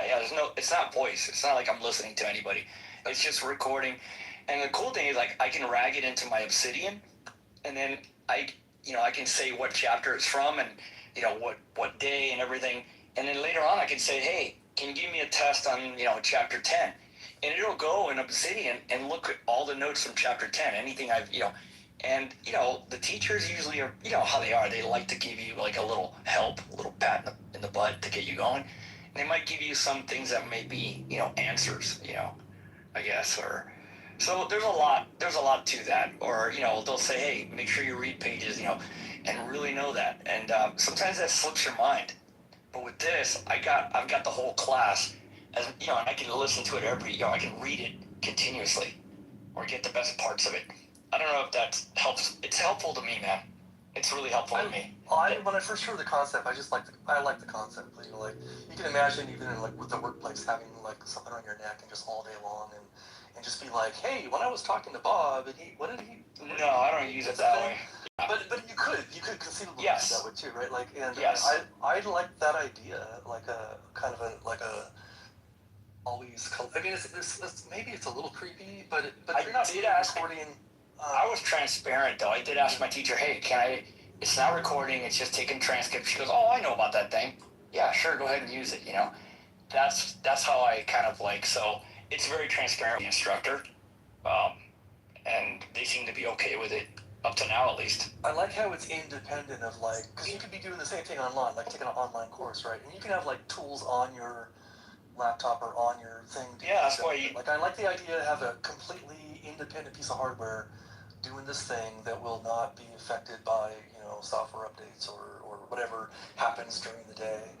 I just think that's and it's even independent of your phone. I mean, it integrates with those things later, but I like the concept. No, it's actually pretty good, and again, you know, it's unlike, you know, like, you know how they say that on, like, I guess there's statistic that students that take online classes tend to do better than people that take, you know, in-seat classes, and I think it's because we have access to the notes online, and, you know, that you can look at them as much as possible, and, you know, a lot of people sometimes are unsure, or they're confused in class, and they're too afraid to ask a question, or ask for clarification, or ask the teacher to repeat themselves. And, you know, sometimes I may find that myself in that situation, so I just say, hey, I'll just let the pocket or the plod pick it up, and later on I can rehash it, you know, on my own. And then I can ask AI to explain this to me in a way I can understand, if you get what I mean. So I've got that tool. It's like I'm freezing that class in time, and I can go to it anytime I want. Can you insert marks or something like that? Like, hey, ooh, remember this, like whisper to it, or doesn't it have like a whisper mode or something? Yeah, you can talk. You can talk, and just I don't know. I don't or know. Is there like a button you can press to like? Yeah, there is. I think there is something you can mark, but I haven't fucked with it, dude. Honestly, I can look for it, but I haven't messed with it. What? Well, buttons. Bro, do you know about these like Claude, but with a P? About these devices. It's kind of a what do you call it? Like an AI assisted voice memo or something. I know that they exist, but I've never used one. Yeah, I got it. I told my class to get one. I was like, do you remember to get one? Yeah, I've been using mine for about 6 months or whenever it came out. I just jumped on one, and I think they're amazing, dude. On top of. Yeah, but if you don't subscribe, you still get plenty of use. You know, like if you're only taking one class a week, you know. Yeah. It's, you know, but there's limitations. I subscribed. It's not that much. The big distinction, though, with what you guys saying with the classes, at least like at the brick and mortar institutions, is if they're asynchronous or not. You know, if you got synchronous versus asynchronous, you get different results. And also, it's different results for the more prepared the student is. If you get like a really responsible student who has asynchronous courses, they can be fine. But a lot of times, the underprepared student needs synchronous, like, you know, they're online when the teacher's online kind of thing. And that's when the class is taking place. Not these like highly asynchronous, kind of leave it to the student's responsibility kind of thing. That can go wrong a lot of times. Yeah, I see that. It's just somebody said statistically online students do better, but yeah, that could be just. I think I would largely guess that that's true. Just said as a broad statement, but those are two different baskets. You know, like I think that's because most classes now, well, maybe not most, but there's a lot more asynchronous classes than there used to be. You know, there's a lot of hybrid classes too, bro. Oh yeah. Where one week you go to school and the next week you're online. That's how some of my nursing classes have been. Kind of interesting, actually. A lot of them are every 2 weeks, so that you really only have like 4 sessions where you actually meet with the class.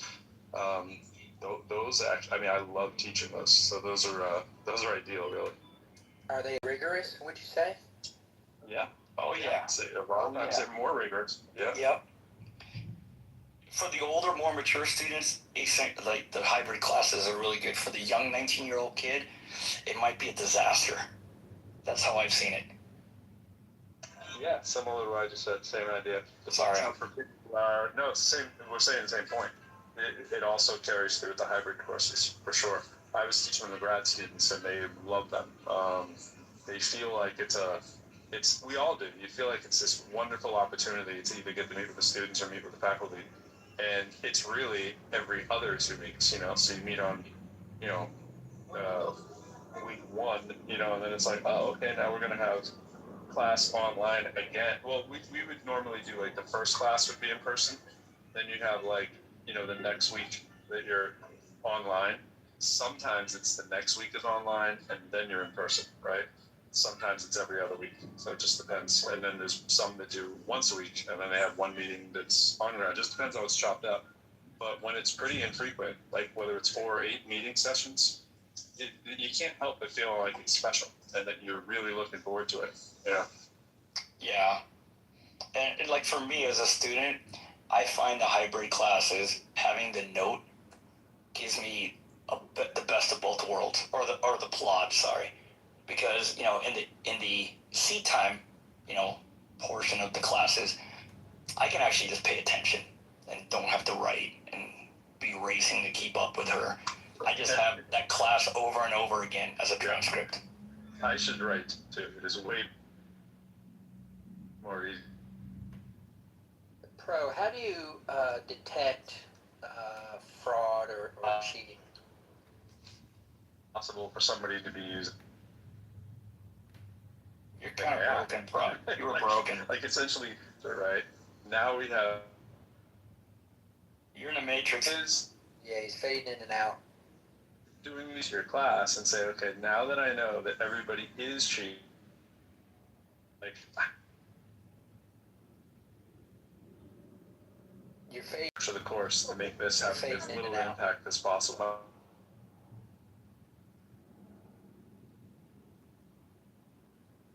I've taught in a couple different engineering academies at the high school level, a couple different states, and in person, and during COVID when it was remote, and I, was able to detect cheating when it was in person, but when it was online,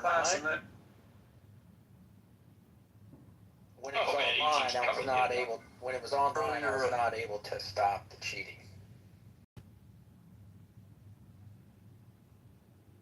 I don't know, man. I've taken some online classes, and they have you do that lockdown browser thing with like the freaking ID card, and you have to show your entire space. At least for tests, man, I'd be terrified to figure out how to cheat.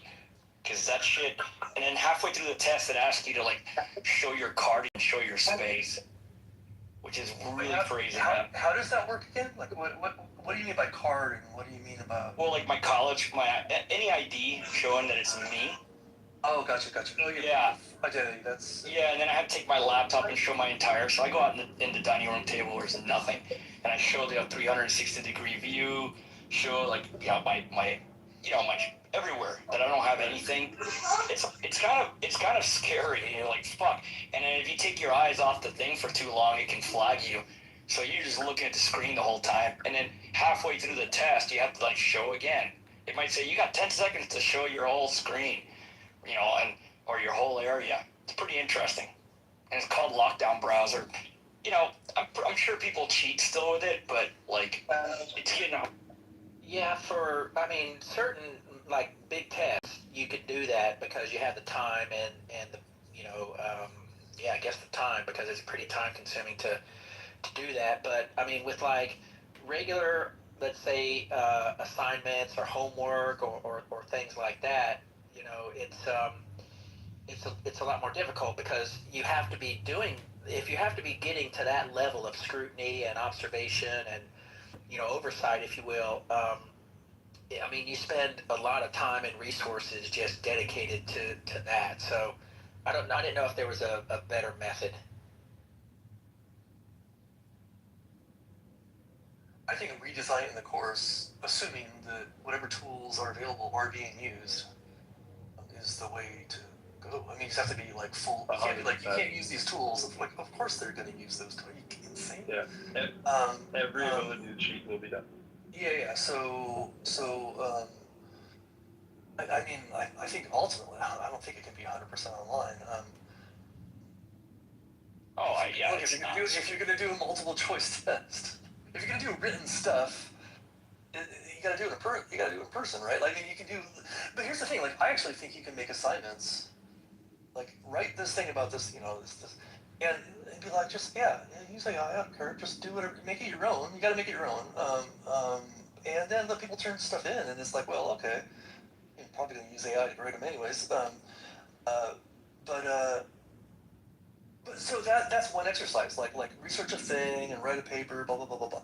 Even if you use AI, I mean, I guess you could just use AI and be like, just do the whole thing for me. I'm not even gonna think about it. I guess that's one possibility. But what I've been doing is like, oh my god, I've been changing every single thing. I've been basically using AI to kind of outline something for me, and then I'll be like, oh, basically I rewrite the whole thing, and then I give it back to it, and I don't know, but ultimately, if somebody wants me to write an essay like without any help, yeah, do that in class. So I think blue books must be resurgent, and I think that yeah, but you cannot expect someone to simply not use it if they're not going to be like in front of you. Now I'll tell you one thing, Hero. There was 2 classes that I took that the teacher, it was online, and she required their students, unless you had some special reason, to go to the testing center and take a test there.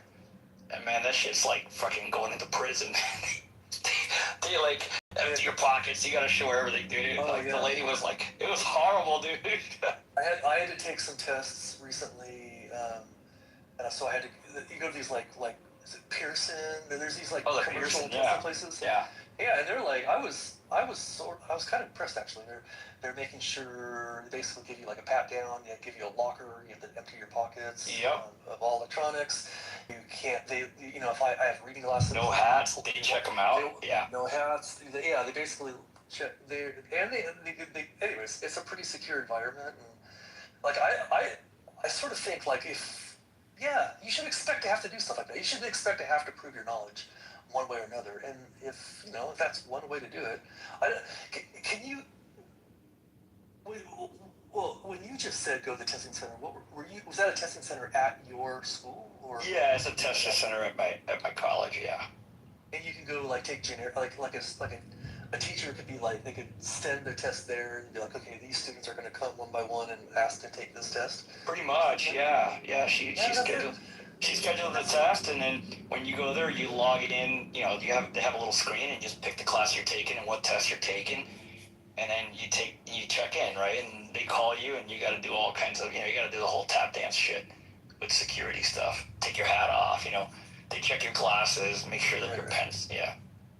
But see, that makes sense for time shifting, and this seems like a more modern way to learn. I like this. I would love to see that, like I could take a course through MIT and go to my local school and go to their testing center, and it's all like kind of like I don't know, somehow certified or whatever, and take it there instead of over there. I don't know. This is kind of cool to me. Yeah, I agree. It depends what your outcomes are. Like if you want students to learn it in time before the class is over, all these things do help students to learn it. The thing is, to Aisha's point, that like you can cheat on pretty much everything. Like I agree 100% that you can. If something is entirely online, you've just said entirely cheating is going to be the norm. Oh, absolutely. Even if you don't agree with it. But the thing is, as long as you have some element where the person can be in front of you, right? I would advocate for school systems to do this too. Do not have a 100% class like that if the goal is to actually have them be able to say something from the top of their head in front of like a public speaking event where they can actually say what they know. Like I've talked with people about debates and stuff, and people talk about debates, and I'll say, yeah, I don't really like debates, but I would debate you if you'd be willing to not be in front of a screen, like be in front of a stage where it's just me talking to you kind of thing, where we can be sure that you're not trying to look up points that your brain couldn't come up with on the spot, right? If that's the thing that you value, and I can imagine situations where you would, like for a lawyer or something like that, you just create that to say, look, we will have a test at the midterm and at the final where you will stand in front of me and I do this in the math classes too. It's like, this is the final, this is the midterm. Now, admittedly, right now I'm not teaching online courses, but I would insist that that would be the format. So what I'm doing right now for our faculty development when we come back in August is preparing a few select videos, which I'm editing together as one, to show that we can create any arena that we want online in Zoom with a fake person, fake identity, and you cannot tell the difference, right? Like no matter what you think you know about AI, we can create a scenario where you do not know the identity of the person who's in your class if you're not cognitively thinking about this on the front side. And I had one of those as a legal issue where we had a student who never showed his face on camera, and then the faculty was pissed off. And the faculty did not build anything into their literature to say that the student ever needed to turn his screen on. It was just assumed that they were going to do this. And this tested the school's policy, which of course was a lack of a policy in this particular area. Like most universities don't have that written. They're starting to change because they realize they have no teeth. But a kid right now can clearly, that knows what they're doing, not even very sophisticated anymore. You don't even need like NVIDIA grade stuff anymore. You used to have NVIDIA grade materials to do this, right?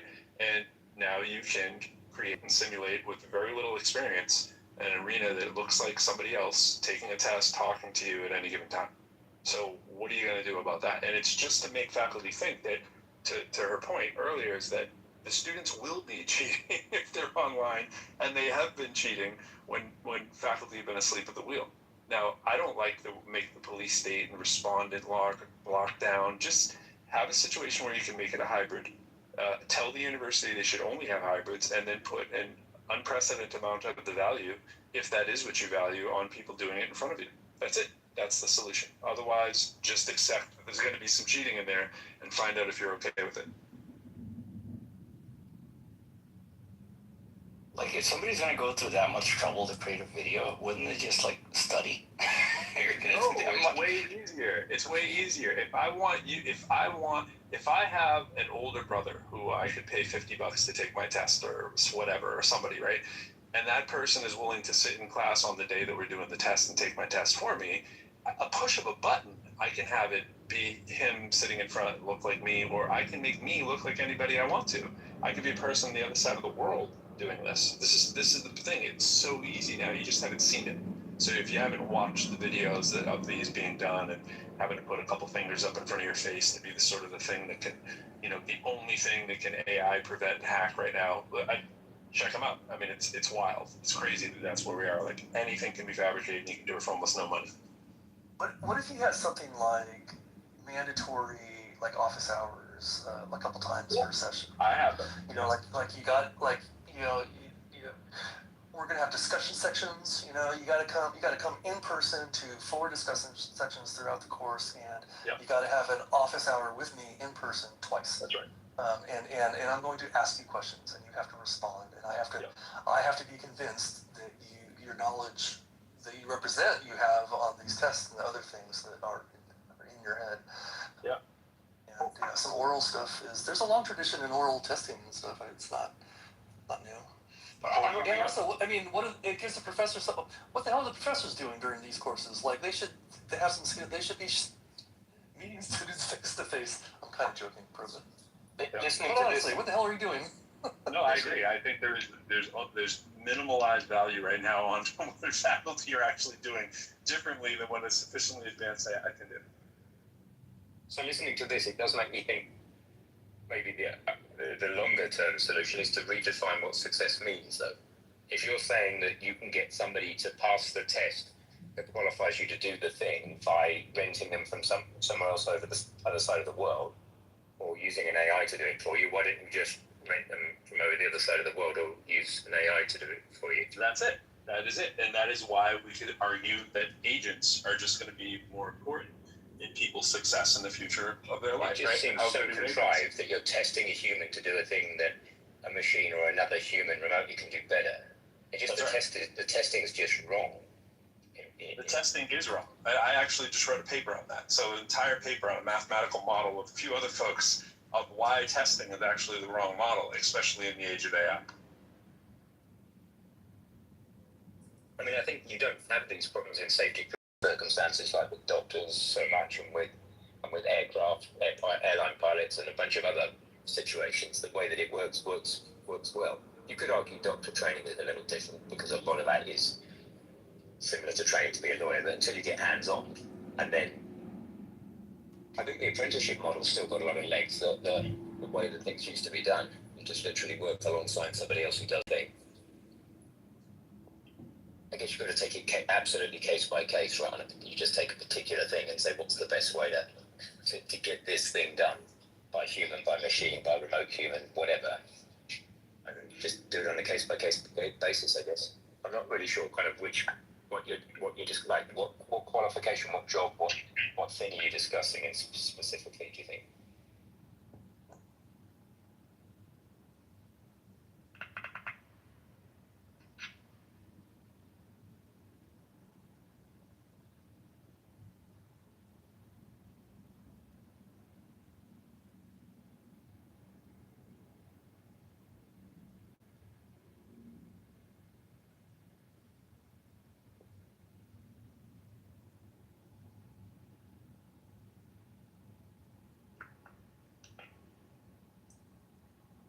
You there, Pro? You trying to talk, or you?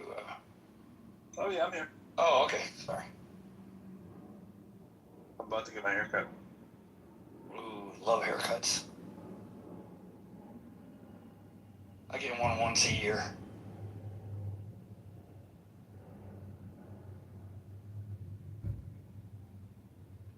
I love the hot towel thing. They always ask me, like, at the end, do you want the hot? I'm like, yeah. Whoever says no to the hot towel?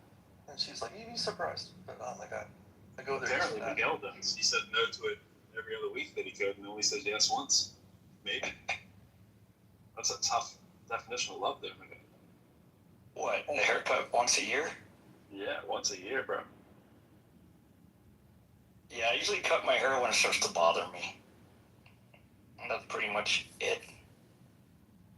I really don't care how I look.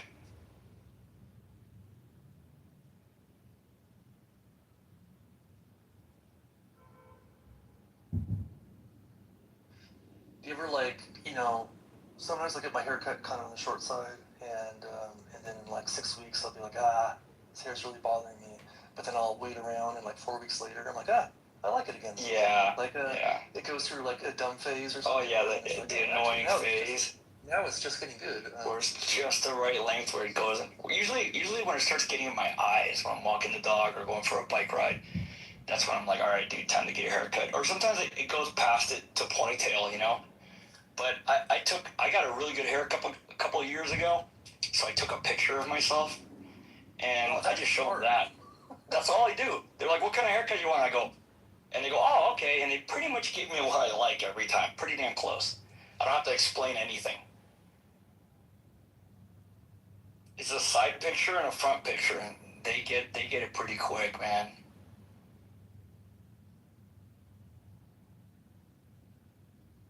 It's actually saved in my favorites. It's kind of sad. All right, okay. Here's how much do you pay for a haircut these days? I don't know. I think it's $20, and I give them $10 tips, so $30 about once a year. I have a set of clippers, but they broke, and I just clip I go in the backyard and just mow my head, man. Like completely, like with a number 2 or number 2, I think it was. Yeah, I have one of those. I'll just like, cause it gets all ratty near the bottom, and my it burns for what they are, and it gets all shaggy. Like that bottom stuff grows faster, so I'll just kind of like zip to kind of clean it up, and I'm like, I'm good for another few weeks. The person who cuts my hair is like, you come in like every 4 months, like you should be. I think she purposely doesn't cut much hair off so that he thinks I'm coming more often. But yeah, at the place I go to, she's like, come on, you haven't been here since December, and she could read the notes of and it said, look at the picture. He has a picture. And she goes, you have a picture? I was like, yeah, here you go. And she was like, all right, let's do it. It was that easy, man. Guys, it's kind of cool when these, I guess, barber places or haircut places take notes, of what the person has and what they like. I don't know. It makes it a lot easier.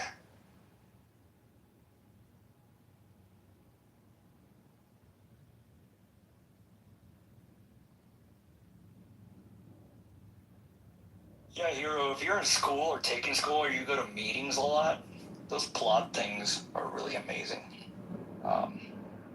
I can't say good enough things about it. How different would that be from, let's say I have my phone with me and I just put it on the voice recorder and I just let it go for an hour? You can. I mean, you can just transfer that to an LLM to transcribe it. Yeah, that's totally doable.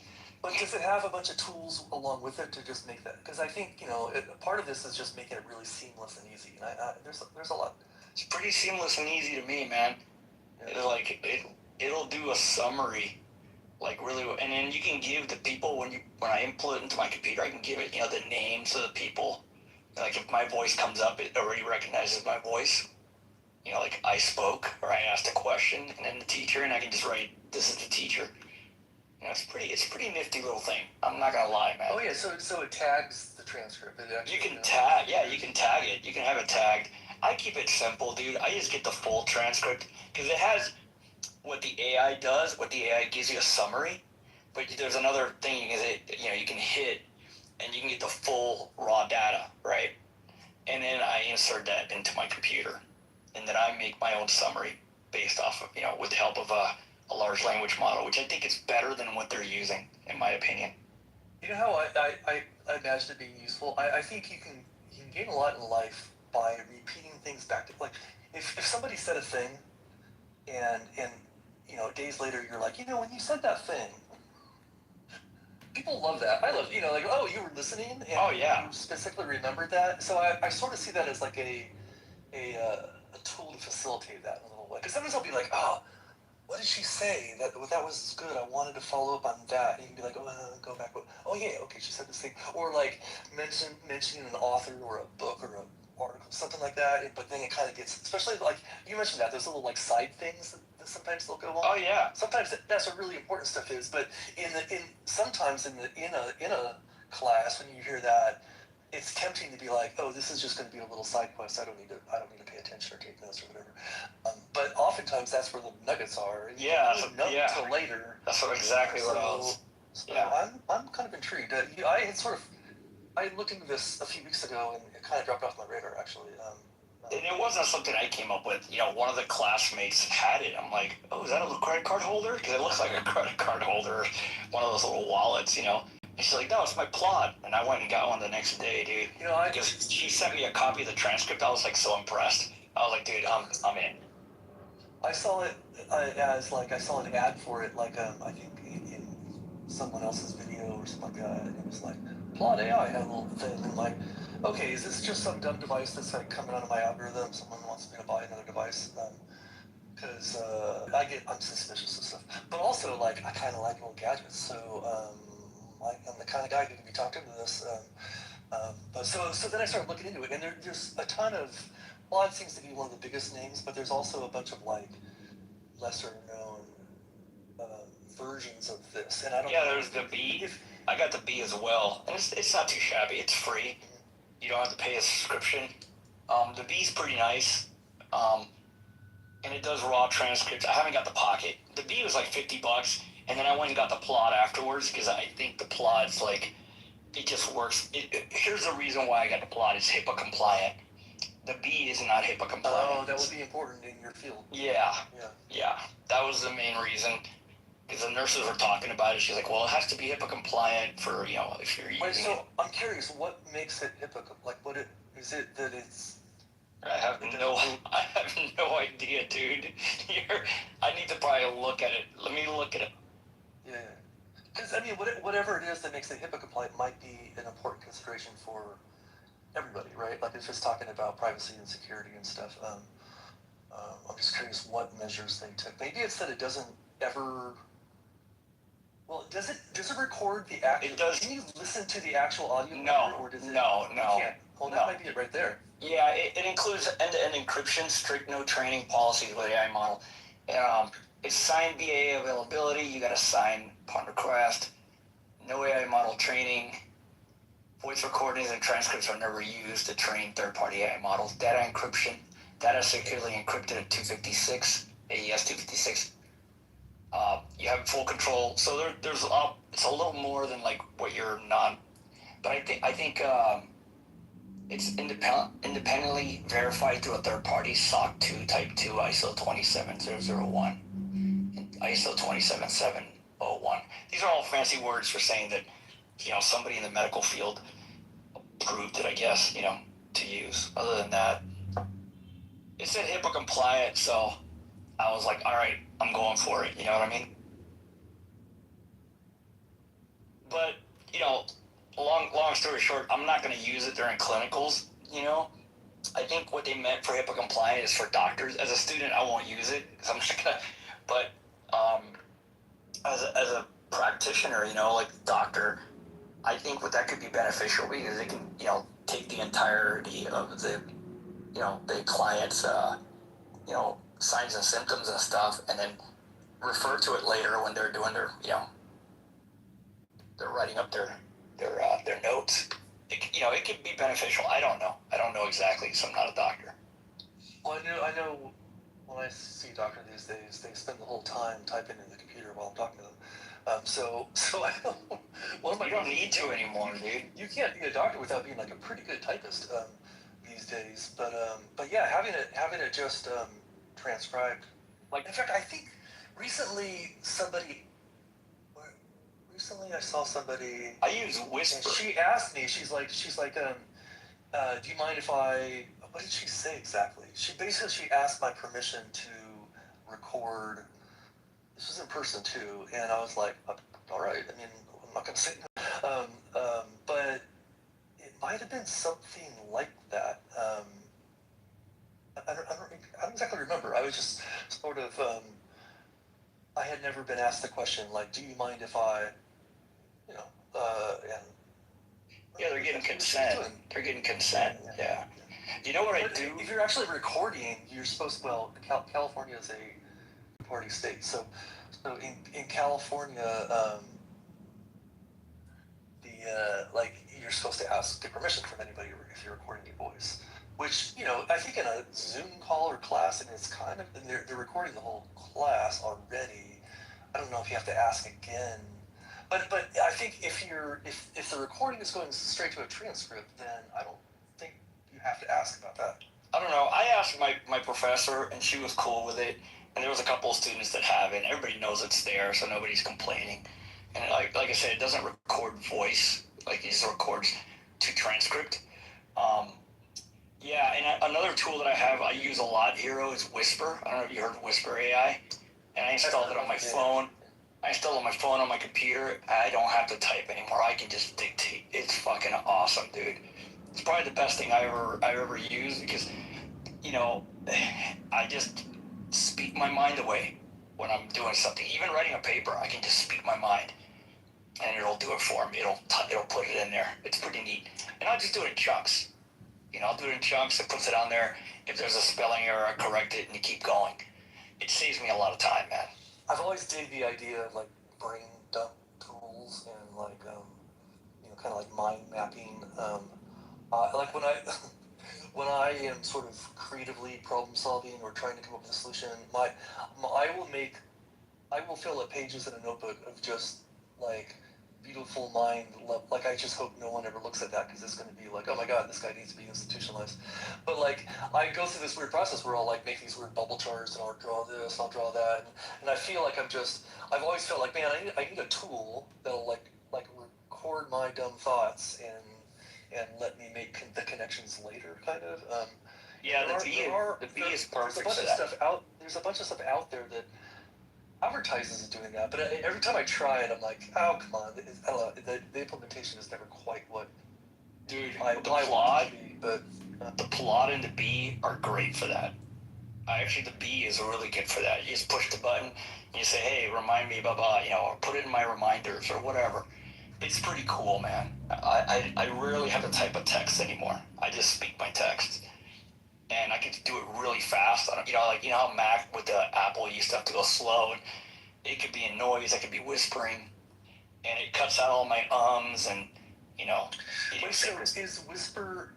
Is that an application running on what device? Yeah, on my phone, on my computer. On your phone. Yeah, and on my computer. Okay. Yeah. Yeah, like when I want to use it on my phone, and so it's when somebody sends me a text and I would reply.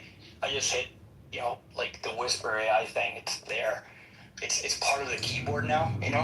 You click on it to start. Is it that much better than like? So I'm a Windows user when it comes to computers these days.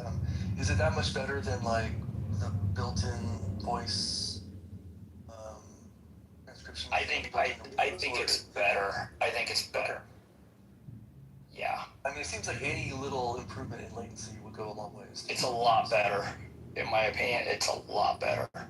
All right. Well, it's come up in conversation multiple times for me, so I haven't actually checked it out yet. There's another one that's free, open source. I don't know if it's called Whisper or something else. Whisper is the open source model that is completely free to use, but there are a lot of apps that then wrap that, jump on it. Not as in what Pro does, not that something wrapping thing like Christmas present.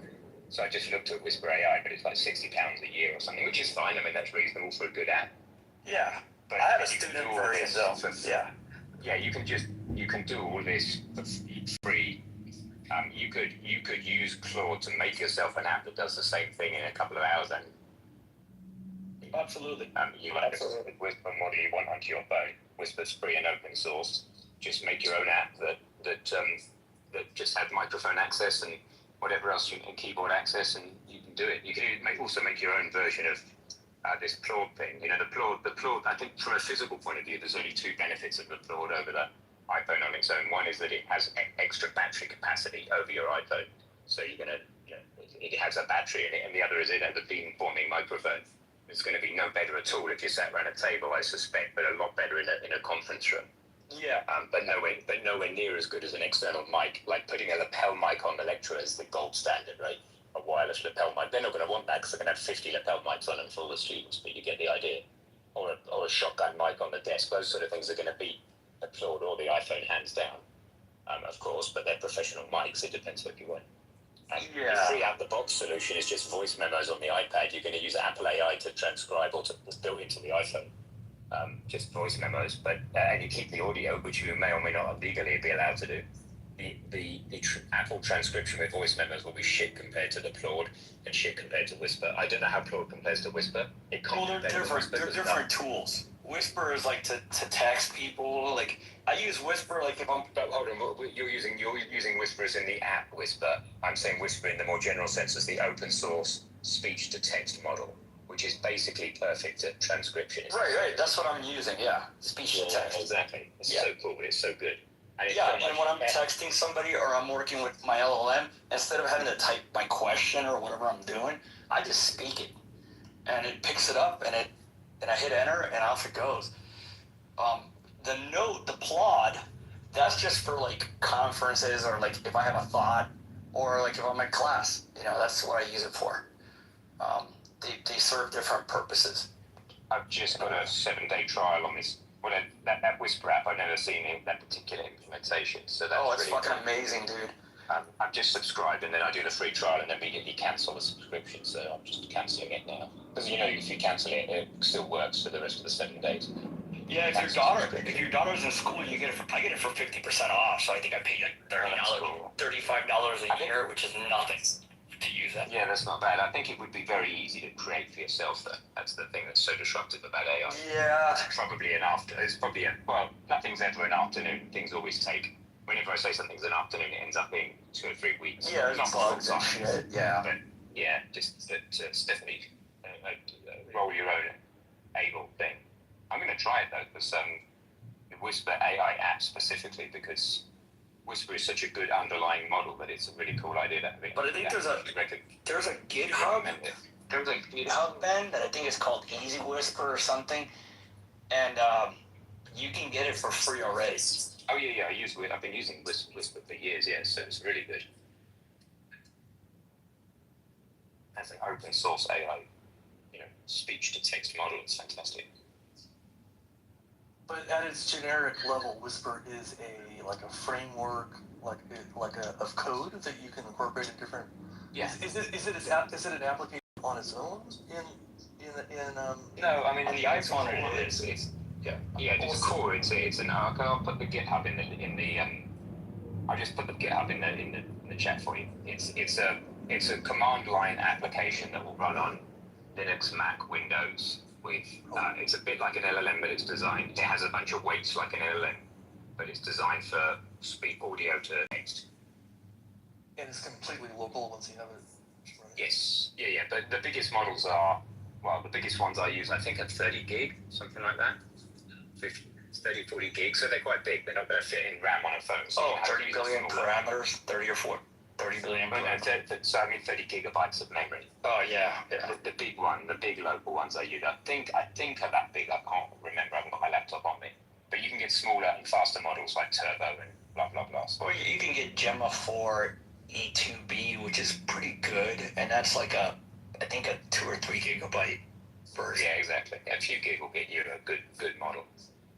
So there's several things on the App Store called Whisper. So, it looks like maybe there's one called Whisper Flow AI, and there's one called Whisper AI Voice. Which one are you talking about, Miguel? Hold on, let me look. I gotta look at my apps. Because I've just downloaded one which looks like a bit of a rip-off because it's like £50 a year after a 7-day trial, and then when you go into it, it just uses the Apple transcription model. So it's basically doing nothing. No, I gotta find it. Where the fuck did I put it? I got all these. Yeah, if you could share us the link to the actual one, that'd be amazing. The one I've just downloaded looks like a con. There are so many apps out there that are a con. You know, it's called Whisper Flow. It's called Whisper Flow. Okay, well that's not the one I got. Don't guys get the one called Whisper AI because it's bollocks.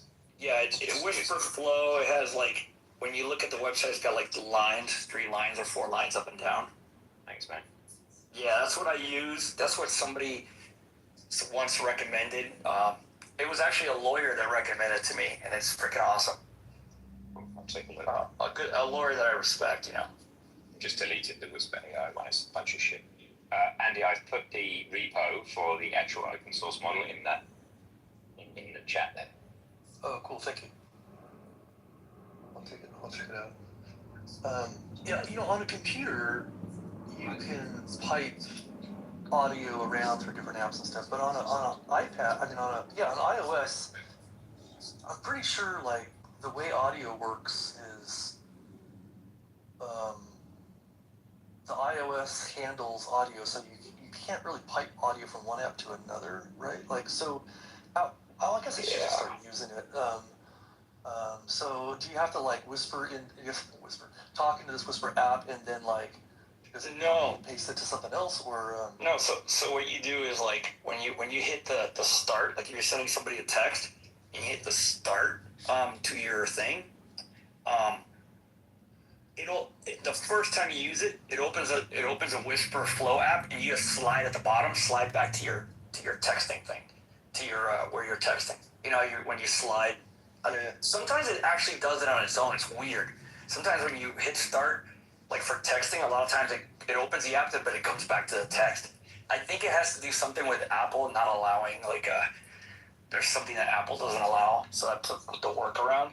But it works amazing, dude. I don't mind sliding one time instead of typing, you know. Like, for example, like if right now, we're on Clubhouse, an audio app, I don't think Whisper could have access to this audio and start transcribing it, which would be kind of cool if it did, but on a computer you could totally do that. But anyways, I'll start playing around with it. We'll see. By the way, Ben, I freaking love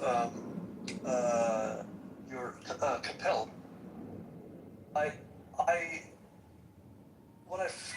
glad you like it. I was describing it to my wife, and she's like, "Well, that defeats the whole purpose." And I'm like, "No, it doesn't, because it actually like frees you up from sort of." It turns out the part that it relieves is kind of the boring part of the game, and it lets you spend more time on like the interesting part. So. Oh, thanks, man. Yeah, that was the thought. I've probably got about 2 hours using it right now. So. Cool, man. You need to do more polish, but I've got a little group of beta testers. I can add you into the WhatsApp group. There's only 3 or 4 people in it if you want. Give any feedback there. I guess I'm just surprised in a way that the essence of the game survived that being. You know what I mean? Like you strip a feature out, you think you're going to ruin the game in a way, but it doesn't. And I love that. I just think that's very, very cool. It's a good idea. Cool, man. Yeah, so I'm beta testing at the moment. When I get back from the States, I'll probably I'll widen the beta test to like public links. So on Clubhouse, I'll say, hey, anybody wants to try the app again, just use this link, and then I'll put it on the App Store proper. I also like your when you first start the app the first time, how you guide the user through, first do this, then do that. So, but with I think it was with 0 words. It's like, okay, I'm trying to by step 8 or whatever, you now know how to do this. There's no way you can't know how to do this. Hopefully, the idea is it's very easy to internationalize if I don't use any words in the opening. Yeah, no, it's great. I love examples of that. Like Apple's good at this in general. Like IKEA is good at it. But if you can guide somebody through a thing in a way that like they didn't realize it, but you just totally showed them how to do it. I mean, if it's just a great. It's a gem in a way. Like, oh, that was cute. 1 step, 2 step, done, 8 step, and you're done. Didn't even have to think about it. Now I know. Now I know how to use it. Never have to look at any kind of help or anything. Yeah. Yeah, I get iPhone stands for intuitive phone, so I was going for iGame. Yeah, it's fun. For those listening who don't know what the hell I'm talking about, I watched my wife playing Sudoku in the car on like a notepad. I'm like, I wonder why she's like, that's fucking old. She's reaching for a paper notepad. I'm like, okay, I'm not going to nag it. Well, why should she use her phone? But I mean, just why wouldn't you use your phone? And then I thought, well, a phone screen's kind of small and you have to click on a cell and then you have to type the number in somehow, even if it's just a second tap. It's a bit of friction. And I thought, oh, it can't just be that. The friction's pretty low. And then I looked at the fact she's always filling this paper pad of Sudoku in and never correcting herself, right? So she thinks she's careful and she thinks, and when she writes the number in the cell, it's basically always right, or almost always right, until the difficulty gets really fine. And I thought, well, why does she need to write the number? I mean, obviously by the time she picks the cell, it can only be that number in the cell. Otherwise, she'd have to cross it out later. So I thought, well, why don't you just tap? So that's the beginning of it. And there's also like a multiplayer. There's also skins, Andy, so Sudoku, where you just tap and it knows the number. If you tap a cell where you can't be sure of the number, that's how you die. That's the premise. It kind of slightly spookily knows whether you can be sure of the number or not. Although, of course, John, being as smart as he is, keeps finding counterexamples. But that's because John holds about 3 or 4 different numbers in his head simultaneously, and then somehow defeats it. But there's a cap on the IQ of the person who can play this game, and it's far higher than my IQ. Yeah, I guess I don't reach that cap because I haven't found a thing where like I was certain of it, but it said it wasn't certain of it. It's good enough. It's just But it made me one because I heard John say that, and I'm like, okay, wait a minute, is John using some tricks that I haven't discovered? No, he does use advanced tricks, and there's a limit because you can't. If you give it to somebody who has a weird brain and they can just see the solution in their head, obviously, if you don't have to put the number in, they can't prove to you, because an autistic savant can just look at the keyboard and go, I know the whole lot. I'm just going to start at the top left and fill the numbers in, right? Some people can do that. And they can't prove that they know it because they're not allowed to type the number in. And therefore, they'll die as soon as they hit the first cell that's not forced or compelled. And that's not fair on them. So I've made it so that you are not allowed to hold definite positions in your head. You can't say, I know for sure this is a 4, therefore this must be a 6. You know for sure that's a 4, you best tell us it's. Just click it and then do the 6, that's the idea. So it's kind of difficulty limited because of that. You can't go any harder than the level 5. But it's working out. It's got multiplayer. It's also got skins. You see in my PTR, you can choose a skin. That's the color skin, but there's also an Inception skin and a word skin. There's different skins. Well, I know there's a level, like at the highest level, I've find myself in this situation where like I very much want to start writing stuff down. Because that's one, to enrich it from whatever it was, the 5% to the 60%. And now it's a matter of weeks away to become weapon grade. I mean, these are all known facts now. Now, of course, that's in addition to hundreds of billions of dollars that's been spent over the past 40 years, because it's 1985 that Iran started the enrichment process and establishing the centrifuge farms and so on. So you can imagine there is no way that Iran is going to hand this over a plate. I mean, it just doesn't make sense that you spend $1 trillion and then you just hand it over for what? To get $20 billion of your own money back because sanctions